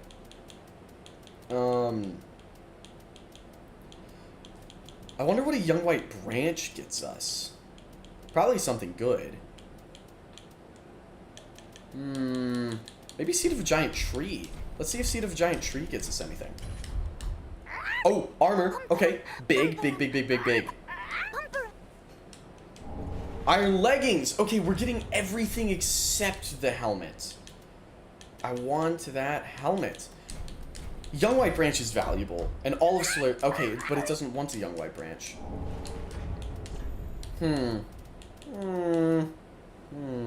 Prism stone. Really? It's a prism stone? Bumperum, bumperum. Twinkling Titanite. Oh, wow. Okay, that was massive. Okay, good. Let's give it an Alluring Skull. Okay. Alluring Skull gets us... Hello! That's big! Let's see what Repair Powder will get us. No, nothing. Nothing for Repair Powder. Firebomb? Hello. Large Titanite Shard. Okay, that's fun. Black Firebomb. Titanite Chunk. Dung Pie. Let's see if it'll take a Dung Pie. Probably not. Nope. It don't want a Dung Pie. Weird. I don't know why I wouldn't want that. Undead Hunter Charm. Let's see. No, nothing for an Undead Hunter Charm. Really? It was the vertebrae item I'm thinking for someone's helmet. The Seagrow gave us Solaire's armor. Oh! Oh my gosh. Wait a second. Lucatiel's mask. Okay, that's massive. That's huge. I didn't realize... Okay, but it doesn't want that. I ain't dropping a boss soul. Sorry, Chief. It doesn't want the invasion item. Okay. Throwing knives? Question mark? I'm only half remembering. Yeah, you're totally fine. So am I. Because I knew the Seagrow dropped something Solaire. So I dropped it assuming it would be the helmet. But it wasn't. It was not the helmet. Lightning Urn. Ooh. You're spitting facts. I don't actually have any. But Grey Rat sells them. Grey Rat sells Lightning Urns. And a Lightning Urn would be very fitting for Solaire indeed. So, heck yeah, dude.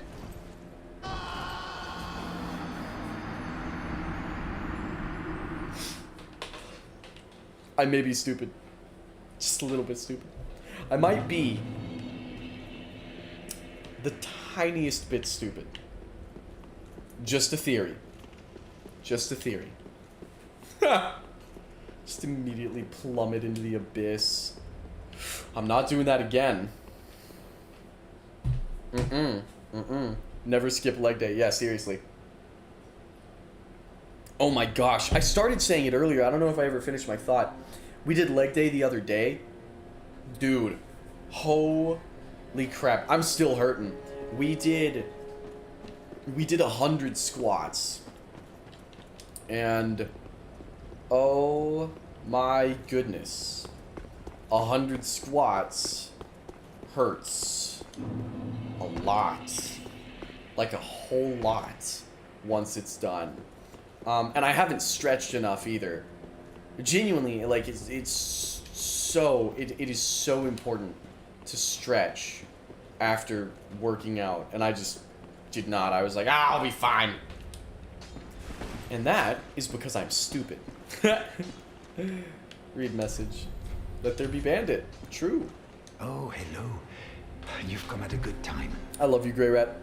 I don't know if you know that, but I love you. Prowling, but I finally made a score. Woo! Go on. Have a gander. Alright. Does he have a lightning urn? Boom! I will buy one of thems. Alright, heck yeah. And stay safe. I love Grey Rat. I love him so much. I love him so much. That's what I'm saying, though. This game's cast of characters, they're so likable.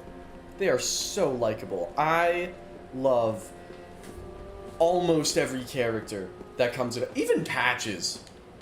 Even Patches is charming. He's a rat bastard. But he's a charming one. Loath to admit it. But that's the truth. That's the truth.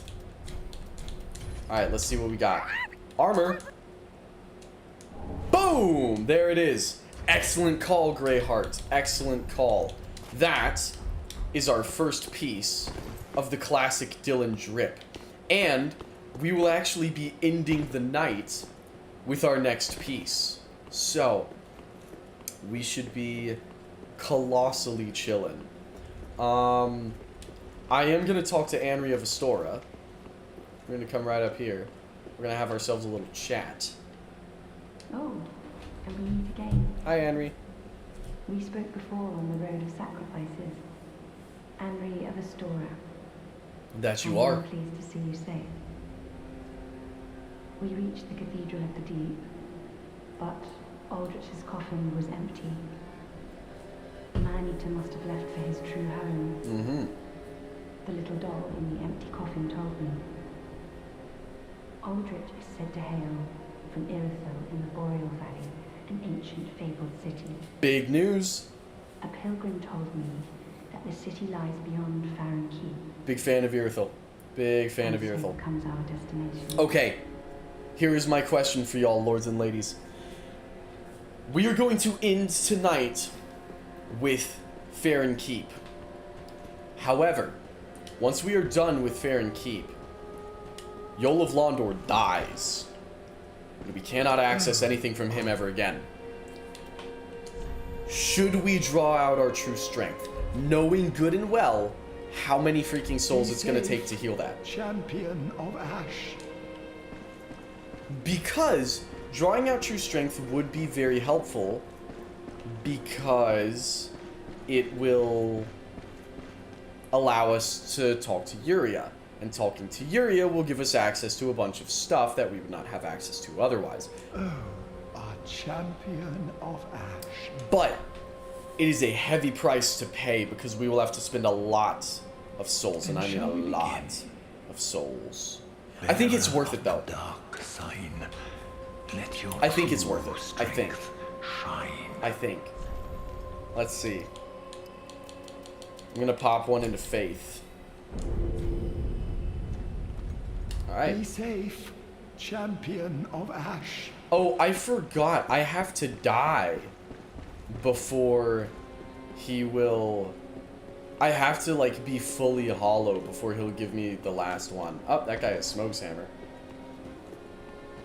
Yeah, I remember this.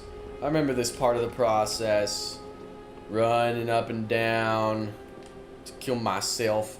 At least the Purging Stone is cheap, fixed for removing hollowing for a while. Interesting. So can I just use a bunch of Purging Stones and then, can I use a bunch of Purging Stones and then heal myself of the Dark Sigil for way cheaper? Is that how that works? Oh, I would do it. Okay, I can't draw out True Strength yet. So I have to die like twice each time. I think, if I recall. I could be wrong. I could be wrong. But let's see. Where is my hollowing? 1. I think my hollowing has to be at 2 before. Oh, I did not die. Check this out though. That's so funny. Oh my goodness. Falls like 2 feet. Gone. Yeah, I think I have to die twice each time I want to heal up. Hopefully it's twice, because if it's 5 times, I'm going to perish in the real world, in real life. Purging Stone just removes your hollowing, but you still have the Dark Sigil. So you'll get it back if you die again 3 times after you. I gotcha. Yeah. Then Chabert. I'm going to pop Faith up again. Be safe, champion. Oh, I will. I'm always safe. You know me, yo. I'm the safest lad there is. Yep. Yeah, but... Okay. Because I think... No, healing the Dark Sigil is about how many Dark Sigils you have. Yeah, okay. Yeah. I gotcha. Yeah. But the Purging Stone is a good recommendation regardless. That might be handy in order to just remove, you know, as much hollowing as we need for the time being. Because I'm not going to have the souls, probably until we kill the Abyss Watchers. I doubt I'll have the souls to actually heal the Dark Sigil proper. Because, oh my goodness, is it gonna take a lot of souls? Because I waited so long to do it. That is one of the biggest killers for me, is I will wait so long, and there's no reason, because I should know that eventually I'm gonna be like, oh, and I'm gonna draw my True Strength. But, draw True Strength, yeah. We'll put another into Faith. I'm just gonna get my Faith to like 20. I'll just grind into Faith from drawing out True Strength. And then as soon as I'm done with that, then we won't have to touch Faith again until, like, we unlock Sunlight Spear. So, we should be chilling. We should be big chilling. I'm also going to, for the time being, right, since I'm here and I've got a minute, and we're not doing much of substance right now anyways, I'm gonna sit down. Gonna sit down for the time being. It's always so funny sitting down and seeing how small I am in the frame here. I am a pequeño little lad right now. I'm itty bitty. But that is okay. I think I need to die again before I can draw out my True Strength, so that's what I'm gonna do. I'm gonna run upstairs and I'm gonna jump off. Okay. Now, I should be able to draw out True Strength, I think. I hope. I don't know. Because it's in increments of 2. So if I have an even number of hollowing... 12. Never mind, it's not in increments of 2. Okay. It's like an exponential growth thing. Draw True Strength. Pop that into Faith. Heck yeah. Alright. And then up we go. Cause yeah, I remember when I first got Yol on my first playthrough, I'm like, ah, free level, sweet. I think it's in increments of 2. No, but that doesn't make sense because oh,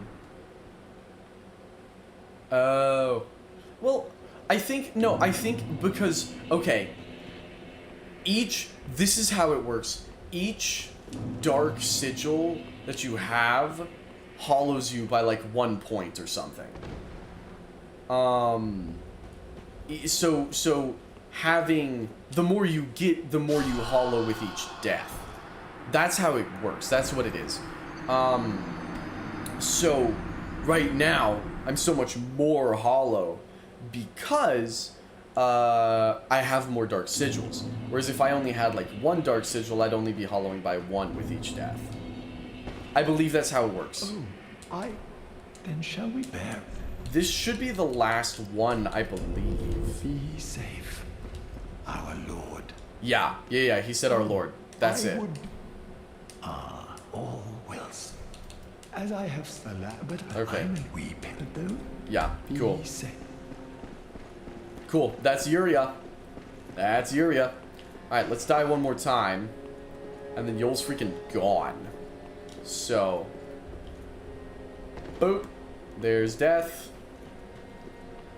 And... You know what? Wait, hang on. No, I don't need to die again, because if I die again, it might take longer to heal the Dark Sigil. 54,000 souls! Lord have mercy. Okay, where do I buy Purging Stones? If I buy them from Greyrat, that'd be super hype. But I don't know. There's the Link Drip. There's the Knight Armor too. Goodbye. Let's see. Maybe I buy Purging Stones from the Shrine Handmaiden? Question mark? Nope. Nope, she ain't got nothing. Here's what I'm gonna do though. I'm just gonna run to Gundir's boss room, and then I'm gonna warp back to Firelink. Because that reloads the area. And that should spawn in Yuria. Without me having to die and hollow even further. Because if I die and I hollow even further, and then that requires more souls, like I don't want all that, man. I don't want to do all that. Also, interesting detail. When you're hollow, you don't cast a shadow. Hollows and phantoms do not cast shadows in Dark Souls 3. I've always found that interesting. You're just there, simply. Which is always, like, it's a cool detail, but it's always looked weird to me. It's always looked very weird.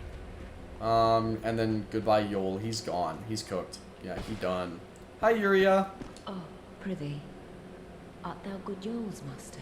Yep. That's me. I am Yuria of Londor, a close friend of his. I'm sure you are. Thanks to thee, Yol's soul is redeemed. Allow me to express my gratitude in his stead. Alright. Dignified bow. Okay, worth it. We got a bow. Thou'rt a lord, art thou not? I mean, maybe. Bearer of the dark sigil, and our Lord of Hollows. Ooh, okay.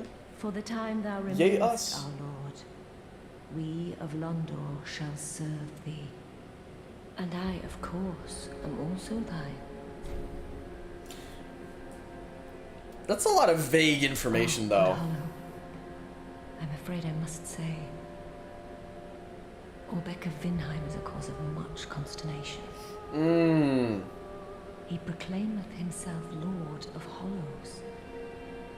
If left alone, he may one day imperil thy rule. Fall to this matter yearly, else we are unravelled. Decisiveness is the mark of a true monarch. Nope. No. Killing Anri's bad enough. She is a cult leader. She is. Killing Anri's bad enough. But also asking me to kill Orbeck? No. I'm good, dog. I'm good. So, I need to get this. I need the Untrue Dark Ring. She sells Purging? Oh, she sells Purging Stones. Okay. So, I need a lot of freaking souls. Like, a lot of souls. I'm just gonna be hollow for Fair and Keep, unfortunately. That's just that's the long and short of it. But that's alright, you know? That's okay. So, alright. Here's what I'm gonna do. Ethan, if you are ready, I think it's time for Fair and Keep.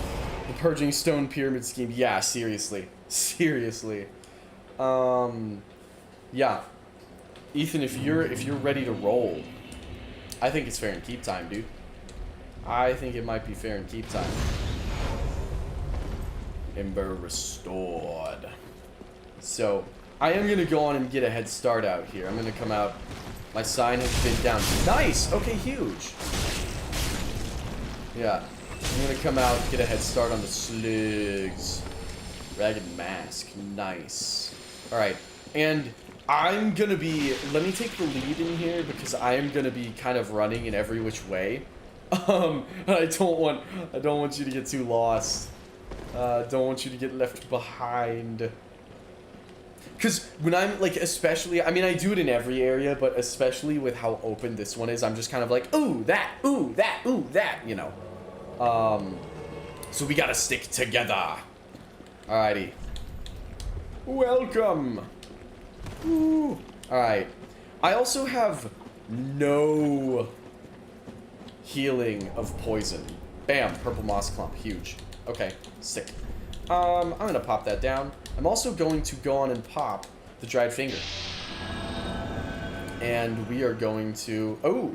Invaded by Dark Spirit, white hair. Wow, that kicked in immediately, huh? Serious business. Alright, let's be on the lookout for mad... Not mad, just regular Dark Spirit white hair then. That's odd. That's a weird glitch. You can see, like, the edge of the map over there. I've never seen that before. Alrighty. I'm gonna come over here, grab this item. Titanite shard. Very big, very big. Poison. Yeah, I just kind of accept that poison is just a fact of life in Fair and Keep. Like, it's just going to happen. There's not really anything you can do about it. Because, I mean, to be frank, getting rid of the poison, I think, is more trouble than it's worth. That's my 2 cents. Yeah, same. Yeah.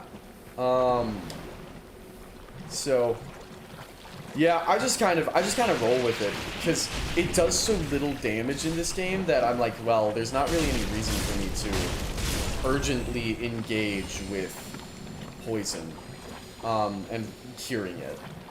I want to say this is like an Estus shard or something crazy good. Yeah, Estus shard. Okay. Cool. Cool. Crazy good for being right there just in the middle of a freaking swamp. I have got to watch my health because if I don't, I am gonna die. That's the biggest killer of poison in this game I've found is it's that you'll let it like fester, you know. The poison will fester and it'll slowly build up and it'll slowly build up. And if you're not paying attention to your health, that's when it gets you. Because your health gets low, you're not paying attention to it. And then all of a sudden you're dead. And it's like, what happened? But it was the poison. Alright, up we go. We still have not found... Oh, there he is. Hello. Bro, I'm trying to wave. I'm trying to wave. I'm trying to wave. Dog. There's an etiquette here.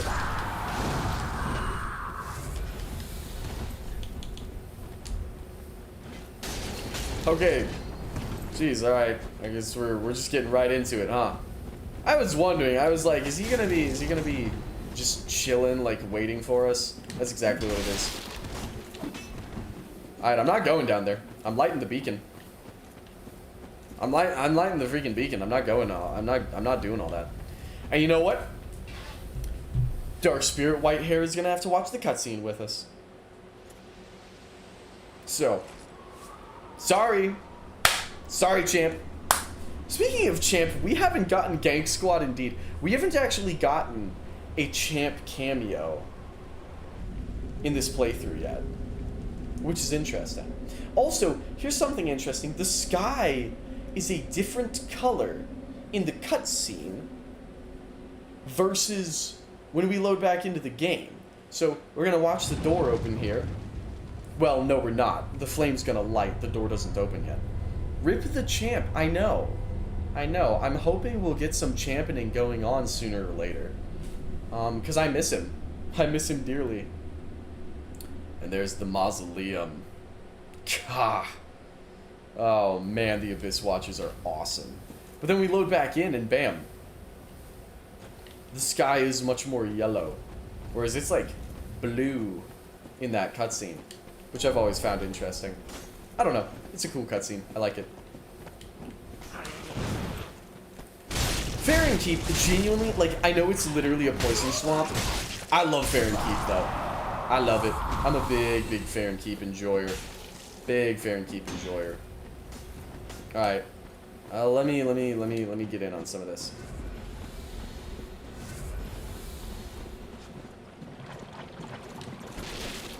Okay, I don't have the range. Sorry.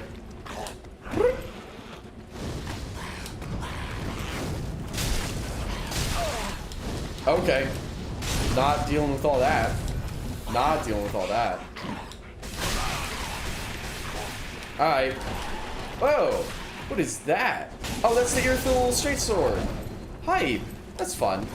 The Irithyll Straight Sword is a good weapon. Big fan of that there Irithyll Straight Sword. Alright, white hair. Boom! Yeah! Good backstab. Good backstabbing on that. Poisoned. No!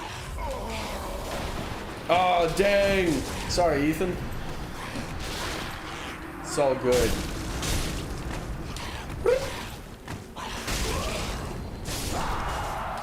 Alright. It's okay. We're about to clutch up.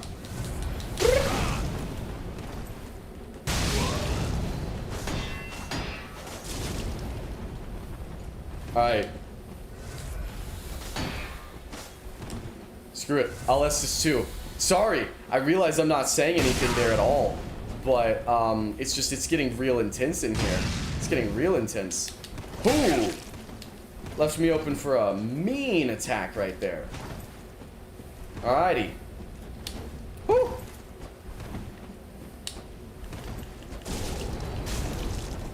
Alright. Boom. Oh! Well played. Well played. That was a clean parry. Yeah. Yeah. Good game. Good game. We did our best. It chain grabbed me 3 times. Those things are tough, dude. I remember my first playthrough, I was like, oh my gosh, I don't love these things very much. And I didn't. And I didn't. Alrighty. Is your summon sign here or is it out there? Because I can also sprint out there and grab you. If that's quicker than trying to grab you in here.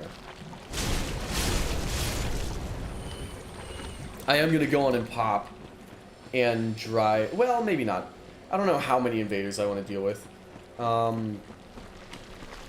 Weird that we never got invaded in the Crucifixion Woods, yet we get invaded here. That's strange. I find that very strange. Honestly, I do wonder. Oh, summon sign. I do wonder if I threw on, like, without leveling up too many times, if I threw on the Watchdogs Covenant, I do wonder how many guys we'd be able to fight. This guy is trying to be cancerous. Yeah, I guess so. Woo! Let's see it. Because if there's, all of a sudden, if there's a lot of people online, I might throw on, I think it might be fun, Ethan, to throw on some Watchdogs and do a little PvP trolling. Toxic even. So true. So true. Alright. Let's Let's get ourselves up out of here. Up on out of here. Alright, up we go. Yeah. Ironically, the ones without weapons, I think, are the toughest of the Grus. That's what the goat things are called. Which, they're not that goat-like. They're not that goat-like, but for some reason I've always called them the goat things. I don't know why, but that's just what I think of when I look at them. I'm like, oh yeah, they're the goat things. That's not what a goat looks like, dude. But I guess it's kind of... if you were to compare that to a real creature, maybe a goat is the most similar? Maybe? Or maybe I'm totally schizophrenic. I don't know. Spelled Gru, like from Zork. It's G-H-R-U, if I remember. G-H-R-U. Because it's not Gru like minions. What was that? I just picked up that item and I have no idea what it was. Please don't. Yeah. G-H-R-U. I think. Could be wrong. Could be wrong. I wonder what on earth the freaking sacks hanging from the trees are. I wonder what that's all about. Let me grab this item. Titanite shard. Oh! Homie ran into the fire. Alright. Cool. Cool. They might be G-H-R-U-E? I know there's an H in there, though. I know that for a fact. But I don't know where. I don't exactly know where. I don't know. I don't know. I don't know. But that is okay. Alright. Oh. What, did we miss something up here? I thought we already got everything up here. I mean, I know there's another Gru to kill, but I'm not too concerned with it. Village corpse, rotten pine resin. What are we looking for? I think we've got everything. Yeah, I think we've cleared everything out. Yeah. Here we go. Down, onwards and upwards, huh? Well, onwards and downwards, I guess, as we go down the stairs. But then very soon upwards again. Because the second beacon is right up there, right at the top of this hill. The first two beacons are like mad close to each other. It's honestly, Farron Keep is a really well laid out level because it is a very natural progression to the, like if you go the long way around the keep, it's a very natural progression from one flame to the other to the door. Now, after this flame is the door. And so the next flame, you kind of have to actually go out of your comfort zone, do a little exploring, risk maybe getting a little lost. But, regardless, it's kind of, sorry, I almost fell over there. It's a pretty clear and, you know, concise layout as far as a confusing poison swamp goes. I love Farron Keep so much. And, I mean, it has the Abyss Watchers, and the Abyss Watchers are just perfect. I will say, Ethan, I do want to solo the Abyss Watchers. I'm sorry, but that is a fight that I'm like, I gotta do that one on my own, man. Because if you get... The one problem with the Abyss Watchers, the one thing that keeps the Abyss Watchers from being a perfect boss fight is that if you have, like, if you know how to play the game, you're not gonna struggle with the Abyss Watchers. The freaking Soul of Cinder, you, like, I still struggle with him. You know, Gale, I struggle with him. But, the Abyss Watchers are, just because they're so early, you know, and especially if you have two people, yeah. It's just, that is like, yeah, that is a fight, man. Oh, Abyss Watchers are so good. Wow, bonfire ahead. Oh my gosh, that's crazy. All right, Ethan, we're actually going to crank a hard left here. We've got a lot of stuff over here to the left to grab that we have not gotten. And that's what I want to focus on first. So, we're going to come over here. And there's a couple grooves. And then somewhere around these parts, there's a giant crab. There's a big old crab. Yeah, here we go. Alright, there he is. There he is. Now, we just need to camp that birch tree. Because that's a big old birch tree. And we all know what a big old birch tree means. That means great arrows from our friend the giant. Here, Ethan, get over. Get over. We gotta camp the tree. You're at the wrong tree, my friend. Yeah, come here, crab. Come here. Come here. Come here. Don't focus on Ethan. Oh! I'm gonna die! Oh! Bam. What? Whoa! What just killed me? I don't actually know what killed me right there. It couldn't have been the great arrow. Because I've befriended the giant. So that doesn't make any sense. So it couldn't have been the great arrow. Weird. I wonder what on earth... Poison! No, the poison got me. Oh, that's what I was literally just talking about. I was literally just talking about how if you're not paying attention, the poison will just freaking decimate your health. That's exactly what it was. See, that's how poison gets you in this game. Is you're not watching your health and you kind of forget that you've been poisoned. That's what it was. That's what it was. That was just me being unattentive. If I was paying attention, I would have seen that. But alas, I was not paying attention, so I didn't. But yeah, that's exactly what that was. It was the poison. It was the poison. Because I was like, the giant shouldn't be able to kill me right there. That doesn't make any sense. That's not how that functions. But no, it was the poison that got me. That's what actually did me in. So, let's see. It is 1:46. So, we could send... Hold up, I gotta swap character because I haven't gotten that bonfire yet. Oh, okay, yeah, you're chilling, you're chilling. You are all good, my friend. All good. Yeah, we could do with a little pyromancy in here. I must say, y'all, this is some pretty supreme drip. This is some pretty immaculate drip. I'm gonna level with ya. I do quite like me some Fallen Knight drip. Yeah, I am gonna... Well, hang on. I'm gonna not die is what I'm gonna do. I'm gonna S up. And I'm gonna not die. And I did get poisoned, but that's okay. That's okay. A little poison never hurt anybody. I say, as the poison literally just killed me. Dripped out for real, man. Yeah. The cloak on the Fallen Knight is just so clean.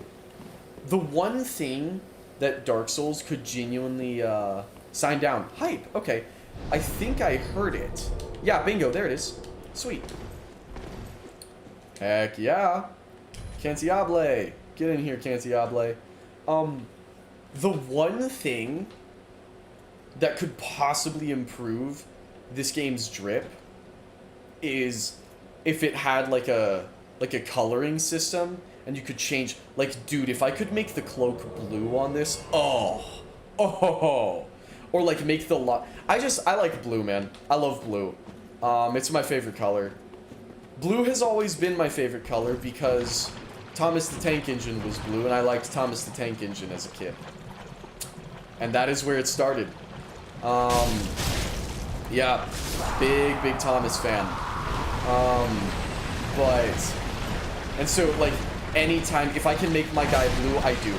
Ocarina of Time, I always gun for the Water Temple so that I can get the blue tunic as early as possible and then never take it off. I will take it off for the Fire Temple. That's about it. Alright, here we go. Here we go. Now, I've got to pay attention to my health, lest I die to the poison again. But the great arrows will also stagger the crab over and over again. which is massive. Yeah. It's not so bad. Yeah, I'd step back even. Let our giant friend do all the heavy lifting for us. Boom. There we go. Crown of Dust. That's fun. And that's all she wrote, ladies and gentlemen. Now, here's my question. Could y'all... That is kind of peak loudness Dark Souls 3. Could y'all hear me over that? Or was that drowning out my voice? Also, Ethan, you're going the wrong way. We still got some stuff to take care of over in this direction. We got some loot. Give me the loot. Give me the loot. Yeah. It's a little bit of a hike, but I think this is the closest spot thereabouts. So, we're gonna run this way. Here we go. Boop, boop, boop, boop. And slaughter some brews. Our unfortunate, our ill-fated mushroom friends. May they rest in peace. Thank you. Oh my gosh, you just saved my skin. Let me tell ya. Alright. Bam. Sage's Scroll. Bam. That's for Orbeck. Huge. Also, there's a Dark Wraith over in this direction that we totally missed. I had pyromancies last time I was here, but that is because last time I was here, I was playing with Dominic. That's why. That is the base of the tower. That's not where we're going. Okay, I apologize. I'm just kind of running around checking my surroundings everywhere. Yeah, I had freaking Great Chaos Fire Orb, but that's because I was on New Game Plus. So, I was like, I should have pyromancies by now, but I shouldn't. I shouldn't. I would not have leveled up pyromancies at this point. Oh! Okay, we've got all the brews active on us now. Ferris' hat. Poison Gym. Huge, huge, huge. Okay. Dang! Good stuff, Ethan. Good stuff. You're cooking it. Lord have mercy. Dang! Oh! Good stuff, though, Ethan. Good stuff. I fumbled the bag there at the end. Yeah.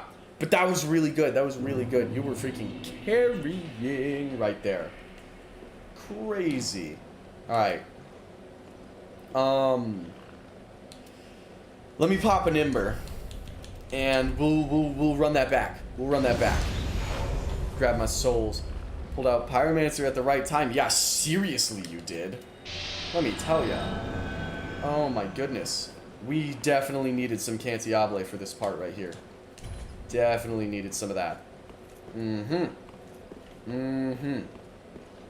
Yeah. Yeah. We'll go back. We'll grab my souls. We'll also run find the Dark Wraith. Because he's a bit further down. So we'll run find the Dark Wraith. We'll kill him. And the Dark Wraith is kind of the corner. Oh, Dominic's playing Night Rain. Alright. Woo! So we can run this direction, Ethan. Yeah. Just follow my lead. Alright.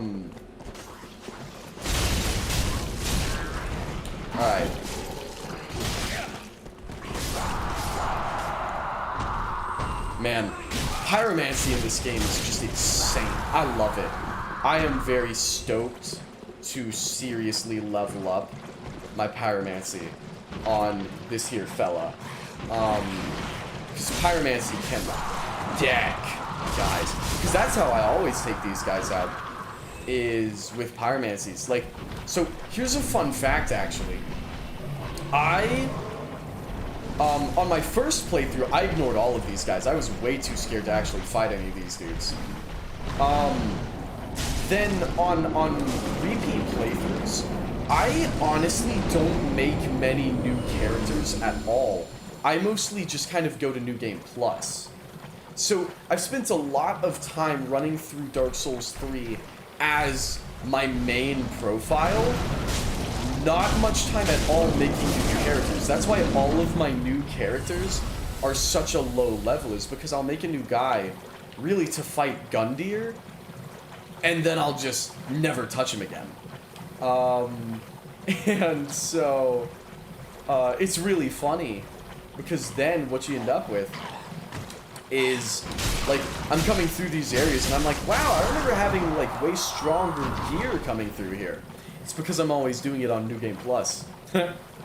So, Dark Souls 1, I've done a little New Game Plus. I would be interested in doing Dark Souls 2 at some point. I'm gonna need a lot of time to detox from Dark Souls 2. But I would be interested in doing Dark Souls 2 New Game Plus eventually. Wow, that was an awfully timed parry. Lord of mercy. Wow. Okay, I'm gonna freaking die if I keep trying to do this crap. Yeah, let's just lock in. I need to stop being fancy with it. Just kill him. There we go. That's what we gotta do. Cracked red eye orb. Huge. Okay, that's fun. Huh. It's an elder. Sage's Coal. Oh, okay, huge. That's for Andre.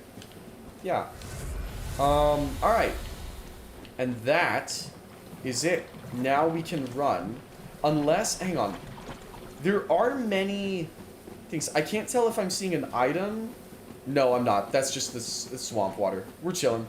We're chilling. Alright. Yeah, I apologize. Like I said, I'm going to do a lot of schizophrenic back and forth. Especially in this level, as I'm trying to make sure we've actually cleared everything out. Got everything. So. Alrighty. I guess our best bet currently, honestly, probably to just continue running through the poison. Because there's going to be enemies up there, but we've already cleared out this direction. So I think this direction is our best bet for the time being.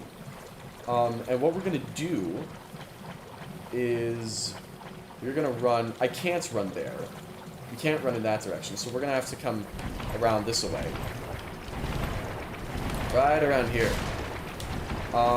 Bam, there's an item. Grab Wolf's Blood Swordgrass. Huge. And there's some slugs. Camp in the ladder. Yes. Okay, huge. Now, we will grab the Old Wolf Bonfire momentarily, but first and foremost, I'm gonna come in here, slaughter up some slugs. The freaking meat grinder. I mean, not that slugs really have meat, the slime grinder. Here's a fun fact. If you ever have a problem with slugs in your garden, if they're getting in your garden and killing your plants, take like a little pie pan, fill it with beer, and slap that in the garden.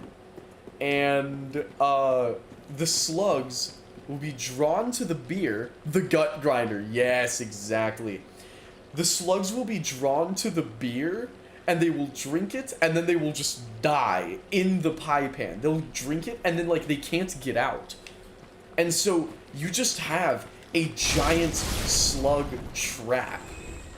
And they will all go in there, and they'll all just die, and there's nothing any of them can do. It is awesome. It is actually awesome. Poisoned. And check this out. Here, some Estus soup. Let there be soup. Praise the soup. And a sunlight talisman. So, Estus soup, I think every time you find Estus soup, it was made by Sigurd. So, as far as I can tell, as far as I can tell, every time you find Estus soup in this game, it's somewhere Sigurd has been through, which I find really neat. It's just, I don't know, it's always fun being like, oh, hey, there's other people in this too, you know? There's other people in this with me. So, what we're gonna do, we're gonna come in here, light the bonfire. Hello, Old Wolf of Farron. Next, we're gonna come out here, and there's an item that we could see in there, but we couldn't quite get to. So, we're gonna take out this here crystal lizard. There might be a second crystal lizard up here, I don't remember for certain. But, right there, bam, illusory wall, bam, item. Dream Chaser's Ashes. Huge. Now, we'll go around, just for the sake of double checking, we gotta make sure that there ain't no bonus lizards out here, which there aren't. Sweet. Sweet. So, now, we run right all up in here, And up this here elevator. Boom. Alright. Sick. Woo. I'm looking forward to getting Praise the Sun, man. Praise the Sun's such a good gesture. Alright. Praise the gorgeous view, huh? Not bad. Seems familiar. Not a bad view at all. And there's our big old Lothric Castle. Alrighty. One problem at a time. Let's focus on the stray demon first. Let's take this guy out. Let's take him out. Yeah, come here, lad. Oh, okay. And he did. He did come here. I don't know if fire is gonna be super strong against him. I mean, as in my fire sword. I mean, obviously pyromancies will, because pyromancies are good against everything. But I think this is a good time to just whip out the Lothric sword.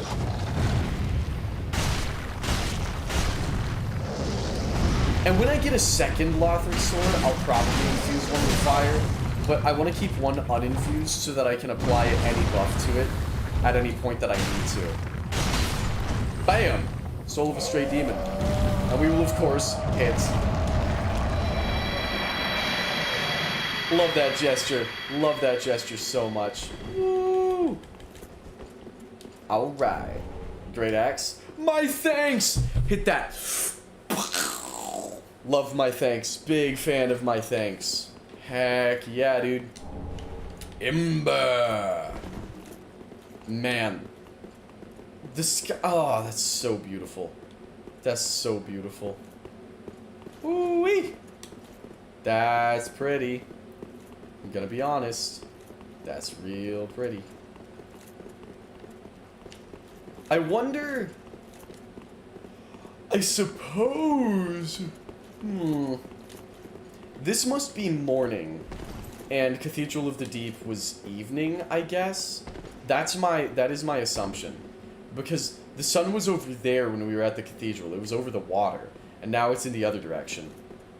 I'm assuming cathedral seemed more evening, and this seems more morning. That is my guess, but that could be wrong. I don't know.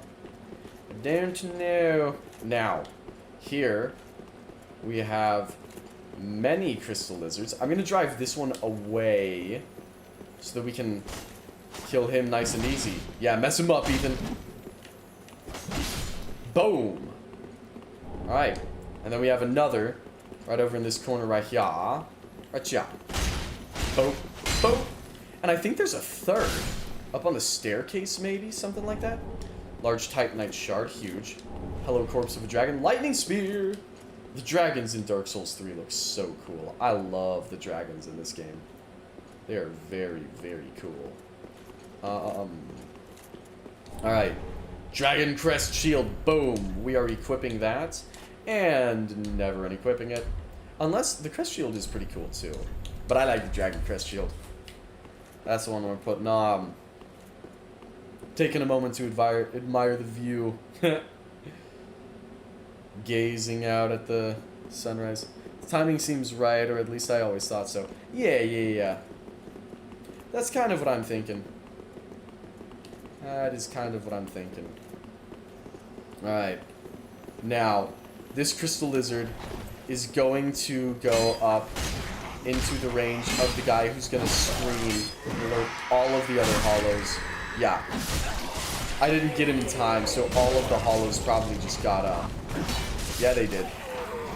But we've put in enough work that that's not even a huge problem for us. So, we're just going to annihilate these dudes real quick. Yeah, mess them up, mess them up.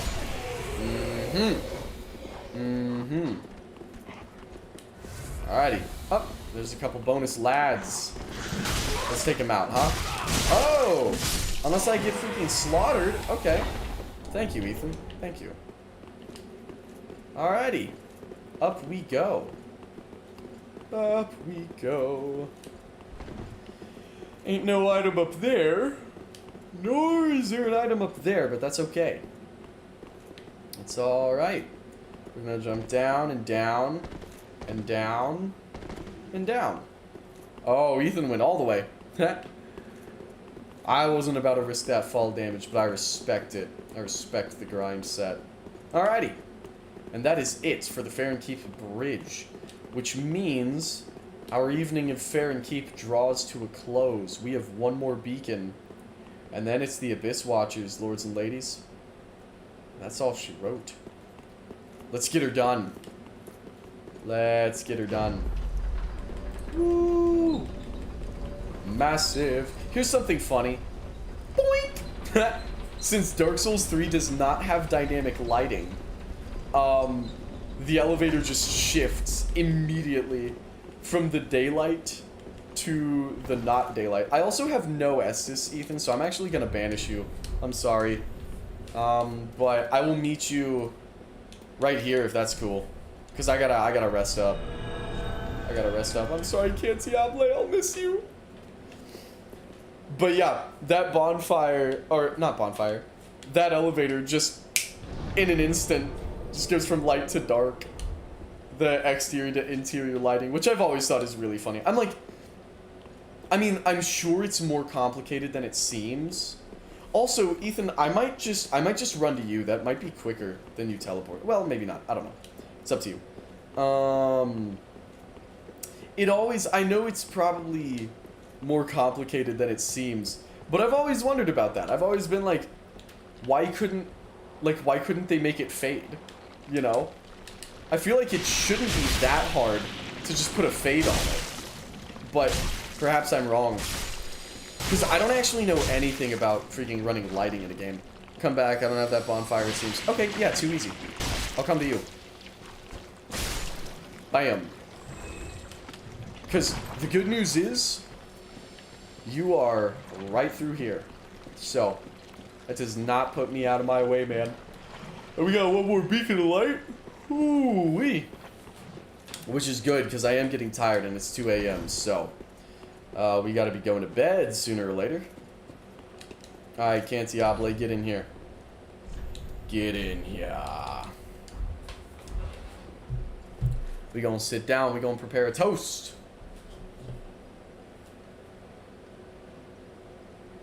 Maybe. Maybe? Ooh.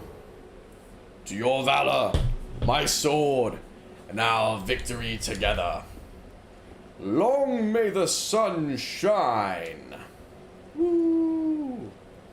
Alright. Let's get some.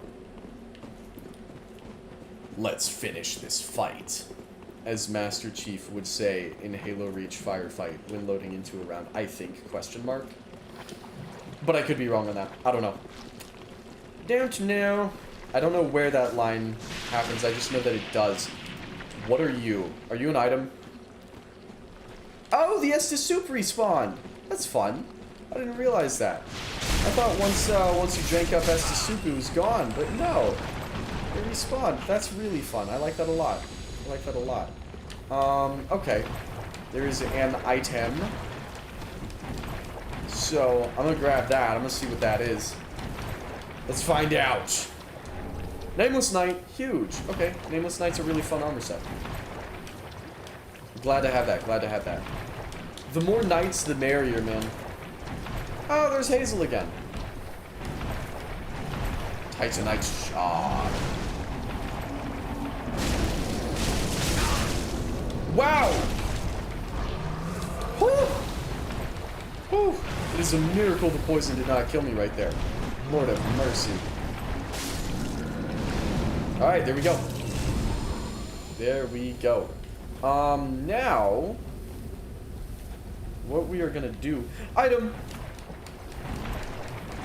We're gonna grab this item. And hopefully that's gonna be worth our while. Oh, I'm sorry, Ethan. I did not mean to leave you hanging with that all by yourself. My bad, brother. My bad. I just wanted to see what we got over here. Purple moss. Okay, fun. Alright, I'm coming back to you, man. Coming back. Let's see what we got here.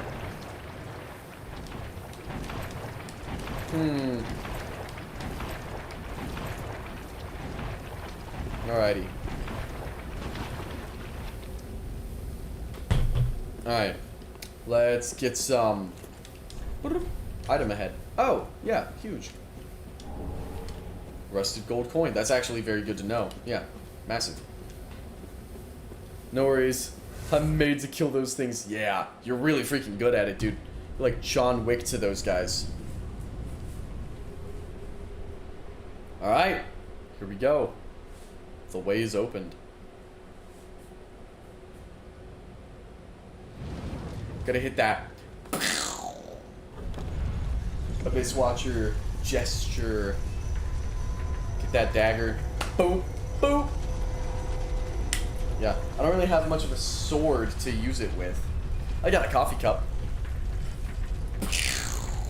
There we go, now it's in frame. I guess I should be over here. I am. There it is. What an intimidating shot. That's such a cool shot right there. That's so cool. Alright. We are green to get some. So, Homeward Bound. Wait, if you're John Dark Souls and I'm Keanu Saves, then you're Keanu Saves and I'm John Dark Souls. Where's the caveman? So true? I don't know what that means, but I agree, I think. Yeah. I don't get it, but you're spitting facts though. Alright, now. Oh, there's Hazel. Alright, come here, you. Oh, wow. Okay, wait, hang on. Don't come here. Don't come here anymore at all, actually. Oh, and basilisks. And basilisks. Fighting Hazel and basilisks. Scooby-Doo meme with the caveman. Oh. I'm not super familiar with it, I don't think. I'm not super familiar with that one. That's funny. Alright. Let me come pick you up. Let me come pick you up. We gotta, ooh-wee. Alright. We'll get back down there. We'll get back down there. And we'll mess them up, is what we're gonna do.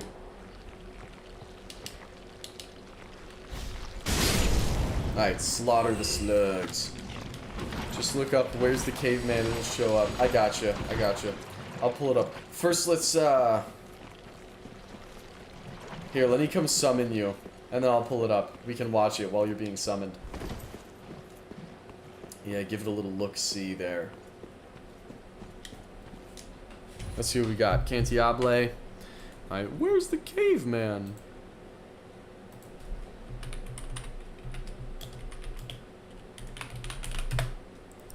Let's see here.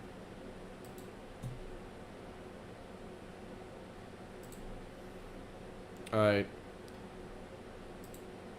We're out here, and am I glad he's frozen Okay. Am I glad he's frozen in there? in there, and that we're out here, and that he's the sheriff, and that we're frozen out here, and that we're in there, that's and not... I just remembered. Okay, hang on, that's an edit. That's not what we're actually looking for. That's not the clip. Oh, wait, no, this might be the meme, because this is freaking, like, 2 million views from 10 years ago. We're out here. What I want to know is where's the caveman? No, that's it.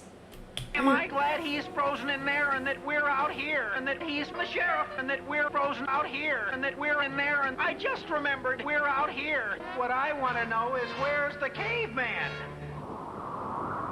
Dude, so true. In there, So true. I actually agree with that. He's spitting straight facts right now. I'm gonna be honest with you. I'm gonna be honest with you. It's hard to disagree with him, man. It's hard to disagree with his logic there. Yeah, he's kind of spitting facts, dude. He's kind of spitting facts. Alrighty. Let's pop back into Dark Souls, shall we?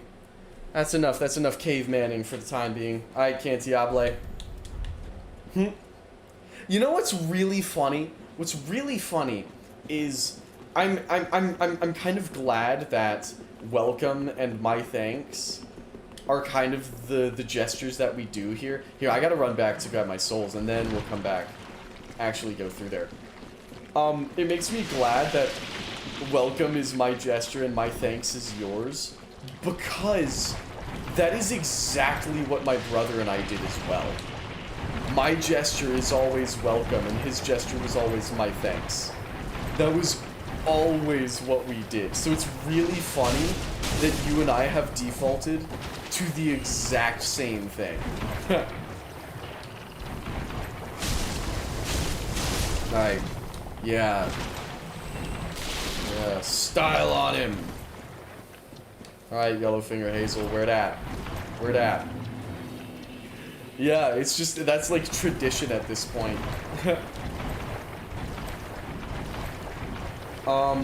I know there's a cave with a scroll in it. I want to say it is this way. I want to say. I could be wrong on that. If it's in the other direction, then I will look really, really silly. All of those guys are going for you. I'm sorry, Ethan. I don't know why they're all going for you. Okay, the cave. We must have passed the cave. Because I think if we hadn't, I'd be able to see it by now. Oh, okay. Getting out of that, getting out of that. Alright, I'm gonna wait for him. Gotta love a soul swamp. Exactly, human voicemail. You know, I was saying earlier though, genuinely I do like Fair and Keep. I do. I'm pretty fond of this level. Now, that partially comes down to the fact... Okay, yeah, we've already passed the cave, so we gotta go back. It partially comes down to the fact that, Oh! Who are you? Hi! I never saw an invader thing.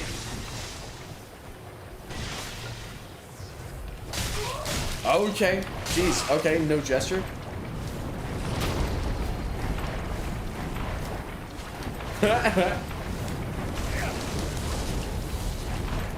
Alright, I'm gonna S this up.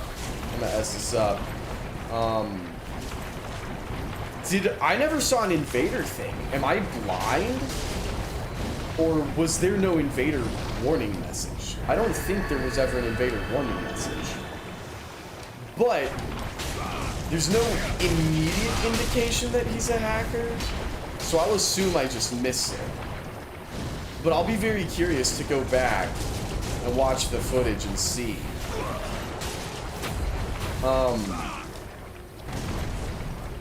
Wow. He's like full sending. Holy crap. He is, I mean, this guy is serious business. Serious business. Alright.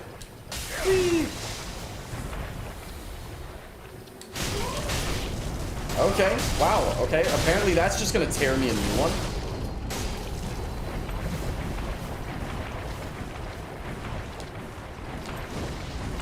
Alright, fair enough.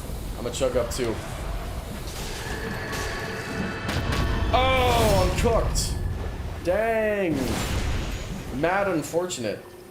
I always get parried, man. I always get parried, and then I always whiff parries in PvP. I've never understood how people pull that off so well. Alright. That's it, man. I'm out of Estus. He's changed his, like, weapons multiple times in this. I'm gonna die. The poison's gonna get me. Yeah. Either the poison or him. That was inevitable.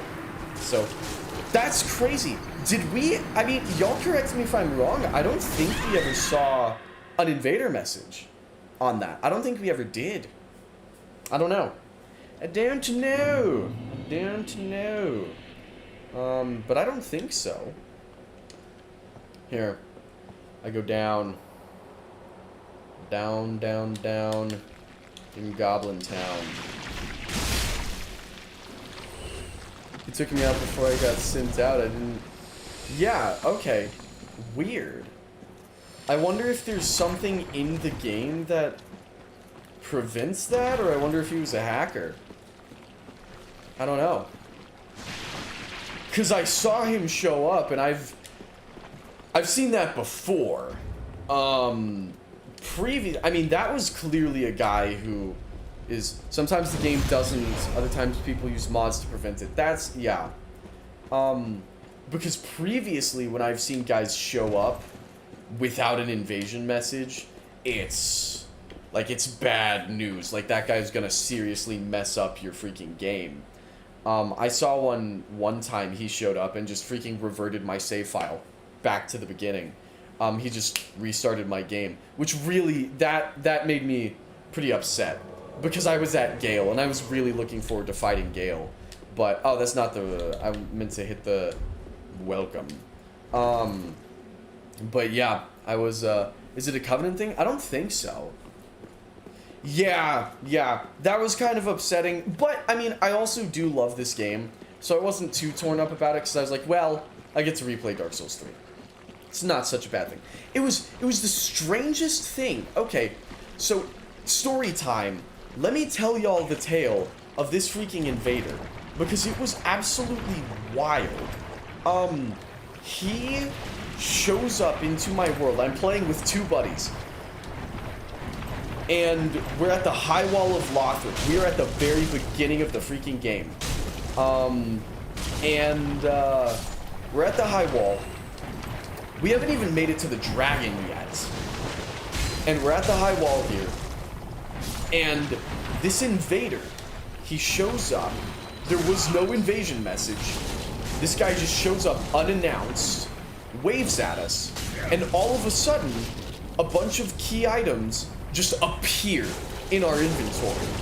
I receive a message that, like the prompts pop up as if I've picked up the items, but I never picked any items up. And I get them, and both of my buddies get them, because I'm a phantom for one of my buddies. And, I mean, it's like every major key throughout the game. It's every major key. It's several... we get the freaking Dark Soul. We get the Dark Soul. And we're at the High Wall of Lothric. And it's keys, it's Seagrouse, it's like all of these important quest-related items. And then all of a sudden, but in the midst of all of those really good items, there was one that was just labeled ? Error ? And its symbol was just a red X. And I saw that and I knew. But I didn't know what category it was in. I was like, I need to get that out or my save file is cooked. Bro gave you the One Piece, seriously. But I'm like, I need to get this error file out or I am cooked. But I didn't know what category it was in. And one of my buddies found it. It was a ring. And he was able to remove it in time. But Naaman and I were not. And all of a sudden, my buddy Naaman is just gone. And he's like, guys, my screen went black. And we're like, where did you go? Where did you go? And he's like, guys, why am I watching the opening cutscene? And I'm like, I don't know. And then my screen goes black. And I'm like, and I too am watching the opening cutscene. But I load into my new save file, and I'm still, like, the same. I'm still the same. I still have all of my stuff. It literally just restarted my game. But I kept everything. I don't think it even sent me to the next new game cycle. I think it literally just restarted my current playthrough with my current power. Maybe it did restart from a new game cycle, because it didn't feel like a cakewalk, which I guess it would have been if it restarted and I'm at the very end of the game. But he just kind of, so that must be what it was. He must have sent me one new game cycle forward, but that was it. And other than that, I played the game mostly normally. The only difference is that there were several quest things. I think I had all of like the scrolls and the Grail Divine Tomes and all of this really big important key stuff I just had. Good stuff, Ethan, good stuff. And other than that, it was just like, alright, let's play Dark Souls 3. And then I just ran through it. So, genuinely, given that some hackers will freaking brick your PC, and some are very malicious. That one, here, Ethan, let's run up to the left here. Let's run up to the left, because if you run forward, you might aggro, like, a lot of guys all at once. I always like coming up here, because that way, I can tackle this guy with his freaking staff, and then worry about these fools one at a time. Boom! But yeah, as far as hackers go, I'm really glad that's what I got. I've had genuinely very pleasant experiences with hackers in this game. I also, one time, because yeah, like I said, I just played through Dark Souls 3 and had a good time with it. One time, I was in Farron Keep, and I was trying, here's what I was doing. I was trying to get summoned to fight the Abyss Watchers. Because I love the Abyss Watchers. That's one of my... I've gotten lucky to so far, knock on wood. Yeah. Majority of people are chill. They are. Abyss Watchers is one of my favorite bosses in a video game ever. The only things that beat Abyss Watchers for me are, like, the final bosses of this game. That's it. Maybe Ganondorf and Tears of the Kingdom is on the same tier. Ganondorf and Tears of the Kingdom was so good. No hope ahead. But Abyss Watchers, that's one of the best bosses I've ever done, man. And so I'm trying to fight the Abyss Watchers. And so I'm trying to get summoned, treasure ahead. I'll come back for that later. I'm trying to get summoned for them. And I lay down my sign by the Abyss Watchers. And I get summoned. And I don't see the guy who summoned me. So I'm like, okay, he must be ahead. Lord of Cinder felt 2 times as hard as Nameless King for me. Really? So many peak bosses. There really are. There are so many fantastic freaking bosses in this game. Dark Souls 3 has the best boss lineup I have ever seen in a video game. I mean, there is really... Every single boss is very memorable. Every single boss has such a big impact. It's all killer, no filler with this game, and that's what I love about it. Even Curse Rotted Greatwood is still crazy memorable, you know. Is it the best boss ever? No, but it sure does leave an impact. And honestly, I like Curse Rotted Greatwood. I like it. It's not some cool warrior, but it's this giant, like, cursed tree, and it's memorable. It's something that's, you know, it is unique as far as giant nasty. Like, if you're gonna have a giant... Oh, I died. Am I doing Ring City? Absolutely I'm doing Ring City. We're doing everything. We're doing everything that there is to be done. Yeah, we will be doing the Ring City. Yeah, he swapped us both. Black Knights don't play around, man. Oh, someone's got Gale's Drip. Speaking of the Ring City, look at that. With the freaking symbol of avarice. Londor Pale Shade. We can summon Londor Pale Shade. That's funny. I didn't even know that. Oh! I'll tell you what. Well, never mind. I'm gonna pop the Dried Finger so that if we want to summon Goddard, we can. But dual bow, sick. There's our next bow. Okay. I'm not gonna be able to get Hazel's bow because if I befriend Hazel, I piss off Cirrus, and I care about Cirrus much more than I care about Yellowfinger Hazel. I'm jumping on Dark Souls 3 in like 10 minutes. I imagine you're sleeping soon though. Yes, but so we're about to. I'll say this, human voicemail. Abyss Watchers, I'm going to solo. Some of, like, the big bosses, I want to solo them. Yorm, we're bringing everyone in. As many people as we can, we are bringing in for Yorm. Aldrich, I don't care, but, like, Abyss Watchers, Twin Princes, Soul of Cinder, and Gale. Those are the big ones that I want to solo. Yeah, Abyss Watchers, Twin Princes, Soul of Cinder, and Gale. Everyone else, I'm pretty much cool with summoning for. But those bosses, it is important to me, I think, that I soloed those ones. Because other than Abyss Watchers, I've never soloed any of them, in truth. I've never soloed Soul of Cinder, I've never soloed Twin Princes, and I've never soloed Gale. So, it'll be a big thing, you know. But, that being said, if y'all want to just dork around in some PvP after this, I'm so down. I am so unbelievably down to spend a little bit of time playing some PvP. Because I had wanted to do a fight club. You know, I had wanted to do a fight club at the start, but there wasn't anyone online. And so no one was invading us, and, like, it didn't really go anywhere. But,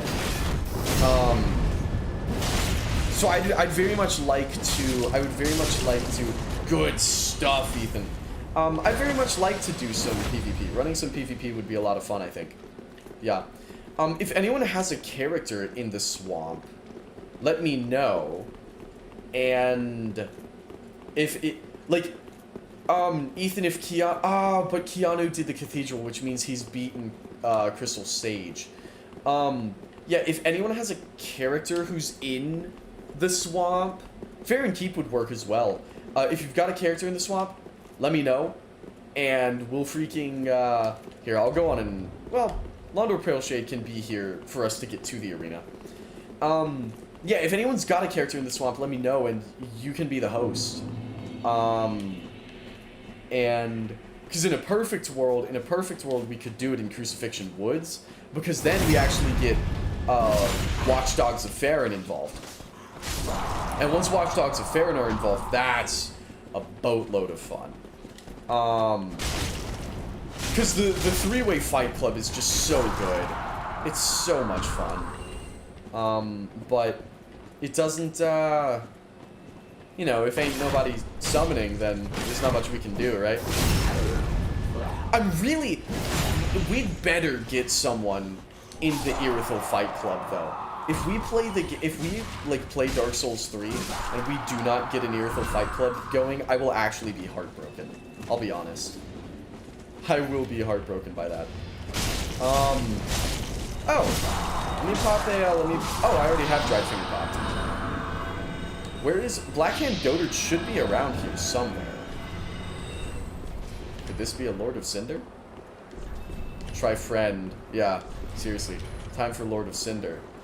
Maybe I can't summon Blackhand Dotard if I also have Londor Paleshade. Maybe they, like, work against each other.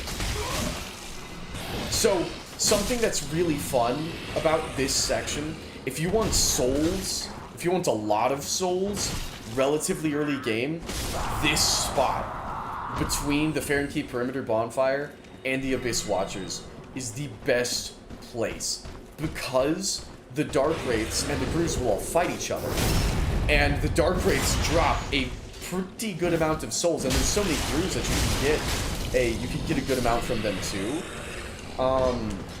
And so you get, like, from this section with them slaughtering each other, you get a lot of good stuff. I'd wanted to summon Blackhand Dotard because he gives you the by my sword gesture, but unfortunately his sign isn't there. So Londor Paleshade, goodbye. And Cantiable, I believe this might be it. It's been fun. It's been an honor.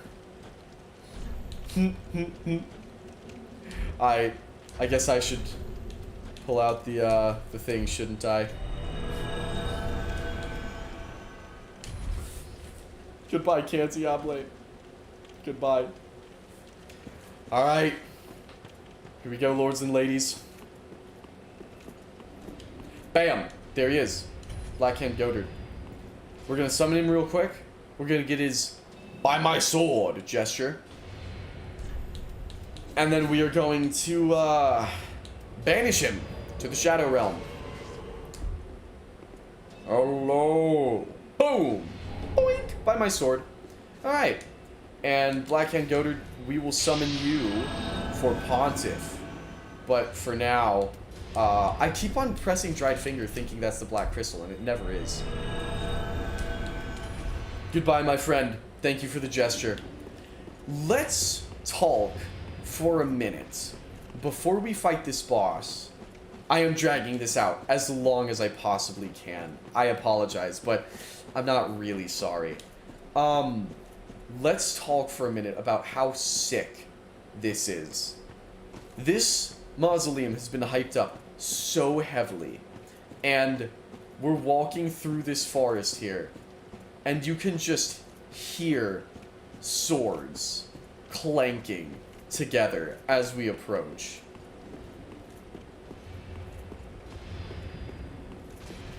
You can hear them fighting already.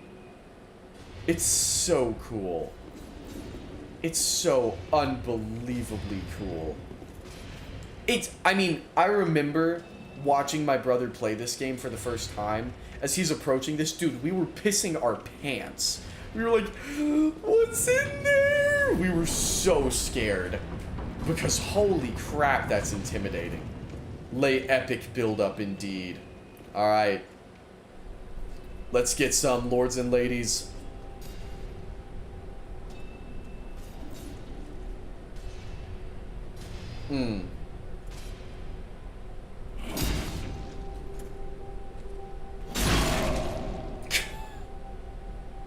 Golly. Alright.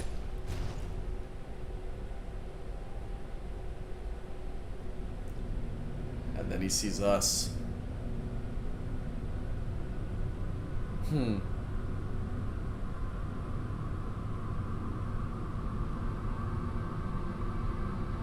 What an awesome boss, dude.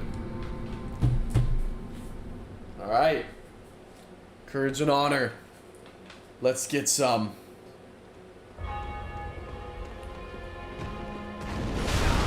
I tried parrying, that was a mistake. Okay. Immediately getting my cheeks clapped. Here we go.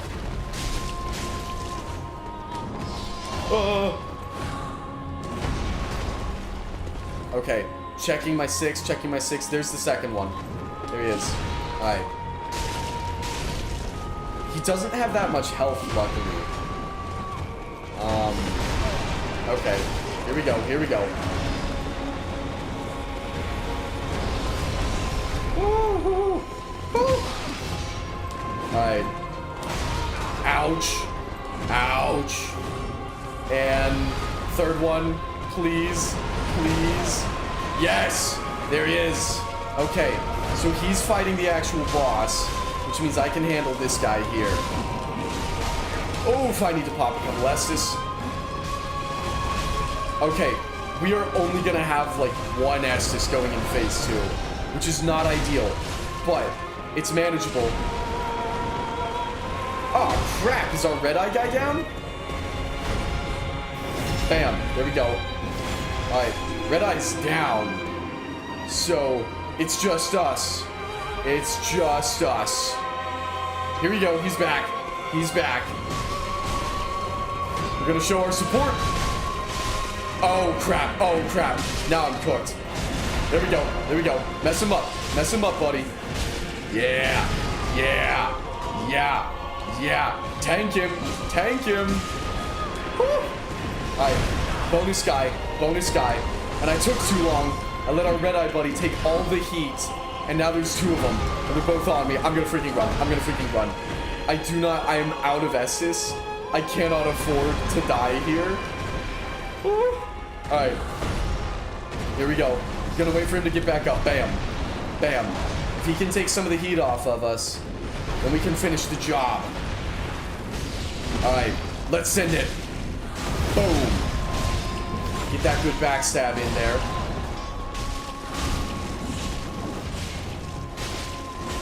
Bam. Alright, here we go.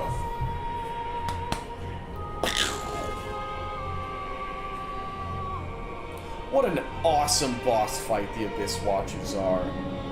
Goodness gracious. I love them so much, y'all. I love them so much.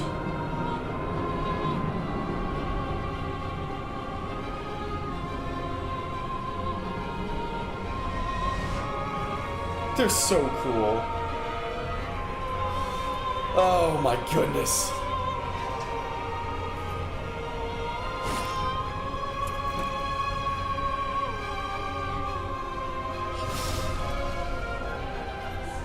First time I saw this, I was freaking out. Me too, man. Me too. Here we go.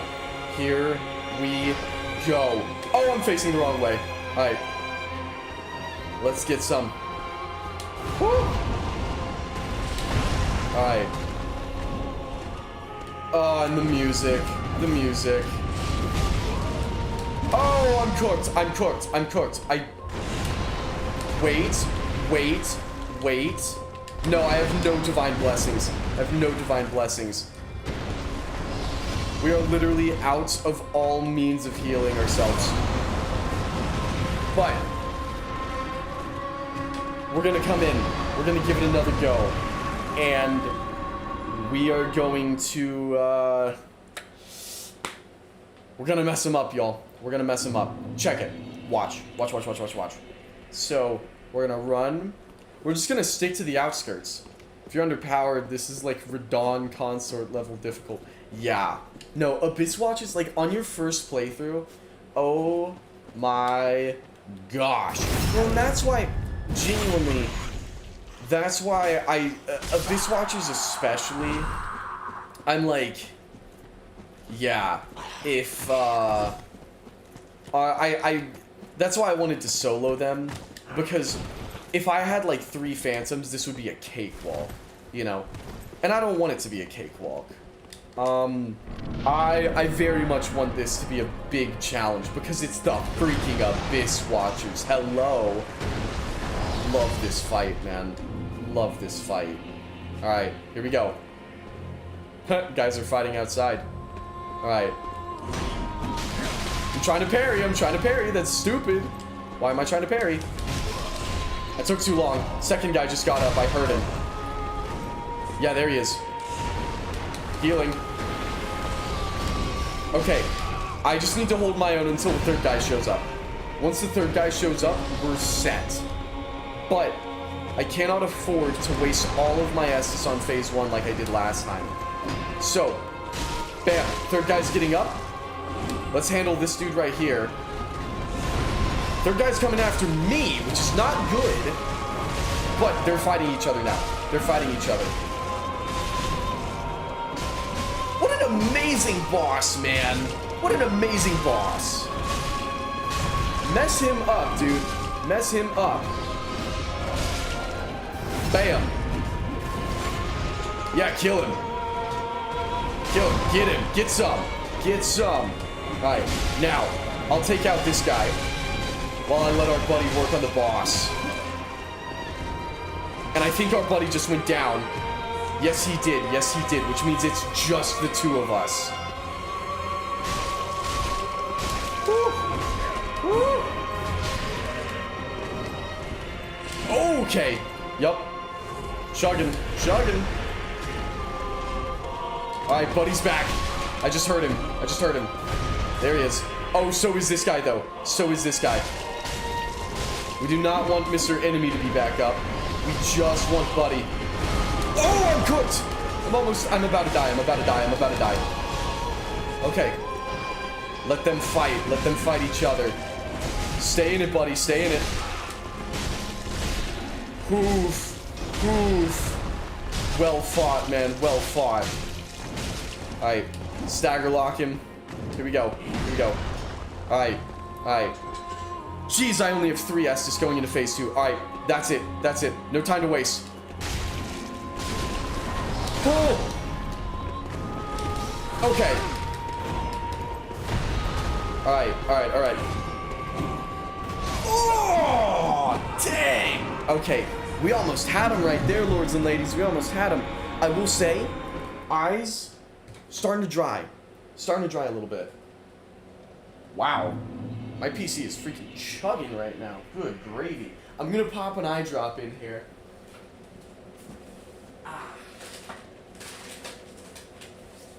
Here we go. I came equipped. I came prepared. Man, I love this boss fight, dude.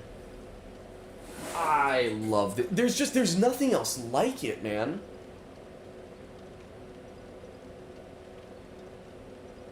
Alright.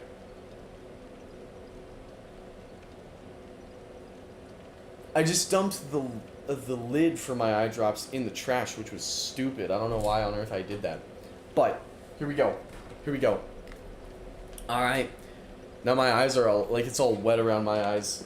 Probably looks like I'm freaking crying. Which, to be fair, I mean, I am, because the boss is so beautiful.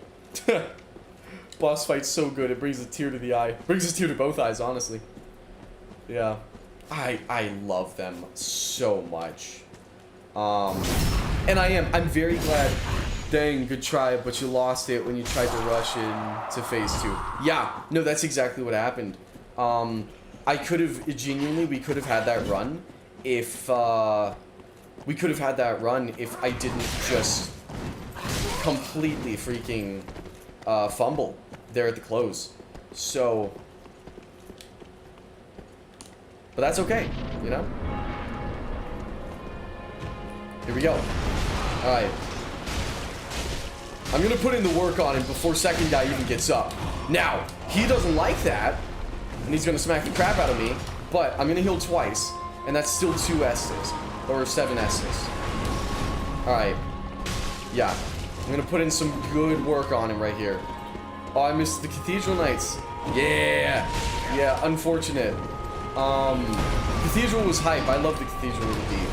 And Cathedral Knights are always fun. Those are really good enemies. Where size and speed don't match up. Huh? Alright, here we go. Alright. Here we go. Buddy's taking out the other guy. Ooh, you know what I'm gonna do? You know what I need to do? I need to run grab my souls. That's a lot of freaking souls. Yeah, we do not want to be losing freaking 60,000 souls. No thanks, yeah. Alright, Buddy is up. He can handle the boss for the time being. Oh, he's got a lot of health going. Yeah.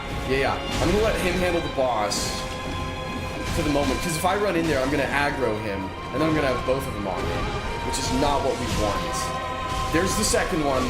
Alright, I'm gonna come deal with him. Yeah. I should not have my back to the boss. Oh! Dang, it was a good effort. It was a good effort. I love this boss, man. Every run of this is so good. Can't stand the Cathedral Knights. Really? I love those guys. Those guys are sick. They pretend to be slow, then rush you fast. Yeah, they're quick. They move faster than they should, attack more often than they should, punish you for trying to get around them. Not really. No. I mean, you can get around Cathedral Knights pretty easily. It takes some doing. They're a, you know, formidable foe. But, no, they're not, like, faster than they ought to be. Yeah, no, I've never felt anything like that. I think those guys are paced kind of perfect for what it is. Yeah, they're challenging. You know, they're very, very challenging. And on my first playthrough, it took a long time to kill one. But, you know, they're giant Cathedral Knights. They should be challenging. Alright, here we go. Alright, he's gonna come in and smack the crap out of me, but I'm gonna grab my souls first and foremost. I do not want to die and lose all of that. So, alright. I am going to put in the work before the second one gets up. We're gonna keep our eyes peeled. Well, our backs to the second one now. But, there he is. Alright. Now, let me work on the boss. Oh, no. I'm not putting in the work. I'm freaking chugging the S. This is what I'm doing. There's our third buddy. So, Buddy's up. He and the boss can smack the crap out of each other while I deal with this guy. Oh, I'm gone. No, I'm not. I was out of his range. We're good. We're chilling. What an excellent boss fight this is, dude. I love the Abyss Watchers. Alright. Buddy's putting in the work over there. So, I'm gonna move into assist. Buddy's about to go down. Oh, he smacked the crap out of me. Okay. I gotta heal. Yeah. Y'all duke it out, man. Y'all duke it out. Alright, here comes our third guy. Buddy's on me now. Okay, he's down. He's down. And our third guy is up. So, we are not in good shape. That was not good timing for Buddy to die, but that's okay. If I can just stay alive, what I'm gonna do, what I think I'm gonna do, I'm gonna loop around the mausoleum here. I'm gonna loop around, buy us some time, and see if I can't get them. Here comes Buddy. Here he comes. He's gonna give us a hand here. Hopefully. Or he's gonna run away. He's trying to fight the enemies outside the boss room is what he's doing. Alright. Yeah. Y'all duke it out. I'm gonna tackle the boss. Oh, okay. Alright, here. Let me come help you finish the job, buddy.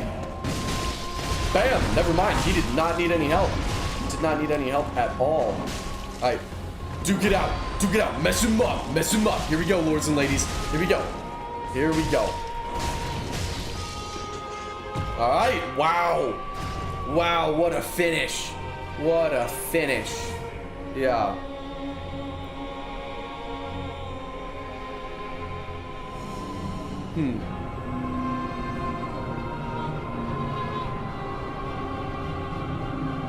Golly, this fight is so cool. It is the pinnacle of cool, dude. Oh my goodness. Oh my goodness.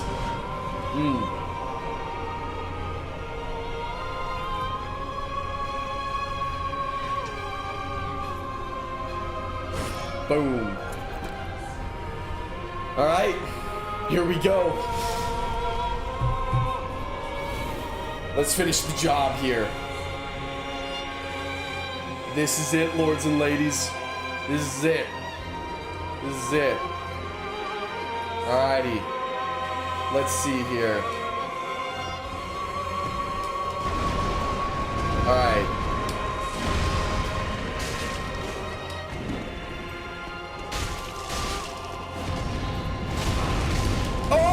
Okay.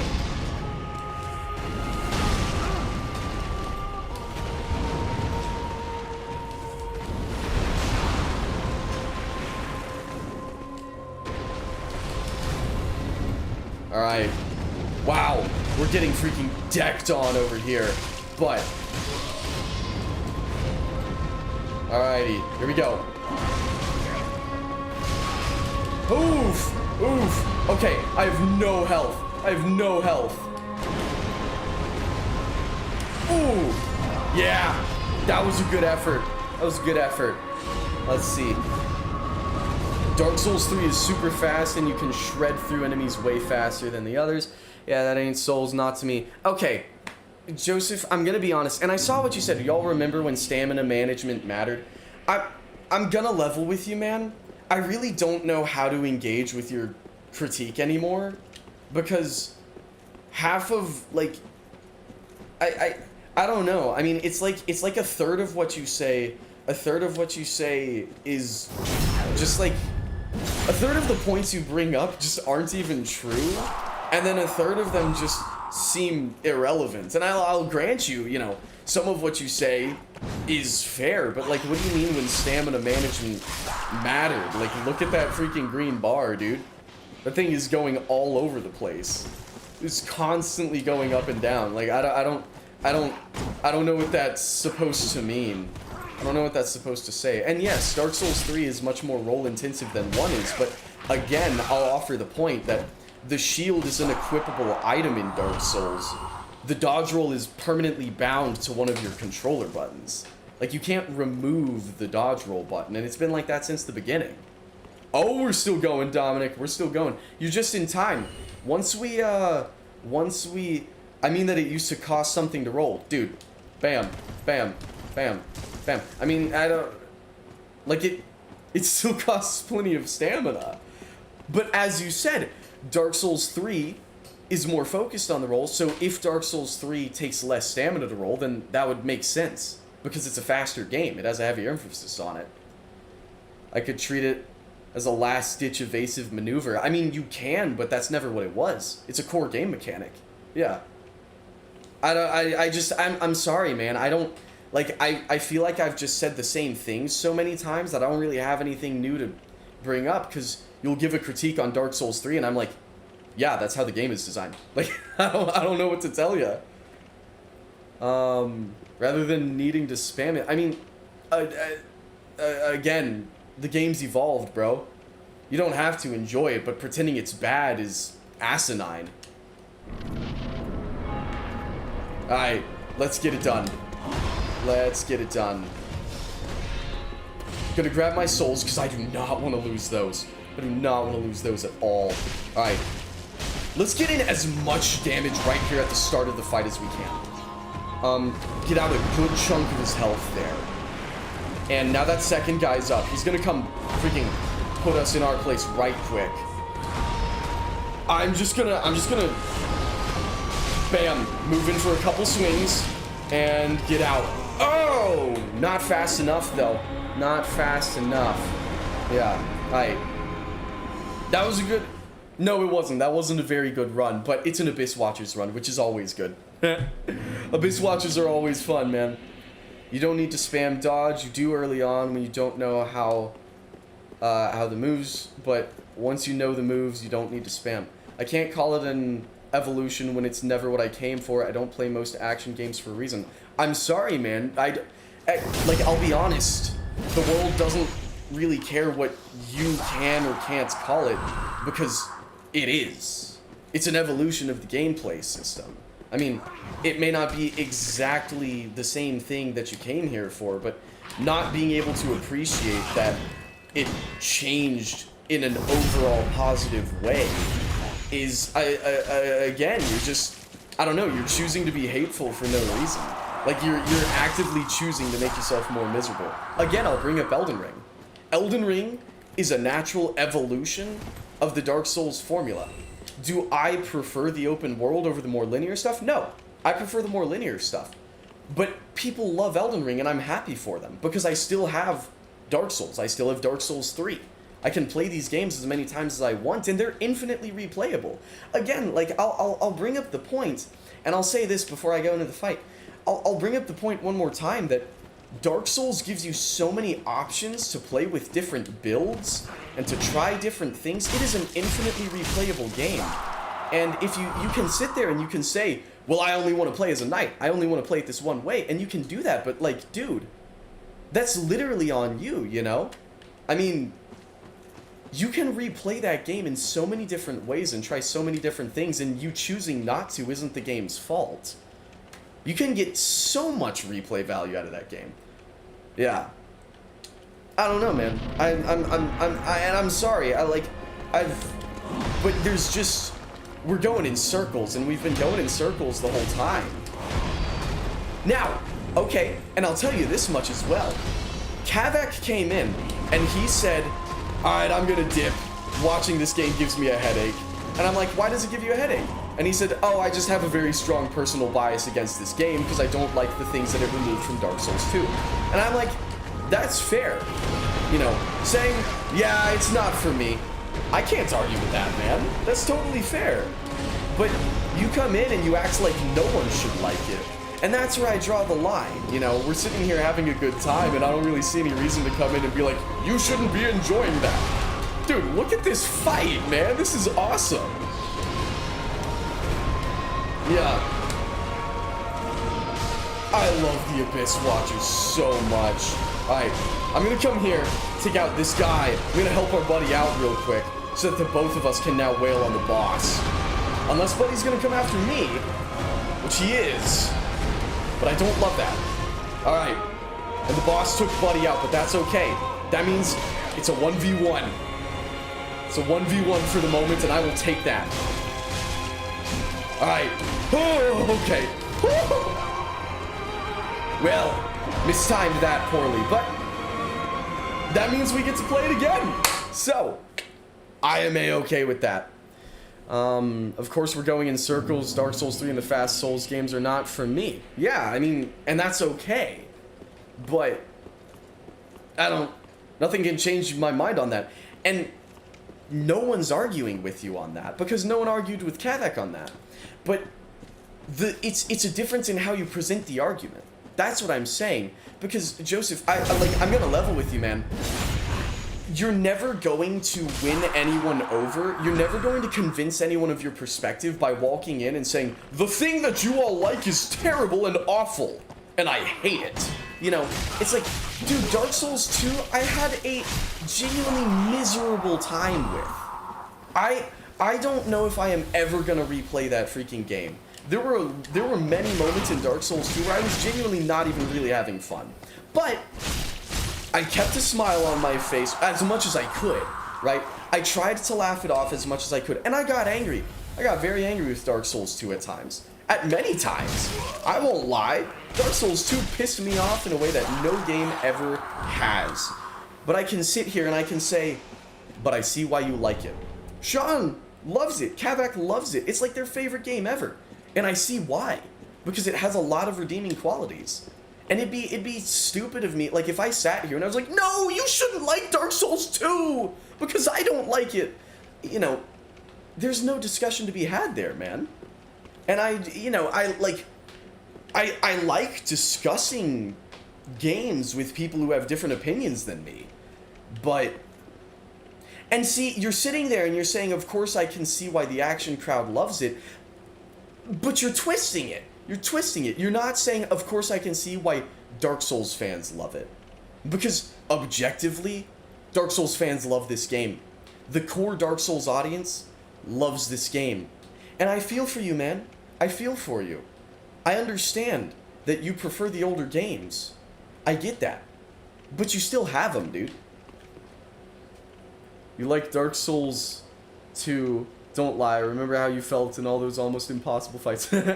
Because it doesn't make sense to Fume Knight. Fume Knight I loved. Fume Knight was sick. And I said this while I was... Sir Alon was awesome. Sir Alon was awesome. Fume Knight is the longest amount of time I have ever spent on a boss in a video game. Ever. Bar none. I loved it. I didn't like everything else about... I didn't like the mechanics that weren't Fume Knight. But Fume Knight, so much fun. It was farming for human effigies that sucked. That is what made that night miserable. Ivory King was so sick. It was so sick. Well, and that's the thing, is Dark Souls 2 had so many amazing, amazing moments. And I don't, like, I could never sit there and be like, this game is awful and miserable from start to finish. Because it had those awesome moments. You can't look at the Ivory King and be like, this is bad. Just like you can't look at the Abyss Watches and be like, this is bad.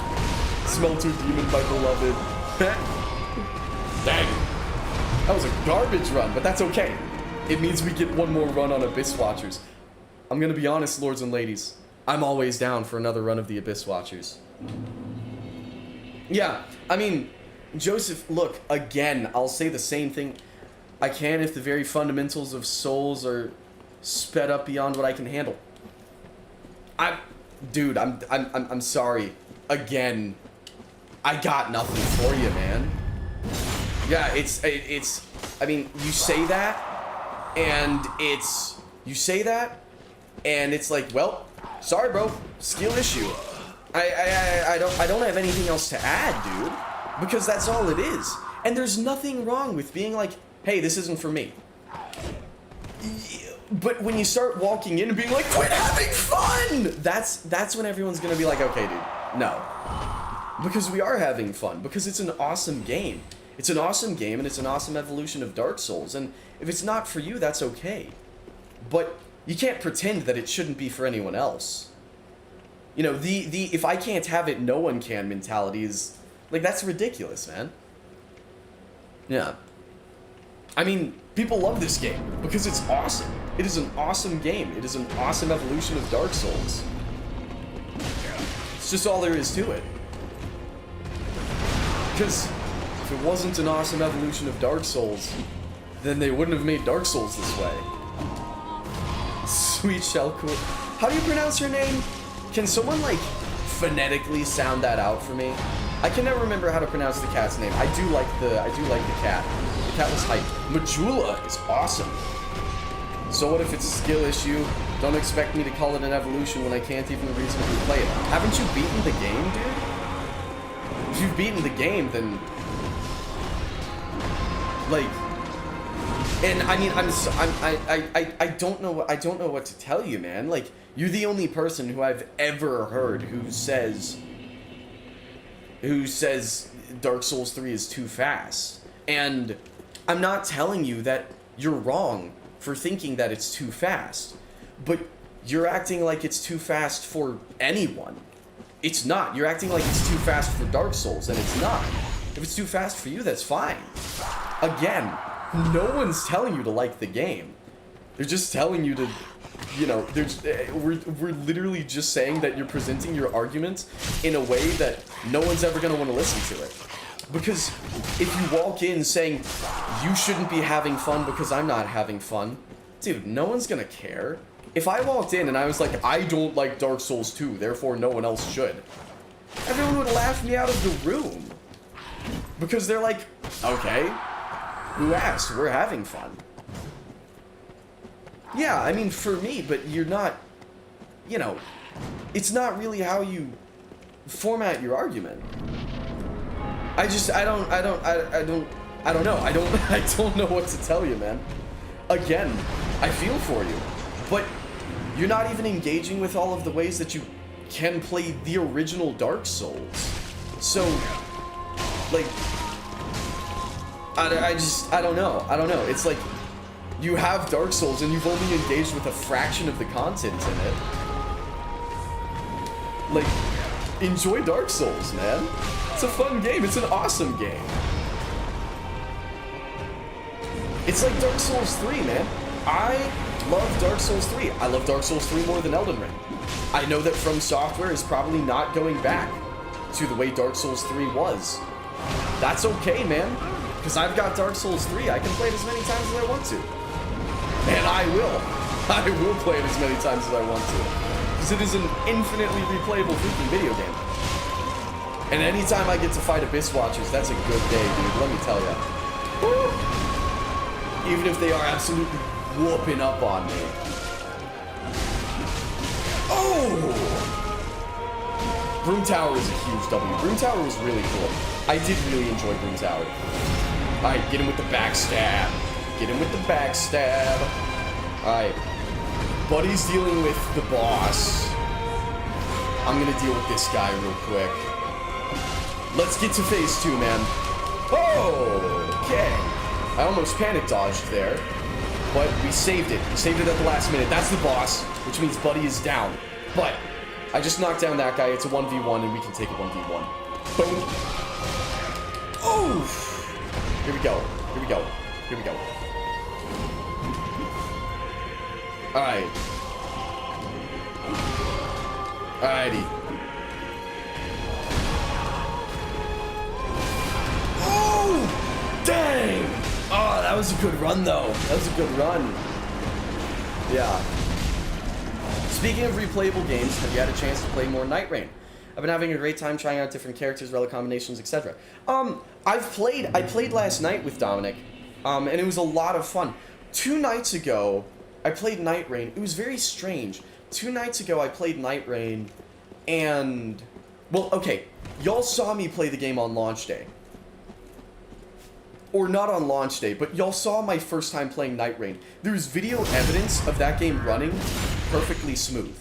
Without any issues. Without any major hiccups. The Pursuer! And then the next time I tried booting the game, like 2 days later, it was running like crap. I mean, it was genuinely... I hate saying this, but it was actually unplayable. Because enemies would... Borderline unplayable. Because an enemy would, like, start a wind-up, and then my game would freeze, and it wouldn't unfreeze until the enemy had made its swing. And I was like, I don't understand. This was running fine literally, like, 2 days ago. My computer hasn't... Like, it's not a computer issue. That's a Night Rain issue, man. My computer didn't freaking change. Yeah, I beat Blue Smelter Demon. Oh, we beat him. Well, I made sure to beat everything that game had. We did everything. But last night Dominic and I played Night Rain, and it was running pretty much fine. So Yeah, Smelter Demon is really fun in Night Rain. So much fun. Yeah. And I was like, you know, big shocker. You take the Dark Souls 2 jank out of it, and all of a sudden Smelter Demon's an awesome fight.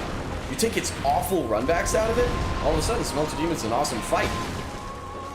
Yeah. Love fighting him in Night Rain, genuinely. I'm not being sarcastic there. I was really excited. I said this on stream. I was really excited to fight him in Night Rain. That wasn't sarcasm either. I love Smelter Demon. In Night Rain. Let me clarify. In Night Rain. And I always thought there was potential. It's just that it was miserable to get to him. Yeah. Having a lot of fun with that though. What do you think about the Executioner's Chariot? I think Executioner's Chariot is an awesome... Executioner's Chariot is yet another example of one of Dark Souls 2's biggest problems, where it takes two things that are great on their own, and it combines them to make both of them unfun. Executioner's Chariot is a really fun boss. It is ruined by its runback. Its runback is miserable. And the boss being... like so many skeletons being a gang thing, and then the run back, it just makes for an unfun experience, because by the time you get to the boss, you're already frustrated and you're already having a bad time. Skeleton Lords I took in one attempt. I don't think it's anything to write home about. I thought it was boring, but I didn't think it was bad necessarily. Like it wasn't unfun. It was just over. That was all there was to it. Hey, what's going on, Yellow? Good to see ya. You came at a perfect time. Actually, Yellow, you showed up at our best run at Abyss Watchers yet, I think. So, good stuff. I'm in Wilder too. That's what's up. That's what's up. Alright. Yeah, I mean, Joseph, no one's telling you not to have an opinion, dude. No one's telling you that. Will this be a sober live stream?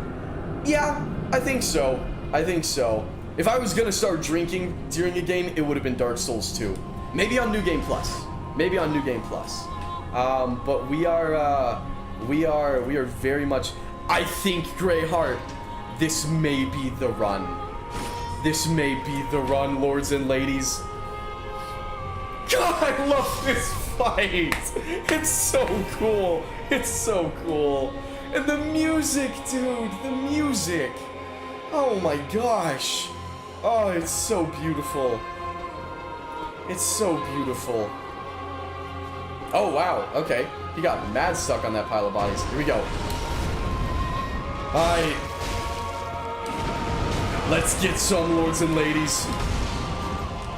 It's about time. It's about freaking time. No! I looked over at chat. I looked over at the chat room and I died. Dang. Oh, that was such a good run too. Let's see. There's a difference between having an opinion and shoving it down everyone's throats when they've said they disagree. You need something stronger than liquor for Dark Souls 2 New Game Plus. Yeah. Yeah, Joseph, I'm gonna be honest. Like, dude, Devil May Cry and Dark Souls 3 are incomparable. Listen, man. It's, sir, is cheesecake your favorite dessert? Ooh, cheesecake is good. Cheesecake is really, really good. My favorite dessert, genuinely, I think I'm basic. I love a milkshake, man. Like a freaking strawberry milkshake. That might be my favorite dessert ever. I love me. You need balls for Dark Souls 2 New Game Plus. Yeah, I guess so, huh? I guess so. Yeah, I mean, Joseph, I guess if I can make one final point to you before we go into the boss fight, here's what I would ask, man. What is the point of the way in which you're expressing your frustration? What is the end goal? Because if it's to spark a discussion, if it's to spark a discussion or convince anyone of what you're saying, the way you're presenting your argument is such a hostile manner that no one's going to want to listen. Again, no one's telling you you're invalid for disliking Dark Souls 3. No one's telling you for saying, hey, no one's telling you it's invalid to say, hey man, that one's too fast. I'm not a fan of it. That's perfectly fine. I'm not a fan of Dark Souls 2. But again, it's the way that you're coming in and being like, well, this is bad. Like, why? I don't understand the point of, if you don't like the game, like, what, I don't understand why you're interacting with the game, you know? I'm not a fan of Dark Souls 1. Really? What about it, Yellow? What about it? I'm curious to hear about that. It's a very, like, I was very surprised, because I played 3 first. I was very surprised when I got to Dark Souls 1 at how, you know, it does, I mean, it feels older. You know, it definitely feels older. But I like it. I do like the slower pace. It's different, but I do like it. Wow. Wow, and poison. I'm not about to lose my souls. I'm not about to lose my souls. I'm not about to lose my souls. It's not happening. It's not happening. I'm not losing them. I'm not losing my souls. Oh, if I lost my souls, I would have been actually pretty devastated by that. Alright. Let's pop a purple moss clump. Here we go. Aged terribly and final boss is lame. I would disagree. I think Dark Souls has aged very well. It's definitely aged, but I don't think it's aged terribly. It's, you know, it's an older game. You've also got to remember, like, for all intents and purposes, Dark Souls 1, I mean, it's not like an indie game. Oh, wow. Jeez. Dark Souls isn't like an indie game, but Dark Souls 1 is not a AAA release. And it feels like it. It feels like a smaller team, you know, it feels like a smaller team just baring their teeth and really sinking into a passion project. Came out at the same time as Skyrim, I believe. Yes, because Skyrim was made by a massive video game studio, and Dark Souls was made off of the backbone of Demon's Souls, which was made off of a failed Oblivion competitor.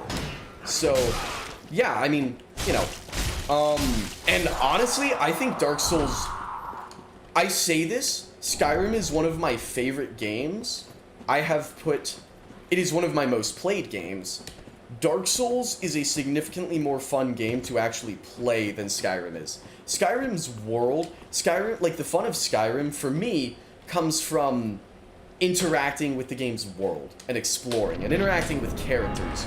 But the actual, like, if we're talking about when the controller is in your hands, the raw gameplay, Dark Souls 1, I would say, sweeps Skyrim.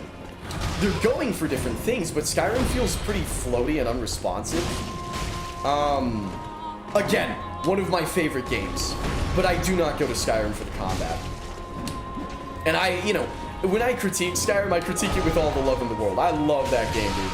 I love me some Skyrim. What a fun game that is. I would love to do a Skyrim stream someday.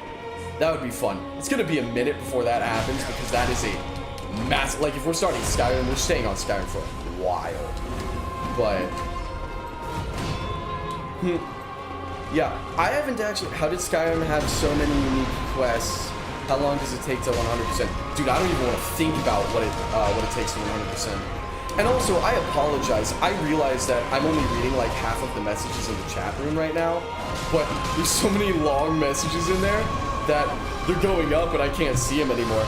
I wish Skyrim had Dark Souls combat, but I'd probably take most other games' combat for it. Yeah. Yeah, I would love to see, like, I've gotten a couple mods of, like, Dark Souls style combat for Skyrim. I don't think they necessarily come out well. Let's see. I respected Dark Souls 2 so much when I realized they were the only ones to warn us we'd lose all our souls over and over again.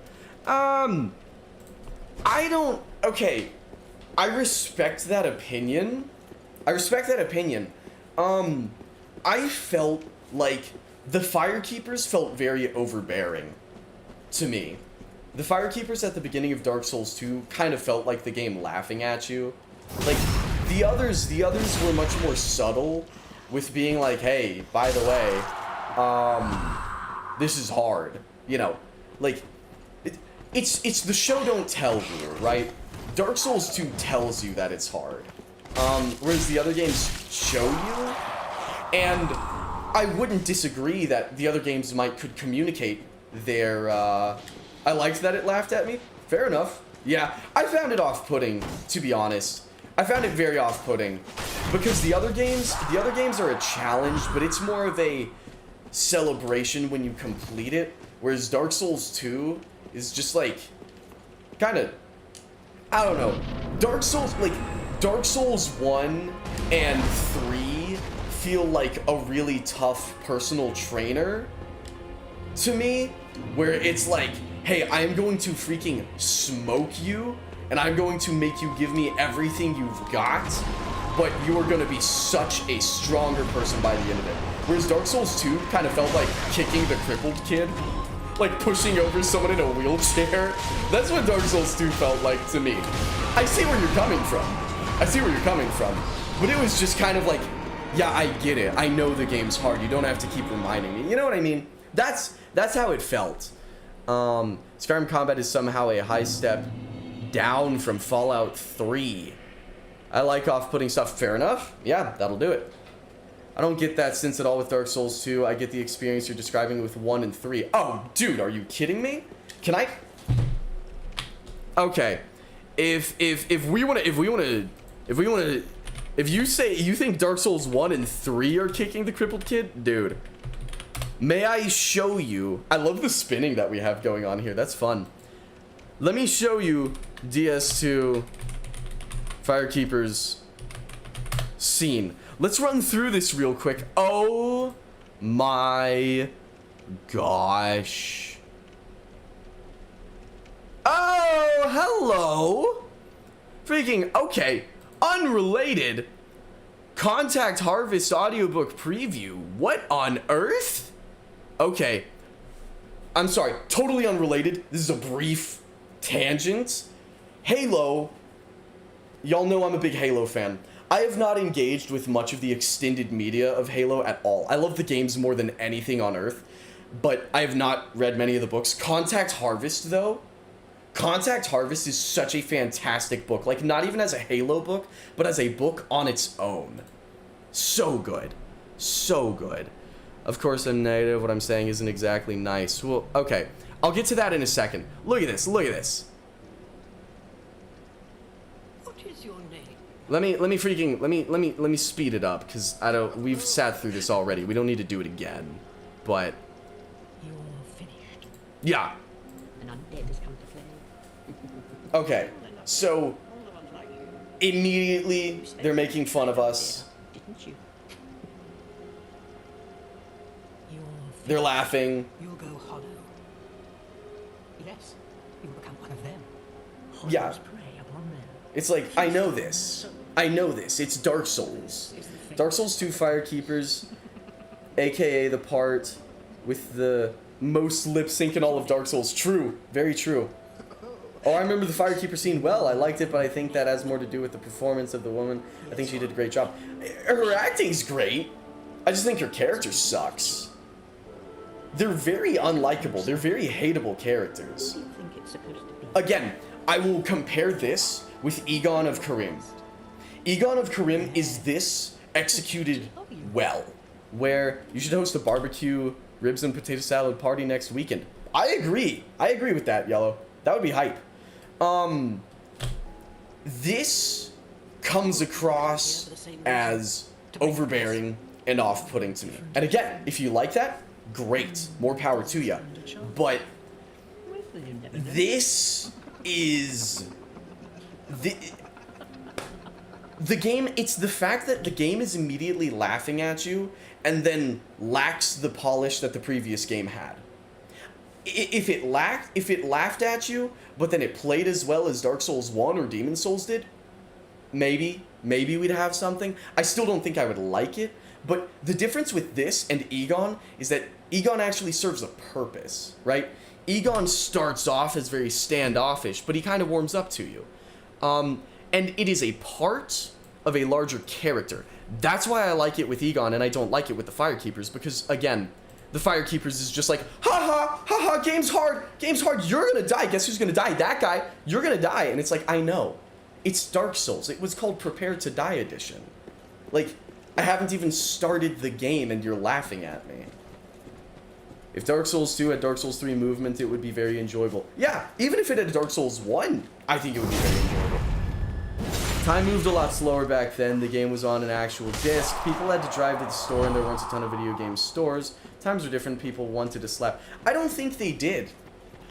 I should ember up. I don't really want to waste the embers. I think I'm chilling. Thank you, though. I appreciate the tip. I don't agree. I think it sets the tone of the game pretty... Well, I mean, you're right. It sets the tone of the game pretty well, but the tone of the game isn't as good as the tone in 1 and 3, in my opinion. Because the entire... That's the thing. You're absolutely right. It sets the tone of the game excellently. That is the tone of Dark Souls 2. I don't like the tone. The tone of Dark Souls 2 is, haha, game hard. These games are like, you know, Dark Souls is like, here's this overbearing world. Dark Souls 3 is like, here's this overbearing world. Go conquer it. Dark Souls 2 is like, we're gonna actually kill you a lot, and you're gonna die a lot, and you're gonna get frustrated. Oh, what? On binoculars. That's not my Estus. That's my binoculars. I like the Dark Souls 2 intro because it's simple but well-directed and addressed to your character versus getting lore from a narrator. Even though Demon's Souls does the narrative and lore better than Dark Souls 1 and 3.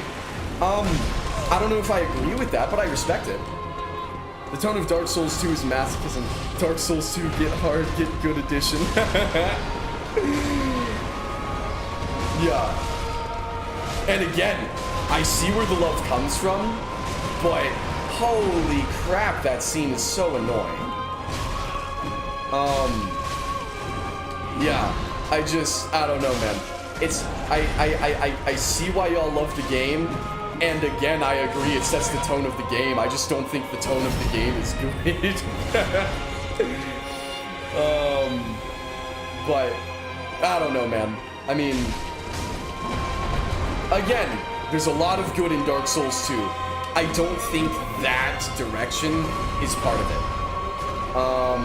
I think Dark Souls 2 is at its best when it's actually when it's actually making a world that you're invested in exploring.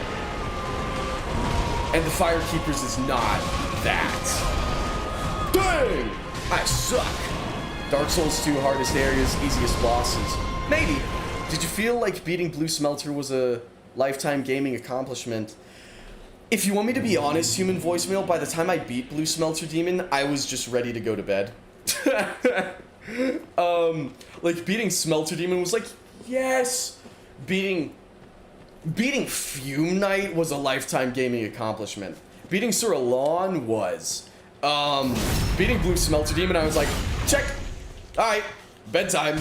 I'd rather have hard areas than constant hard bosses. I mean, that's fair, but Dark Souls 2 has both. Like, the bosses, even a lot of the bosses, again, I'll say what I said before. I found that a lot of Dark Souls 2's bosses, and a lot of what Dark Souls 2 did, was it took two good things, and when it combined them in like the worst way possible, so that it was a miserable slog to actually get through. Made an Abyss Watcher character for these moments, surely. Oh no, I'm soloing Abyss Watchers, dude. This is one of the few bosses that I'm like, I am soloing these guys. I'm sorry, dude, but I haven't soloed these guys since my first freaking playthrough. I don't know if I even soloed them then. I might have never soloed Abyss Watchers. So we gots to, man. We gots to. Yeah, and I'm not gonna use any embers. I know it'll give me a health buff, but I'm not gonna use any because, like, we're gonna be fighting freaking Badir, dude. We're gonna be fighting Black Frame Frida. We're gonna be fighting, well, Gale I'm gonna solo, but like we're gonna need every ember we've got at the end of the game. We're gonna need those things later. Good luck, take him out, thank you. Evelyn Gold did this fight live and had a setup where he killed Abyss Watchers in 3 hits. That's crazy. That is amazing. Like, you're not getting part of the game you paid for. Wait. Yeah. That wasn't his first playthrough, was it?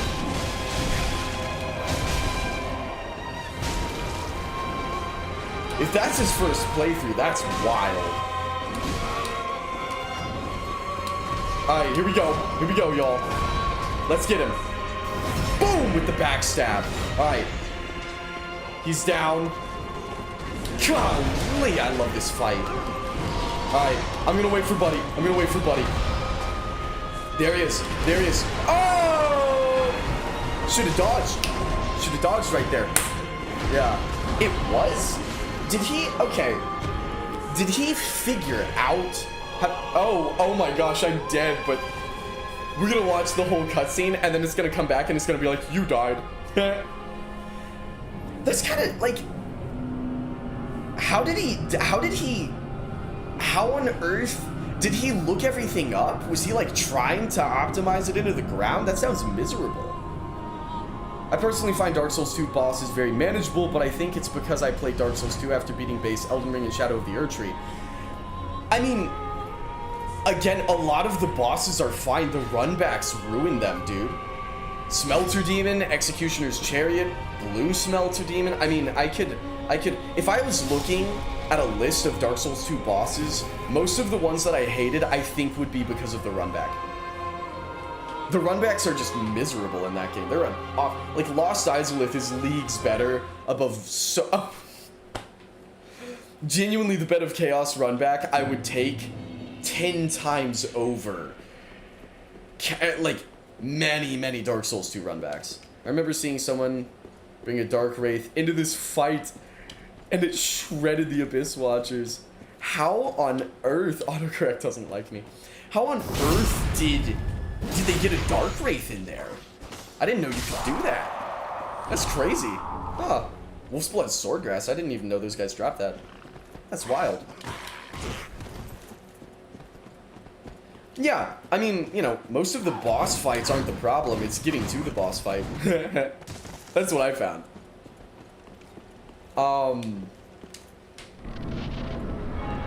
And look, you know, I'm no stranger to long runbacks. But it's just, they gotta be fun, man. And you've got to be able to skip enemies too. Like, I think a runback is, I think Dark Souls 2 also ruins itself by having no iframes during fog walls and having the fog walls take so long to get through. If it didn't have that, like, I think a large part of the problem might be alleviated. Maybe, I don't know. I'd be curious to see it. Dark Souls 2 runbacks are the best runbacks. Yeah. Fighting the Lois Knights was so cool. It was. It really was. That one behind Covetous Demon was miserable, but the rest of them were awesome. Yeah. It is funny how Crown of the Ivory King is simultaneously the best and worst that Dark Souls 2 has to offer. That's so crazy to me.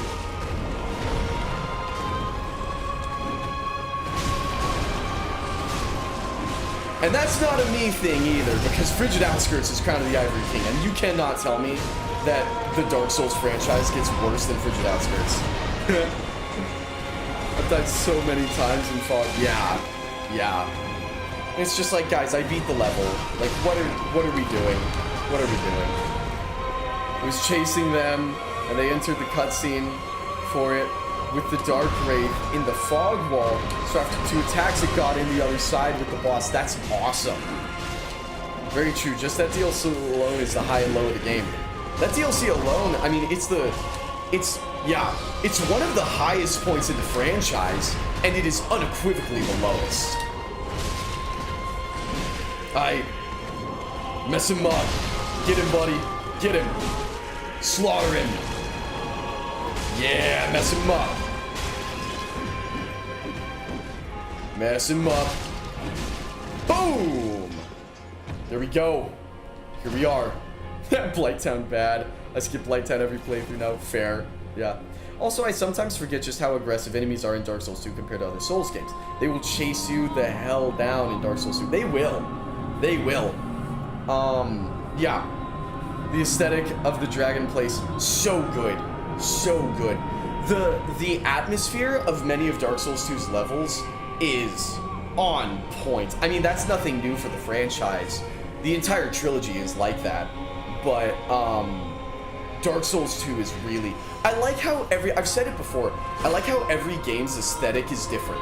It's all undeniably Dark Souls in aesthetic, but each game goes in its own direction with it, you know? And I like that a lot. I like that a lot. Alright, here we go. Here we go. Woo!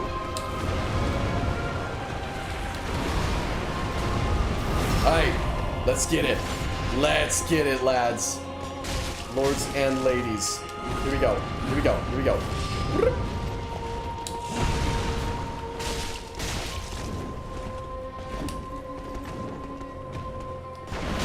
I should not have tried. I got cocky. I tried parrying. That was a mistake. The Abyss Watchers are so cool. I know, man. I know. I love this fight. I love this fight. Oh my goodness. Yeah.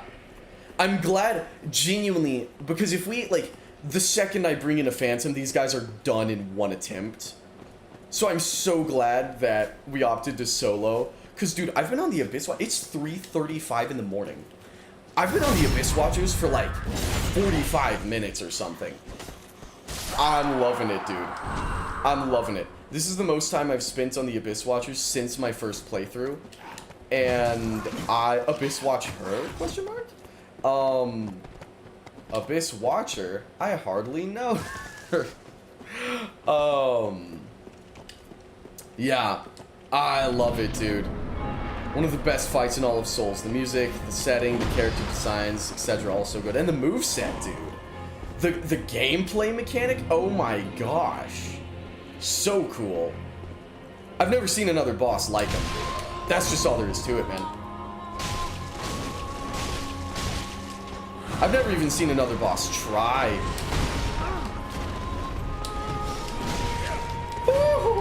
Okay, okay. Oh my goodness. Saved by the freaking bell. Lord have mercy. Okay, healing. Bam, that's 2 S's. Oof, ooh. Got caught in the meat grinder there. Caught in the meat grinder. Damn. Y'all, maybe we're not gonna, at this point, Abyss Watchers, obese weight watchers, OBs watch her. I'm out of sound alikes. Speaking of great bosses, what's your favorite Dark Souls boss? It's hard to say. They're definitely all from Dark Souls 3. Plus Burnt Ivory King. If we're including, like assuming that everything leading up to Burnt Ivory King fights, the Old Chaos is how I will describe that. Old Chaos is up there, dude. Up there with the likes of, other than that, it is, and this is going to be a long list, so bear with me. Genuinely, Eudex Gundyr, one of my favorites. I love him. He is such a fantastic first boss. He's so good. Gundyr is amazing. Abyss Watchers, Yorm, Twin Princes, Soul of Cinder, Gale. Which I know, I'm listing off like half of the freaking bosses in Dark Souls 3. But this game's boss lineup is just unbeatable. Also, Elden Beast, dude. I love Elden Beast. I tried doing a freaking jump attack like it's Elden Ring. I said Elden Beast and the Elden brain kicked in. Yeah, I was gonna mention Champion Gundyr is one of my faves. He is so good. Gundyr is genuinely such a stellar boss. Such a stellar boss. I love that fight. Love it. Love it to death. Oh, yeah, Elden Beast. Yeah, dude. Elden Beast is... I liked Elden Beast before you could ride torrents in the fight. I liked it before. I always felt like you should be able to ride torrents, so I was really happy when they finally patched that in. I'm like, okay, dude, finally, about time. But I've always loved Elden Beast. I've never heard anyone say Elden Beast is a favorite. Oh, yeah. Like, Radagon's cool. Radagon's cool, but Elden Beast, dude? Because I've said it before, Elden Beast is baller. Having to kill Radagon every time sucks. I don't mind it. I don't mind it. Radagon's fine. He wouldn't be near as... Elden Beast makes the finale of that game, dude. Radagon is good. He stands his ground and he stands it well. The credits music, the credits fumbled so hard. Elden Ring's credits I do not like. That was a massive letdown for me. Because the credits are always such a big part of these games, and Elden Ring's credits music is just like, okay guys, really? Really? What am I listening to right now? But Elden Beast, oh, mercy, that fight. It's a fun, engaging, and challenging fight in its own right, but the vibe? Wait, that was real with them adding Torrent. Oh yeah, you can ride Torrents in Elden Beast now. When it comes to Elden Ring, my favorite base game boss is Mohg. Mohg was fun. I see why people like him. He's definitely not one of my favorites. He just didn't stick with me. It's not for any particular reason. He just didn't stick with me. People comment on Mohg's music being fantastic a lot. I can't remember it. Elden Beast and Radahn are the only... Oh, Radahn, dude! Radahn's up there. I loved Radahn. Yeah, Elden Beast and Radahn are the only themes I can remember. And honestly, I can't even remember base game Radahn. I only remember Consort. Again, I just found Elden Ring's music to be much less memorable than Dark Souls 3's in terms of bosses. I liked Fire Giant. Fire Giant was cool. Fire Giant was really cool. Yeah, that was a good fight. That was a good fight. Fire Giant, I think, had some good motifs in it too. Some good, pretty memorable. Like I can picture at least the dragon theme in Elden Ring. So good. That is one of Elden Ring's best themes. Like that and Elden Beast. Dragon is. Other than Elden Beast, I think Dragon is Elden Ring's best boss theme. Straight up. I just can't, you know, like I've said before, I just can't remember the melodies of any of them. And that didn't happen with, I don't know why, because that didn't happen with Dark Souls. Of course it didn't happen with Dark Souls 3. It didn't, like, even, I remembered more melodies from Dark Souls 1 than I did Elden Ring, I think. Now, again, Elden Ring's ambient music? Oh, okay. Elden Ring's ambient music slaps. Elden Ring's ambient music is so good. But the bosses just didn't resonate with me as much. Haven't fought Libra yet. I don't know what Libra is. Bale! I never fought Bale. I need to fight Bale. Placiduous Axe was cool. Placiduous Axe was very cool. Yeah, Elden Ring, and let me say, Elden Ring has a lot of amazing bosses. I prefer the aesthetic of Dark Souls. It's weird, like, the world and the color palette I prefer in Elden Ring, but in terms of, like, the characters and the lore and all of that stuff, definitely Dark Souls. And because of that, that's part of why the fights resonated with me more in Dark Souls, but, I don't know. I just found Dark Souls 3's bosses, especially in the themes, to be, on average, more memorable. But that's just me. The music I stand by. The music I stand by, Dark Souls 3's soundtrack clears, still. Even with Elden Ring's superior recording quality, I can't whistle any melodies from Elden Ring. Dark Souls 3 bosses I whistle on the regular though. Ancient Dragon, I don't remember that one. So I have the item that turns you into dragon form. Boost dragon, you can't. I don't think so, because you get that from Archdragon Peak, I believe. So I don't think I have that. Yeah. I've never really dorked around with Dragon Form. Dragon Form looked really cool in Dark Souls, but it looks really stupid in Dark Souls 3. So I never bother with it. Because I'm like, I could be an awesome knight, or I could look stupid. I'd rather be an awesome knight. I don't know. That's me. Like the Dragon Form in Dark Souls, it's never something I engage with because I would never... I always would prefer to be a knight. But at least in Dark Souls 1, it looks cool. In Dark Souls 3, it just looks goofy. This is the run because I can't stay awake for another attempt. Yeah, dude, honestly, it is late. My favorite enemies in Elden Ring are the ones that are linked to madness are affected by it. That's why I love Midnight Libra. I don't know Libra. I haven't fought that. But I'll take your word for it. Alright, Dominic says this is the run. It must be. I will make it so, Dominic. Let's get it done. Let's get her done here. Oh, I'm getting clapped. Okay, I need to strategize. I need to stay alive. No more foolishness. No more foolishness, y'all. The only boss theme from Elden Ring I can remember is the Night Field boss theme that plays Bell-Bearing Hunter or Knight's Cavalry. Yeah, I don't remember that one. I might give it a listen, though. I remember the dragon theme, and I remember Elden Beast, which, to be fair, Radagon's theme is great as well. I did also love Radagon's theme, but Elden Beast sweeps everything else in the game for me, dude. It's so beautiful. I was legitimately, like, awestruck when Elden Beast first showed up. I was like, oh, okay. Because you've got to understand, Elden Beast was spoiled for me. I got Elden Beast spoiled for me in a stupid meme that my buddy sent me. And, they make it might look easy, yeah. Elden Beast was spoiled for me in a stupid meme, and I was an Elden Beast hater from that day on. I was like, that is so dumb. Why is it a freaking amoeba? Dark Souls 3 had the soul of Cinder, dude.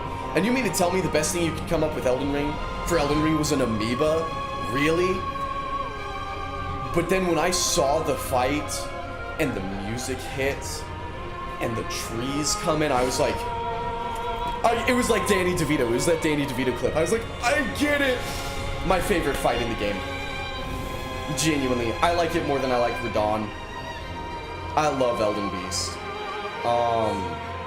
It's a whale. It is. It is. I love it, dude. It's so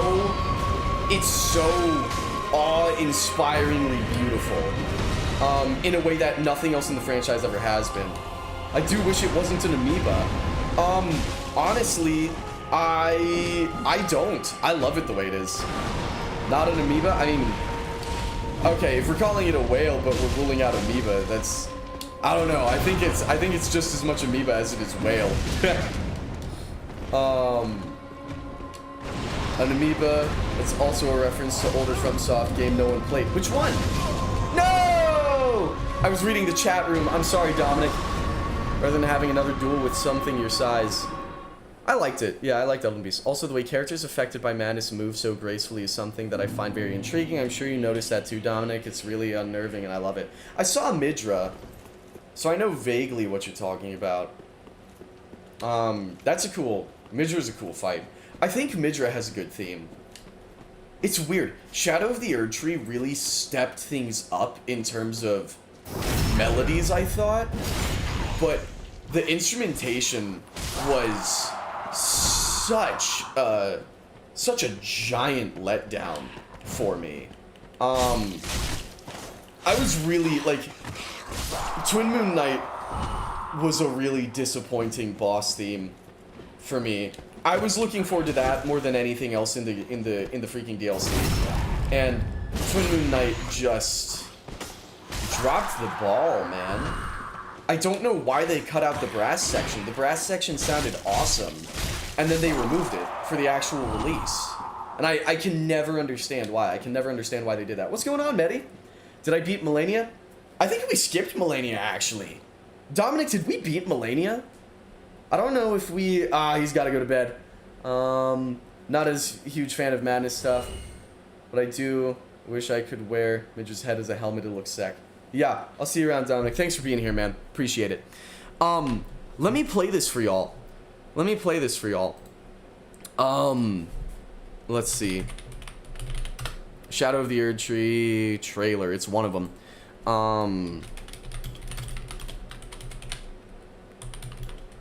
Yeah.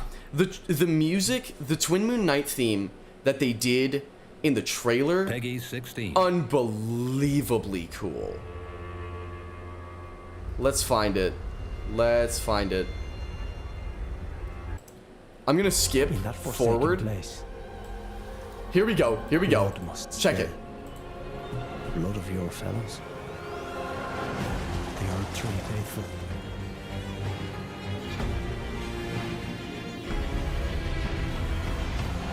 They were never saints.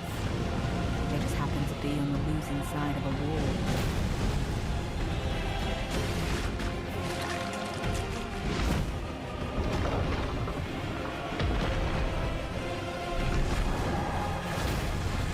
God, that was a sick fight.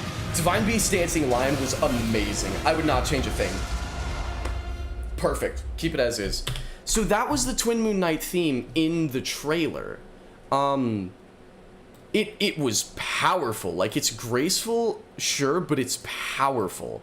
And then when I listened to the actual thing in the game, it just felt kind of empty by comparison. Like, it feels like it's missing something because it is. They cut out the brass. And I don't know why they cut out the brass. Because... yeah.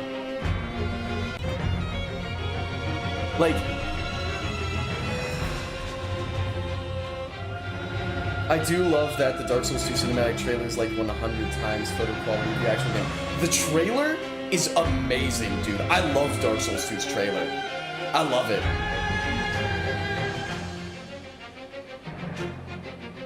Like...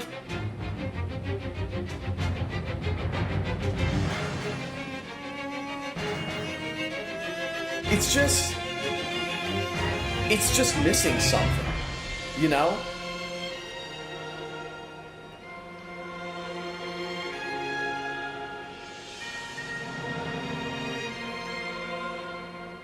Like, we've got the choir, we've got the strings. Why are there not really prominent woodwinds in this? I've never understood that. I've never understood that. There should be, like, I feel like... okay. That's it. That's the motif. Listen for this.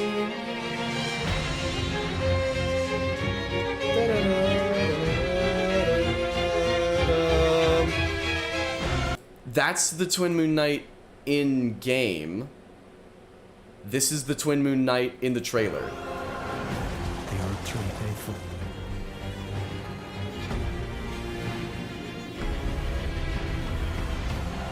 They were never saints. Like, They just happened to be on the losing it's side so of much a more war. powerful in the trailer. And I just don't know, I don't know why they cut out its power. Like, the Twin Moon Knight theme nerf really saddened me. It really did. Shadow of the Erd Trees. So I need to actually go through and beat the DLC for myself. But because to be fair, when I judge Shadow of the Erd Trees when I judge Shadow of the Erd Trees soundtrack, I think I often judge it unfairly because I judge it based off of Twin Moon Knight, which is not fair. Twin Moon Knight, I don't know if that reflects the entire soundtrack because Consort Radahn is amazing. I don't like Miquella's theme. Miquella's theme was kind of boring. I whipped out the binoculars. Yeah, Miquella's theme I found kind of boring and uninteresting, but Phase 1 Radahn is perfect, dude. I can't remember or find the thread where people were comparing Elden Beast to something from an older FromSoft game. Dang! Thank you for looking, I appreciate it. I appreciate the effort there. Yeah, I have got to beat these guys because it's 4 a.m. and I'm starting to wobble a little bit, lords and ladies. I'm going to be honest with you. We're going to get it. We're going to get it. But, whew, whoo-wee. I am definitely starting to feel the tired kicking in. I'll be honest with you. I love Shadow's soundtrack. Yeah, and that's what I'm saying. I think I need to go back in. When I actually play the entire thing for myself, I'll be listening more to the music because I love Divine Beast Dancing Lion and I love Radahn. But and the only one that really let me down was the Twin Moon Knight. Again, it was a very big letdown, but that's only 1 out of 3 themes that I remember that actually... okay, also Miquella. I guess that counts. So if we're doing 4, we're half and half. 2 of them were awesome. Everything I would have wanted. 2 of them were just kind of like... really? I don't know. Especially Divine Beast Dancing Lion. Am I going to play it on stream? Oh yeah, definitely.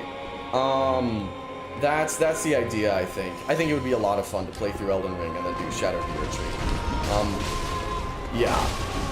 That would be a really good time, too. Elden Ring is going to be the same thing. Honestly, Elden Ring will be a little different from Dark Souls 3 in the sense that Elden Ring, I don't care about soloing anything, dude. I am not attached to that game the way I am this one. So, when we're doing Elden Ring, like, everyone can be there for the entire duration of the game. Abyss Watchers, I just did not want us to freaking demolish. But the second you introduce a second person, Abyss Watchers becomes, I don't want to say a cakewalk, but kind of. Wizard's Track is definitely number one, especially in the second half of the song. Can you parry the boss? Can the boss be parried? Yes. Can I parry the boss? I do not think it is worth it. I have tried. Every time I do, I just end up freaking fumbling the bag so hard that I don't think it's worth trying to parry. I can't tell who's... Oh, okay, Buddy's about to die. So, let me backstab this guy. Now I've got 2 Abyss Watchers against me, but that's 1 down.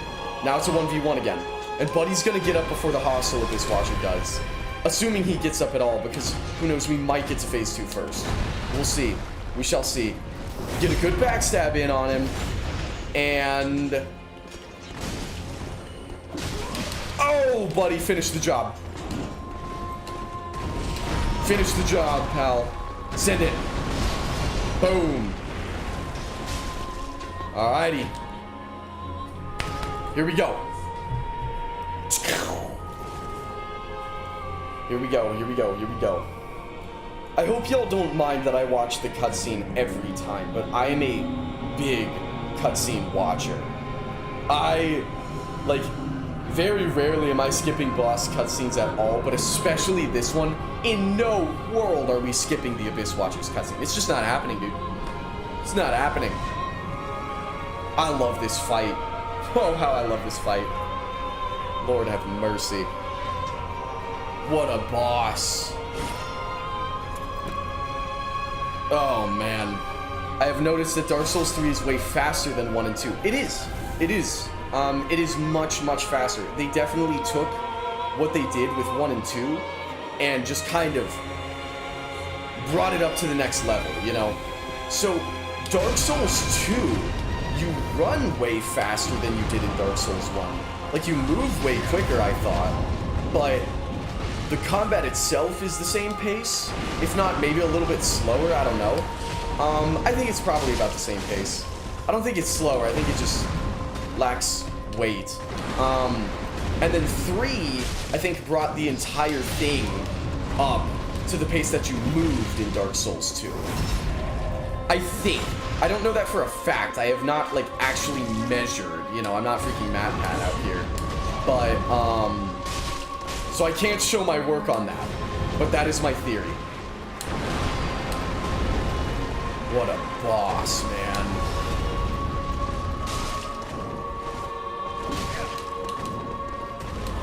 Alrighty, here we go.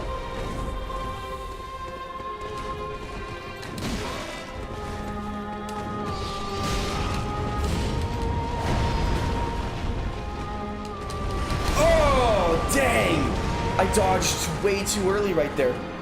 No, I think Dark Souls 2 is very slow, especially when you try... Oh, yeah. I mean, that's what I'm saying. The pace of gameplay is... It is... I mean... I genuinely... I cannot... I'm sorry to Sean and Kavak and Human Voicemail and all of y'all that love Dark Souls 2 so dearly. When it comes up, in comparison to the other games, I'm just not gonna be able to rank it as high. Y'all watched me try my best. Y'all watched me try my best. I just can't. Dark Souls 2 is very much a slog. With the overall gameplay experience, it is a slog, but the movement is faster. You run like wicked quick in Dark Souls 2. I wish you good night and good luck. I must continue my Stranger Things binge. Have they ever... They like ended on a cliffhanger. Are they ever gonna finish that show? Or is that just kind of like kaput? Because I thought Stranger Things was a pretty big moneymaker for them. But it's been like 5 years or something. Dark Souls 2 is best Souls just because the Falconer outfit can't be topped just for that. Yeah, I'm sure. Now I take back my good night after you threw shade at the goat. Again, I'm sorry. I tried my best, man. You were there. You watched it happen. You watched me try. I gave that game everything, dude. I gave it everything I had. And I will give, I think Dark Souls 2 excels in a lot of ways. Oh, Stranger Things Season 5 comes out this November. Okay, so it's happening. Cool. Yeah, I might tune into that. Season 4 I thought was kind of a mixed bag. A lot of people didn't like the Russia stuff with the police officer. I loved that. That was my favorite part of Season 4. I thought the bad guy was completely uninteresting. Like, genuinely, once I found out that the villain, the big villain of the Upside Down was just like a dude who looks kind of goofy, I was like, okay, I'm not interested anymore. But the stuff with Hopper, like, that was real, man. That was freaking grounded, and I was loving it. Because there were stakes in the game, you know? But you've had this big mystery, and it's like, it's this big, like, mystery demon realm, and then it's like, yeah, it was some kid, some freaking whack job kid who liked spiders. Okay, great, awesome, yeah. Dying Light's reference Clyde 6? I don't know. It's worth picking up Dark Souls 2, it's like $15 or less. What? I don't think that's accurate. I do not think... Here's what I will say. I've said this a million times, and not a million. But I said this, I said it several times while I was playing Dark Souls 2, and it continues to be my stance on it now. I think if you have gotten multiple playthroughs out of 1 and 3, it is worth picking up. I do think Dark Souls 2 is going to be way too standoffish for a more casual enjoyer of the series. If you played Dark Souls once, and you played Dark Souls 3 once, and you played Elden Ring once, genuinely, I would replay those games before getting Dark Souls 2, because I do think it is far too standoffish. But, because I'll be honest, I just straight up, there were far too many sections of the game that I didn't enjoy for me to be able to recommend it. But, I think, you know, if you've already played the others multiple times, then yeah, pick it up, for sure. Because if nothing else, then you at least know what it's all about. If you buy a Steam key, that is, or used disc on eBay. I mean, yeah, that's true. I don't know. I don't really buy used games often. I just, like, especially on Steam, I don't really do any Steam keys or anything like that. I just buy the game.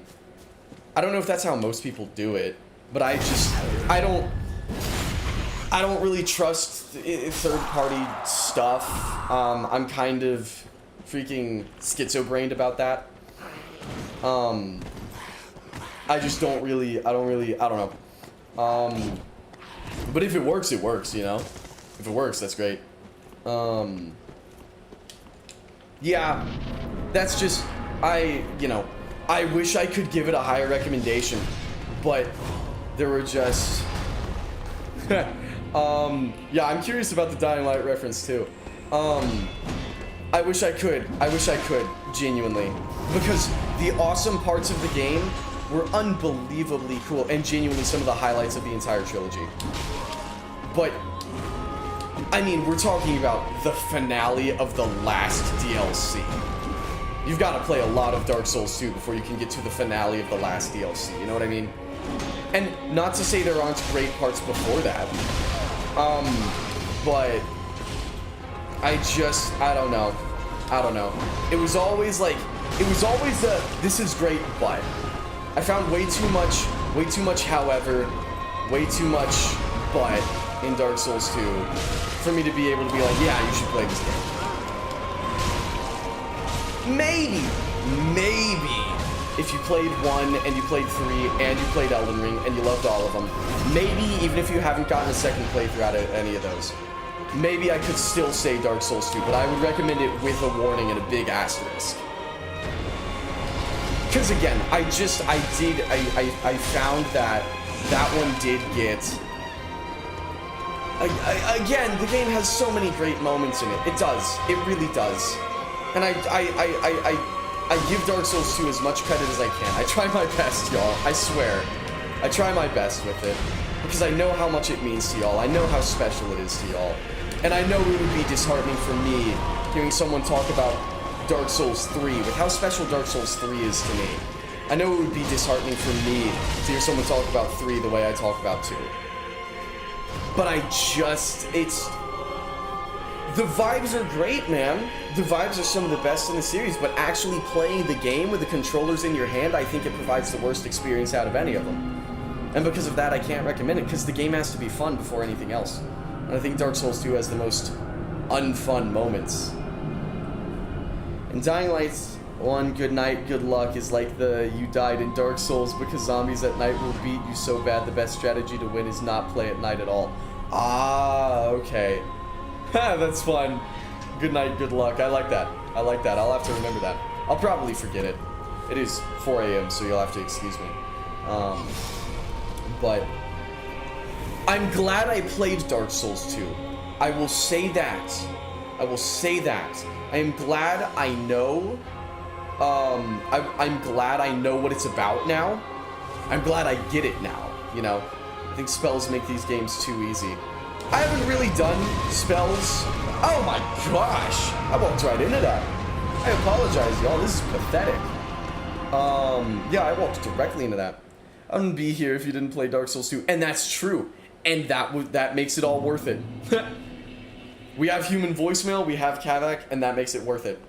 But, I mean, jokes aside, I'm glad I played it. I'm glad that I played it, but it's like, you know, like my brothers like these games. One of my brothers is much more invested.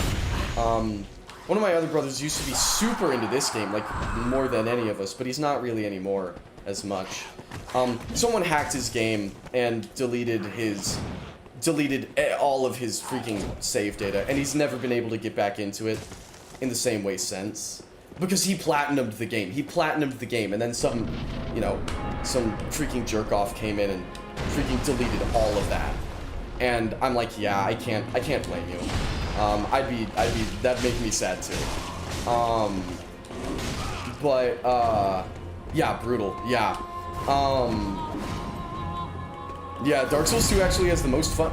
Actually, Dark Souls 2 actually has the most fun moments. Dylan speaks lies and must be sued for slandering the gym that is Dark Souls 2. Yeah, if you want to slander, if you want to sue people who didn't enjoy Dark Souls 2, you've got a lot of lawsuits to do, my friend. Yeah, I mean, again, oh no, buddy, no, don't betray me, no. All right, here we go. I don't remember what I was saying 2 seconds ago. Yeah, any slander is not tolerated, true. But yeah, it's like, I've told my brothers, I'm like, honestly, y'all, I can't recommend that one. Ouch! Just because I mean, you know, a game making me, like, visibly angry, where I have to break things, that has never happened in my entire life. So, I don't know. I fought freaking Consort Radon, and he didn't make me that mad, you know? So, I'm like that news anchor from North Korea. Dark Souls 2 is my Kim Jong-un. We will send a covetous demon if you slander Dark Souls 2 and or Scholar of the First Sin. Oh no, not a covetous demon, no. Perfect in all ways. I'm sure it is. I'm sure it is. Yeah. You're right. No, I'm actually just insane and wrong. Sorry, y'all. Notice how much of the Dark Souls 2 enjoyers don't mention Scholar here. That's how you know they're heretics for liking that version more. So, it was always my understanding that, like, I've started realizing there is a division.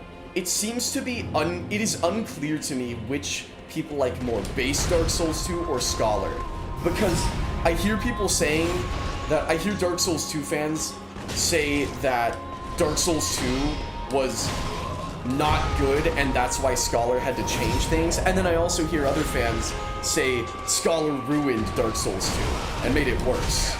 So I'm like, I don't know. I don't know what to believe. I don't know what to believe. It's a very divisive game, and it is infamous, and after playing it, I see why it has the reputation it does.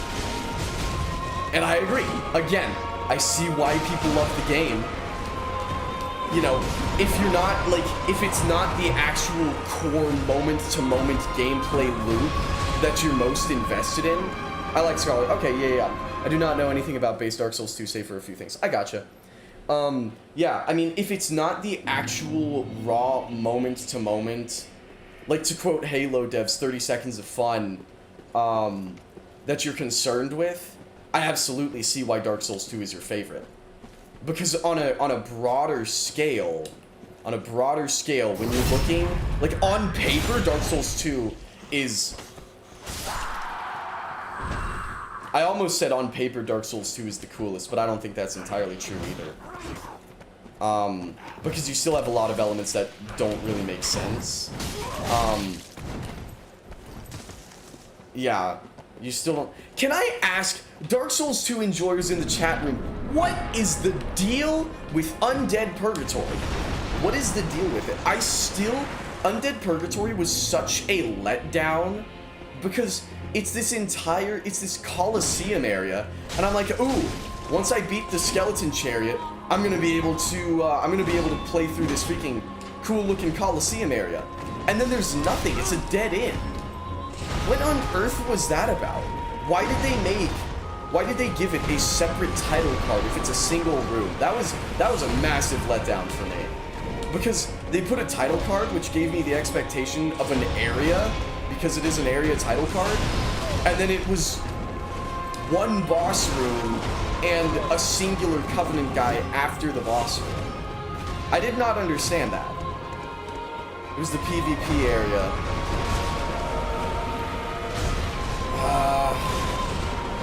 Okay. I don't know. I still don't like it. But I guess that's more acceptable. I think there should have been more area in it. Because, like, areas set an expectation, and Undead Purgatory did not really meet that. Let me see. I like Scholar more because it has a few more mechanics to make group fights easier versus vanilla. I think the enemy placement is better in Scholar. Okay. See, this all makes sense. This all goes with my previous understanding of Dark Souls 2. So, okay. Thank y'all. That actually clears a lot up. The Covenant was going inside the area to have 1v1s. I get that, but I don't know. It was a massive, like, I was genuinely so stoked when I saw the Undead Purgatory title card, and then when I went inside and it was nothing, I was just like, really? I don't know. It makes more sense that it's a PvP arena instead of literally nothing. That's definitely significantly better. I still don't know if I like it. I still don't know if that was a good move. And I do wonder if having an actual area to play through, like, even in single player there, would be better. But, cool idea, I guess. I can respect, you know, it's another thing where it's like, I can respect the idea, I just don't think it paid off. Yeah. That makes sense, Because I was like, I was so confused when I got there, man. Because I was like, wait, I want to play the area, why can't I actually play through the area? But I couldn't. That makes more sense that it's PvP. That makes way more sense. Dude, it's 413. Am I ever gonna beat these guys? I don't know. I don't know at this point. Yeah. This is such a good boss, though. I'm so... Genuinely, I would take this over, like, one-shotting them in one attempt any day. Oh my goodness. I love this fight. The more the merrier when it comes to the... Like, genuinely, the only reason I'm like, oh my gosh, I need to beat these guys is just because, like, I am actually starting... I am wobbling a little bit, and I have got to go to bed. Because I can't be sleeping too late. I never like sleeping really past 10:30. In an ideal world, I would love to be waking up at like 8 or 9, but that's just never gonna happen after a stream night. But if I sleep any later than 10, I get kind of grumpy, because then I feel like I've missed half the day, you know what I mean? Well, I guess 10:30. I've grown to accept 10:30, but past that, I wake up in a bad mood. And it's not anything, it's not that I'm gonna be like irritable with people so much as it is I'm just disappointed. I'm like, aw, my day, it's gone. Yeah, I know, yeah. I'm glad you feel the same way. I'm glad that's a universal thing. Please, buddy, don't. It wasn't a personal attack. Please don't kill me. Oh, he's down. He's gone. Okay. This is not good. This is not good. This is not good. Okay. Eyes on the boss. Eyes on the boss. We have 6 Estus. He has low health. Our buddy is going to respawn much sooner than the hostile watcher. There he is. Take him. Slaughter him. I've adapted. Hang on, I'm sorry. My eyesight's too blurry to be able to read that properly. Wakes up in a bad mood, picks up controller to go for his 80%. Oh, man. Yeah. It's just so lazy when this happens and it makes me so disappointed in myself. Yeah. I've accepted 1 a.m. as the latest hour to go to sleep and still wake up at a normal a.m. hour. That's fair. I can do like 3 and wake up at 10 and be fine. 80th attempt on Fume Night. Yeah. Oh man. Yeah. Freaking hour 8 of fighting Fume Night. 8 hours on one. No, 10. 10 hours on one boss. That was nuts, dude. Such a good fight, though. Genuinely, that was a good fight. I enjoyed Fume Night a lot. I really did. Alright. Y'all, I'm gonna be honest. I'm having a marvelous time with y'all. But I gotta go to bed, dude. I think this is the run. I think this... Lord of mercy, maybe that's not the run. No, it is. This is the run. This is the run.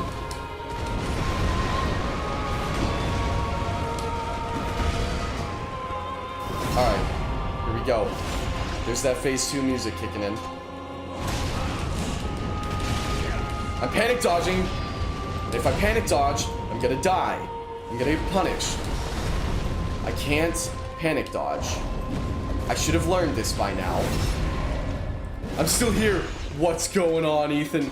You're back just in time for the run. The fire does look so cool. What an immaculate boss, dude.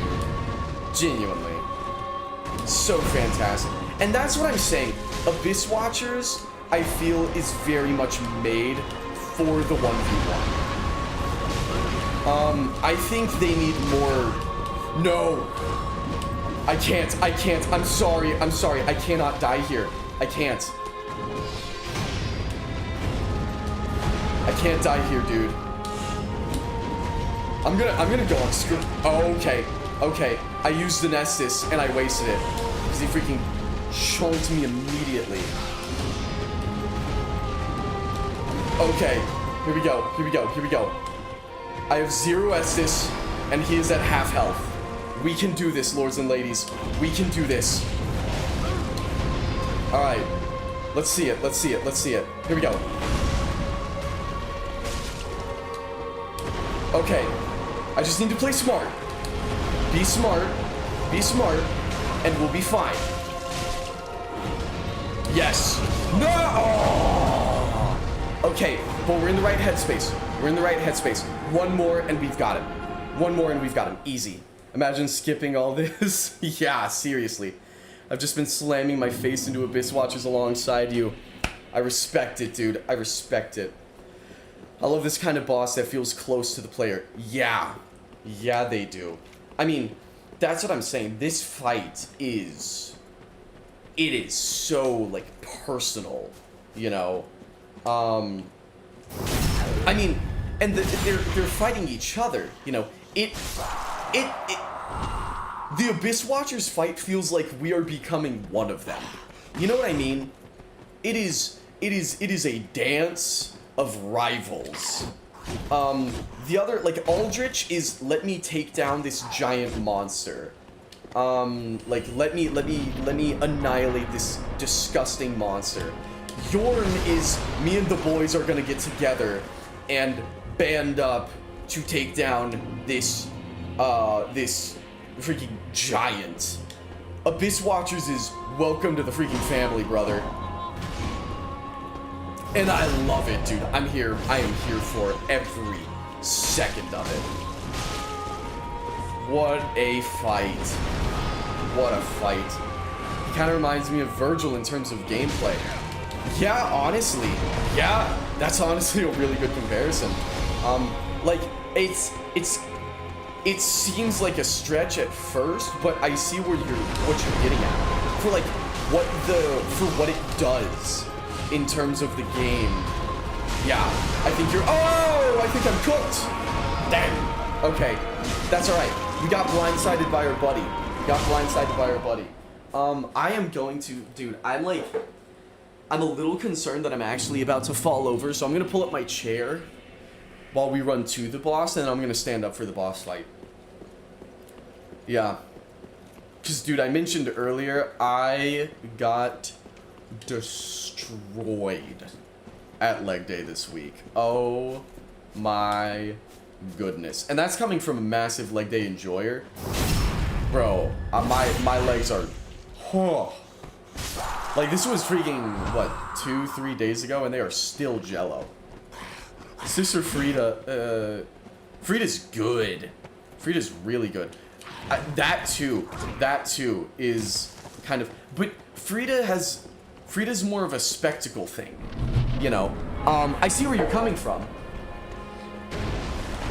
And it's a great comparison, because I think Frida 2 is an Ashen one. She just, you know, rejected her duty because she's not awesome like we are. She's like, yeah, I'm gonna go just rot this painted world, I guess. It's like, dude, awesome, thanks. Thanks for, oh, okay. I know the other one's up. I know he's up. There he is. I gotta wait. I cannot take both of them alone. And I'm going to need as much Estus as I can muster for phase 2. Alright, they're already fighting each other. I'm gonna let Buddy take out the boss. And I'm gonna take out this guy. Oh. Okay. Ouch. Ouch. Oh shoot, Buddy's already dead. He's already gone.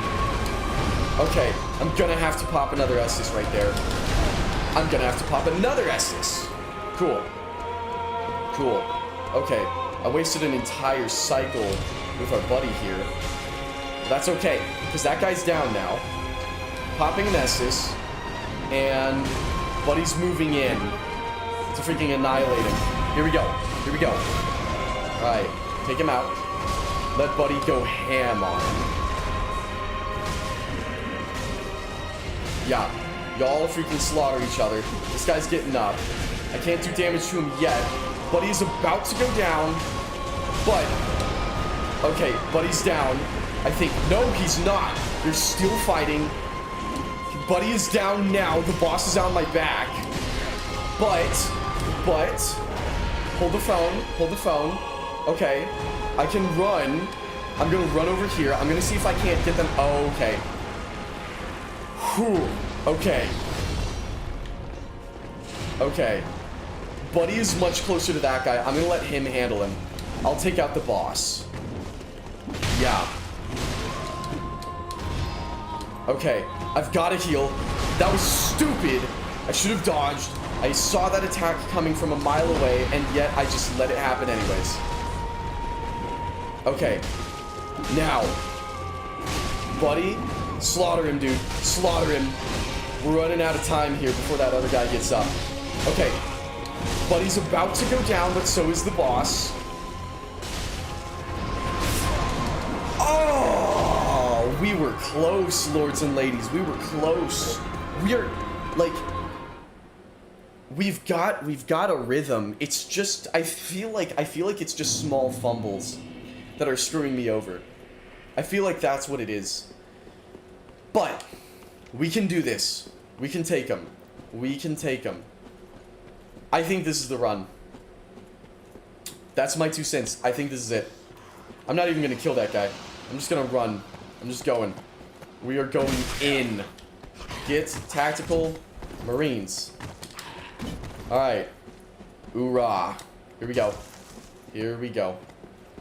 Here we go. Alright. Freaking crack my back while I'm at it. Okay. Bam. Get a backstab. This boss is straight up madness and I love it. I know. I know. Okay. Gonna heal. Gonna pop 1 Estus. Maybe Dominic's onto something. Maybe I should use a freaking Ember. I'm gonna wait. I'm gonna pop an Ember in the second phase. Is what I'm gonna do. I'm not gonna waste it on phase 1.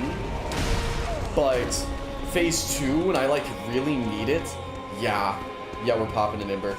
Okay, Buddy's just gotten up. I'm gonna heal. The boss is taking on Buddy, which means I can take on this guy.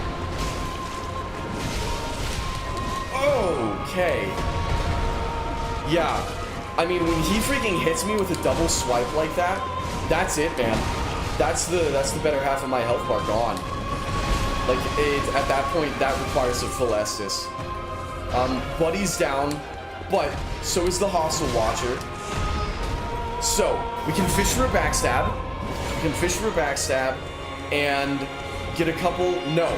He dodged out of the way, that's alright. Get a couple clean hits on him. Okay, Buddy just got up. Oh, he missed. Thank the Lord he missed. Okay, the boss is taking on Buddy. I cannot let this bonus guy get in there, or else Buddy's gonna get shredded. So, Hostile Watcher has to go down now. On my terms. There he goes. Alright, Buddy can handle this. I'm gonna let him. I'm gonna let him. I'm gonna let him give it everything he's got. Get that backstab, and that's the end of phase 1. Here we go. Here we go. Alright, we're ready. We're locked in.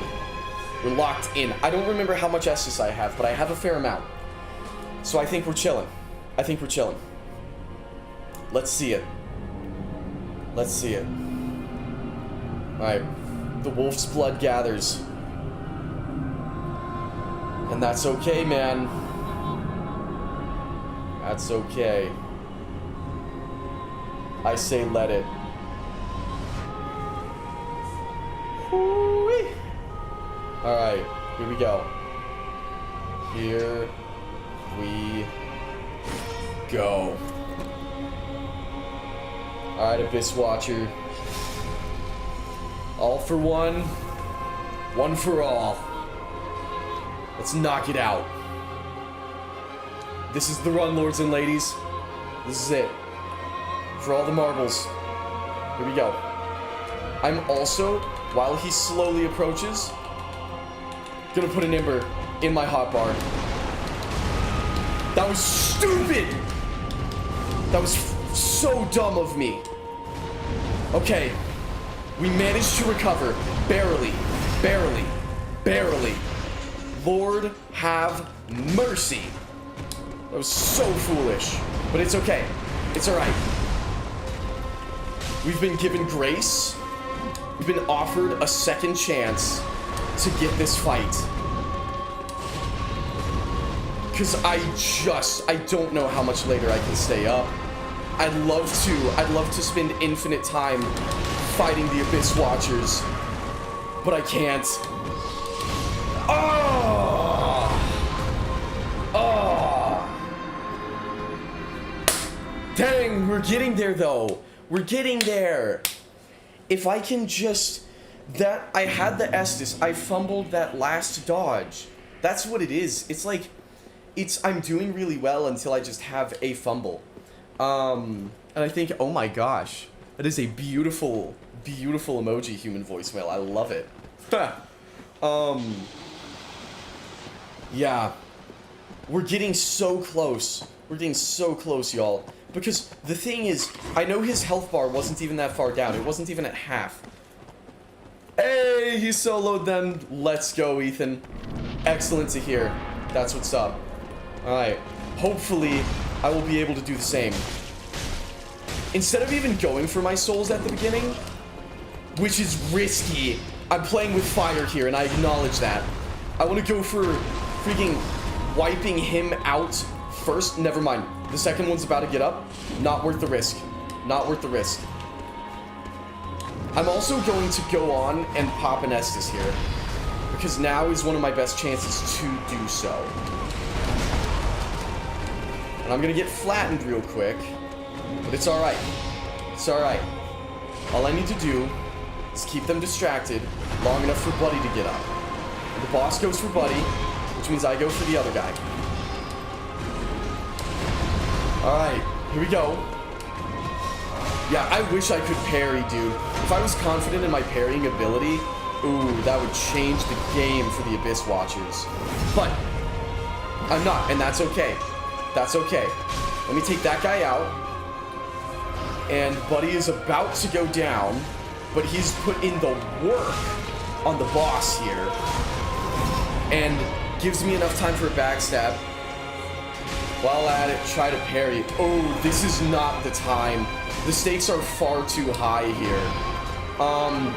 And look, if we were at the beginning, maybe, but it's like 4:20 in the morning right now. Yeah, it's 4:30. It's 4:30 a.m.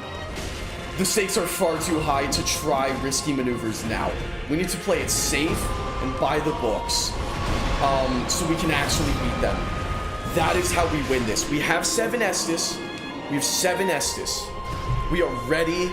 We are ready for this. We have got this. This is the run, lords and ladies. This is it. It all comes down to this moment. Because it is 4:30 a.m. If this is not the run, I have to call it here. I have like double your HP. Dang! That'll do it. That will do it.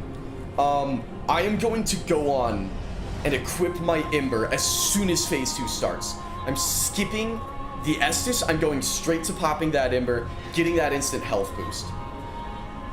You gone see the boss in your room at this point? Yeah, seriously. Seriously. I don't mind. I love the Abyss Watchers, man. That's the beauty of it. When it's a well-designed boss, when it's a really cool and well-designed boss, I can spend this much time on them, and I genuinely don't. Like, I'm loving it, dude. I'm loving every second of the Abyss Watchers. Because they're so cool, and everything about them just has so much power, so much reverence. They command respect. And I love that. I love a boss that actually commands respect. I can't get behind a boss that's hard for no reason. Prime example, Valiant Gargoyles in Elden Ring. That is the only, like, competitor with Dark Souls 2 for Souls games genuinely pissing me off. Valiant Gargoyles was actually a Dark Souls 2 tier. I got kind of mad. Abyss Watchers fighting each other instead of counting sheep. True. Okay, Ember time. Boom.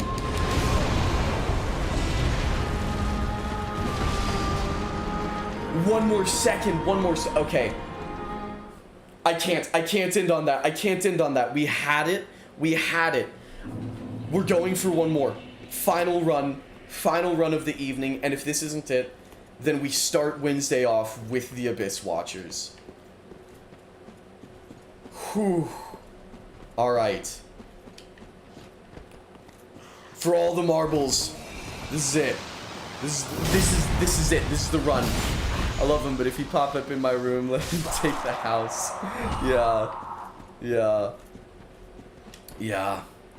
Alright.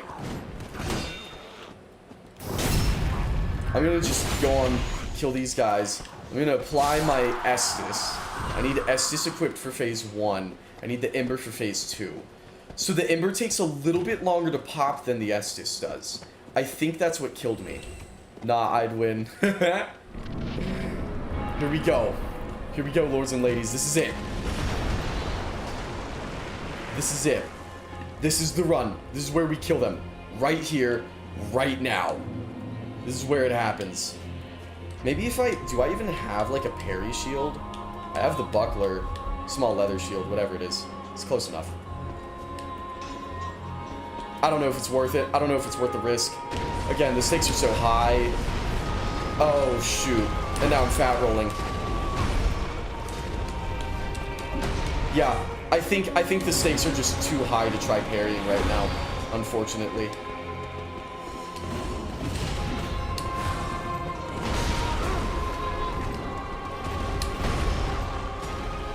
Now is not the time to be bringing out crazy risk maneuvers, I'm afraid. Now is the time for strategy and for focus. We have got to get it here. What? Oh, Buddy attacked me. Oh. I'm not counting that. We're going for another. We're going for another. We're going for another. This is gonna be the second ever Joe Films 8-hour stream. I will say, when we reach the 8-hour mark, I have to go to bed. I have to. I cannot stay up later than that. Yeah. We're gonna reach the 8-hour mark in 13 minutes. Unlucky indeed. Unlucky indeed. When we reach the 8-hour mark, in fact, you know what, I think the mature thing to do is to call it after this run. I have to be smart. I have to be logical here. I've got to call it after this run, y'all. I apologize, but this is it. Yeah, see, I tried parrying, it doesn't, it's not worth the risk. It's far too high risk. And I want to beat them so badly tonight. But it's not in the cards. That's simply not happening. So what I'm gonna do right quick, I'm proud to be here, thank you, human voicemail. I'll tell y'all what, we will be starting Wednesday night with a run of the Abyss Watchers. I want to go for another, but y'all, it's 4:30 in the morning. I gotta go to bed. We gotta go to bed.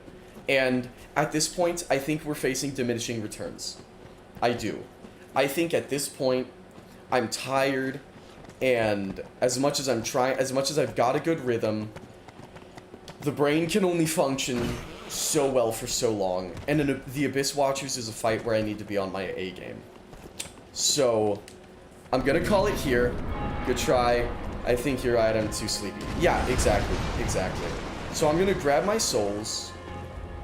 I'm gonna grab those right there. And we're gonna go to Firelink Shrine.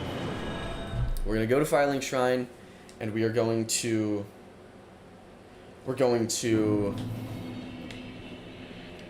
buy the crap that we need from Yuria, and then we're gonna heal our Dark Sigil. And then we're gonna go to bed. Speak thy desire, honorable Lord of Hollows. Orbeck of Okay, that's still... she's still talking about Orbeck. We are going to buy our Untrue Dark Ring. And I don't really care about the Untrue White Ring as much. I always get the Untrue Dark Ring because that way when I'm playing with a buddy, I still look like a regular player. And I like that. It's a lot of fun. Welcome home, Ashen One. Speak thine heart's desire. Alright, we're gonna heal the Dark Sigil. Takes a lot of our souls, but not all of them. Now, what we're gonna do, our final act of the evening. Touch the darkness within me. Take nourishment from these sovereign. Our final act of the evening is we are going to put a couple levels into health. Farewell, Ashen One. May the flames guide thee. And we are gonna give a little toast to the Firekeeper. And we are gonna go to bed. So, lords and ladies, thank y'all so much for being here, truly. I really do appreciate it. I appreciate every second of it. And, oh, my light just died. Holy crap. Wow, I'm like a silhouette now. I think that's our cue. Yeah, if anything else, what excellent timing. Streaming so long that my light actually just died out on us. That's new. I haven't seen, I mean, well, it's happened before, but I think it only happened on Fume Night. So wow, now that my lighting looks really like creepy and sinister. Yeah, perfect timing indeed. Now that we've got really creepy and sinister lighting here, lords and ladies, thank you so much for being here. Wednesday, we will kick things off. We will resume with the Abyss Watchers. We will take them out, and we will progress onwards through the Catacombs and the Demon Ruins, and hopefully get to Irithyll. I don't know if we probably will not have time to play Irithyll tomorrow. Not tomorrow, Wednesday. We probably will not have time to play Irithyll, but we will get there. We will arrive at Irithyll. That is the goal. So, thank you all so much for being here. Also, I mentioned it earlier, maybe movie night this weekend, maybe Sunday night. Let me know what you all think about that. I think that could be a lot of fun for us. And lords and ladies, thank you so much for being here. As always, I greatly appreciate it. Always a blast playing with y'all. I'm gonna go to bed and get some sleep. Y'all, have an excellent evening, or an excellent morning if you're 5 steps. And I will see you on Wednesday. Alright, have a good one.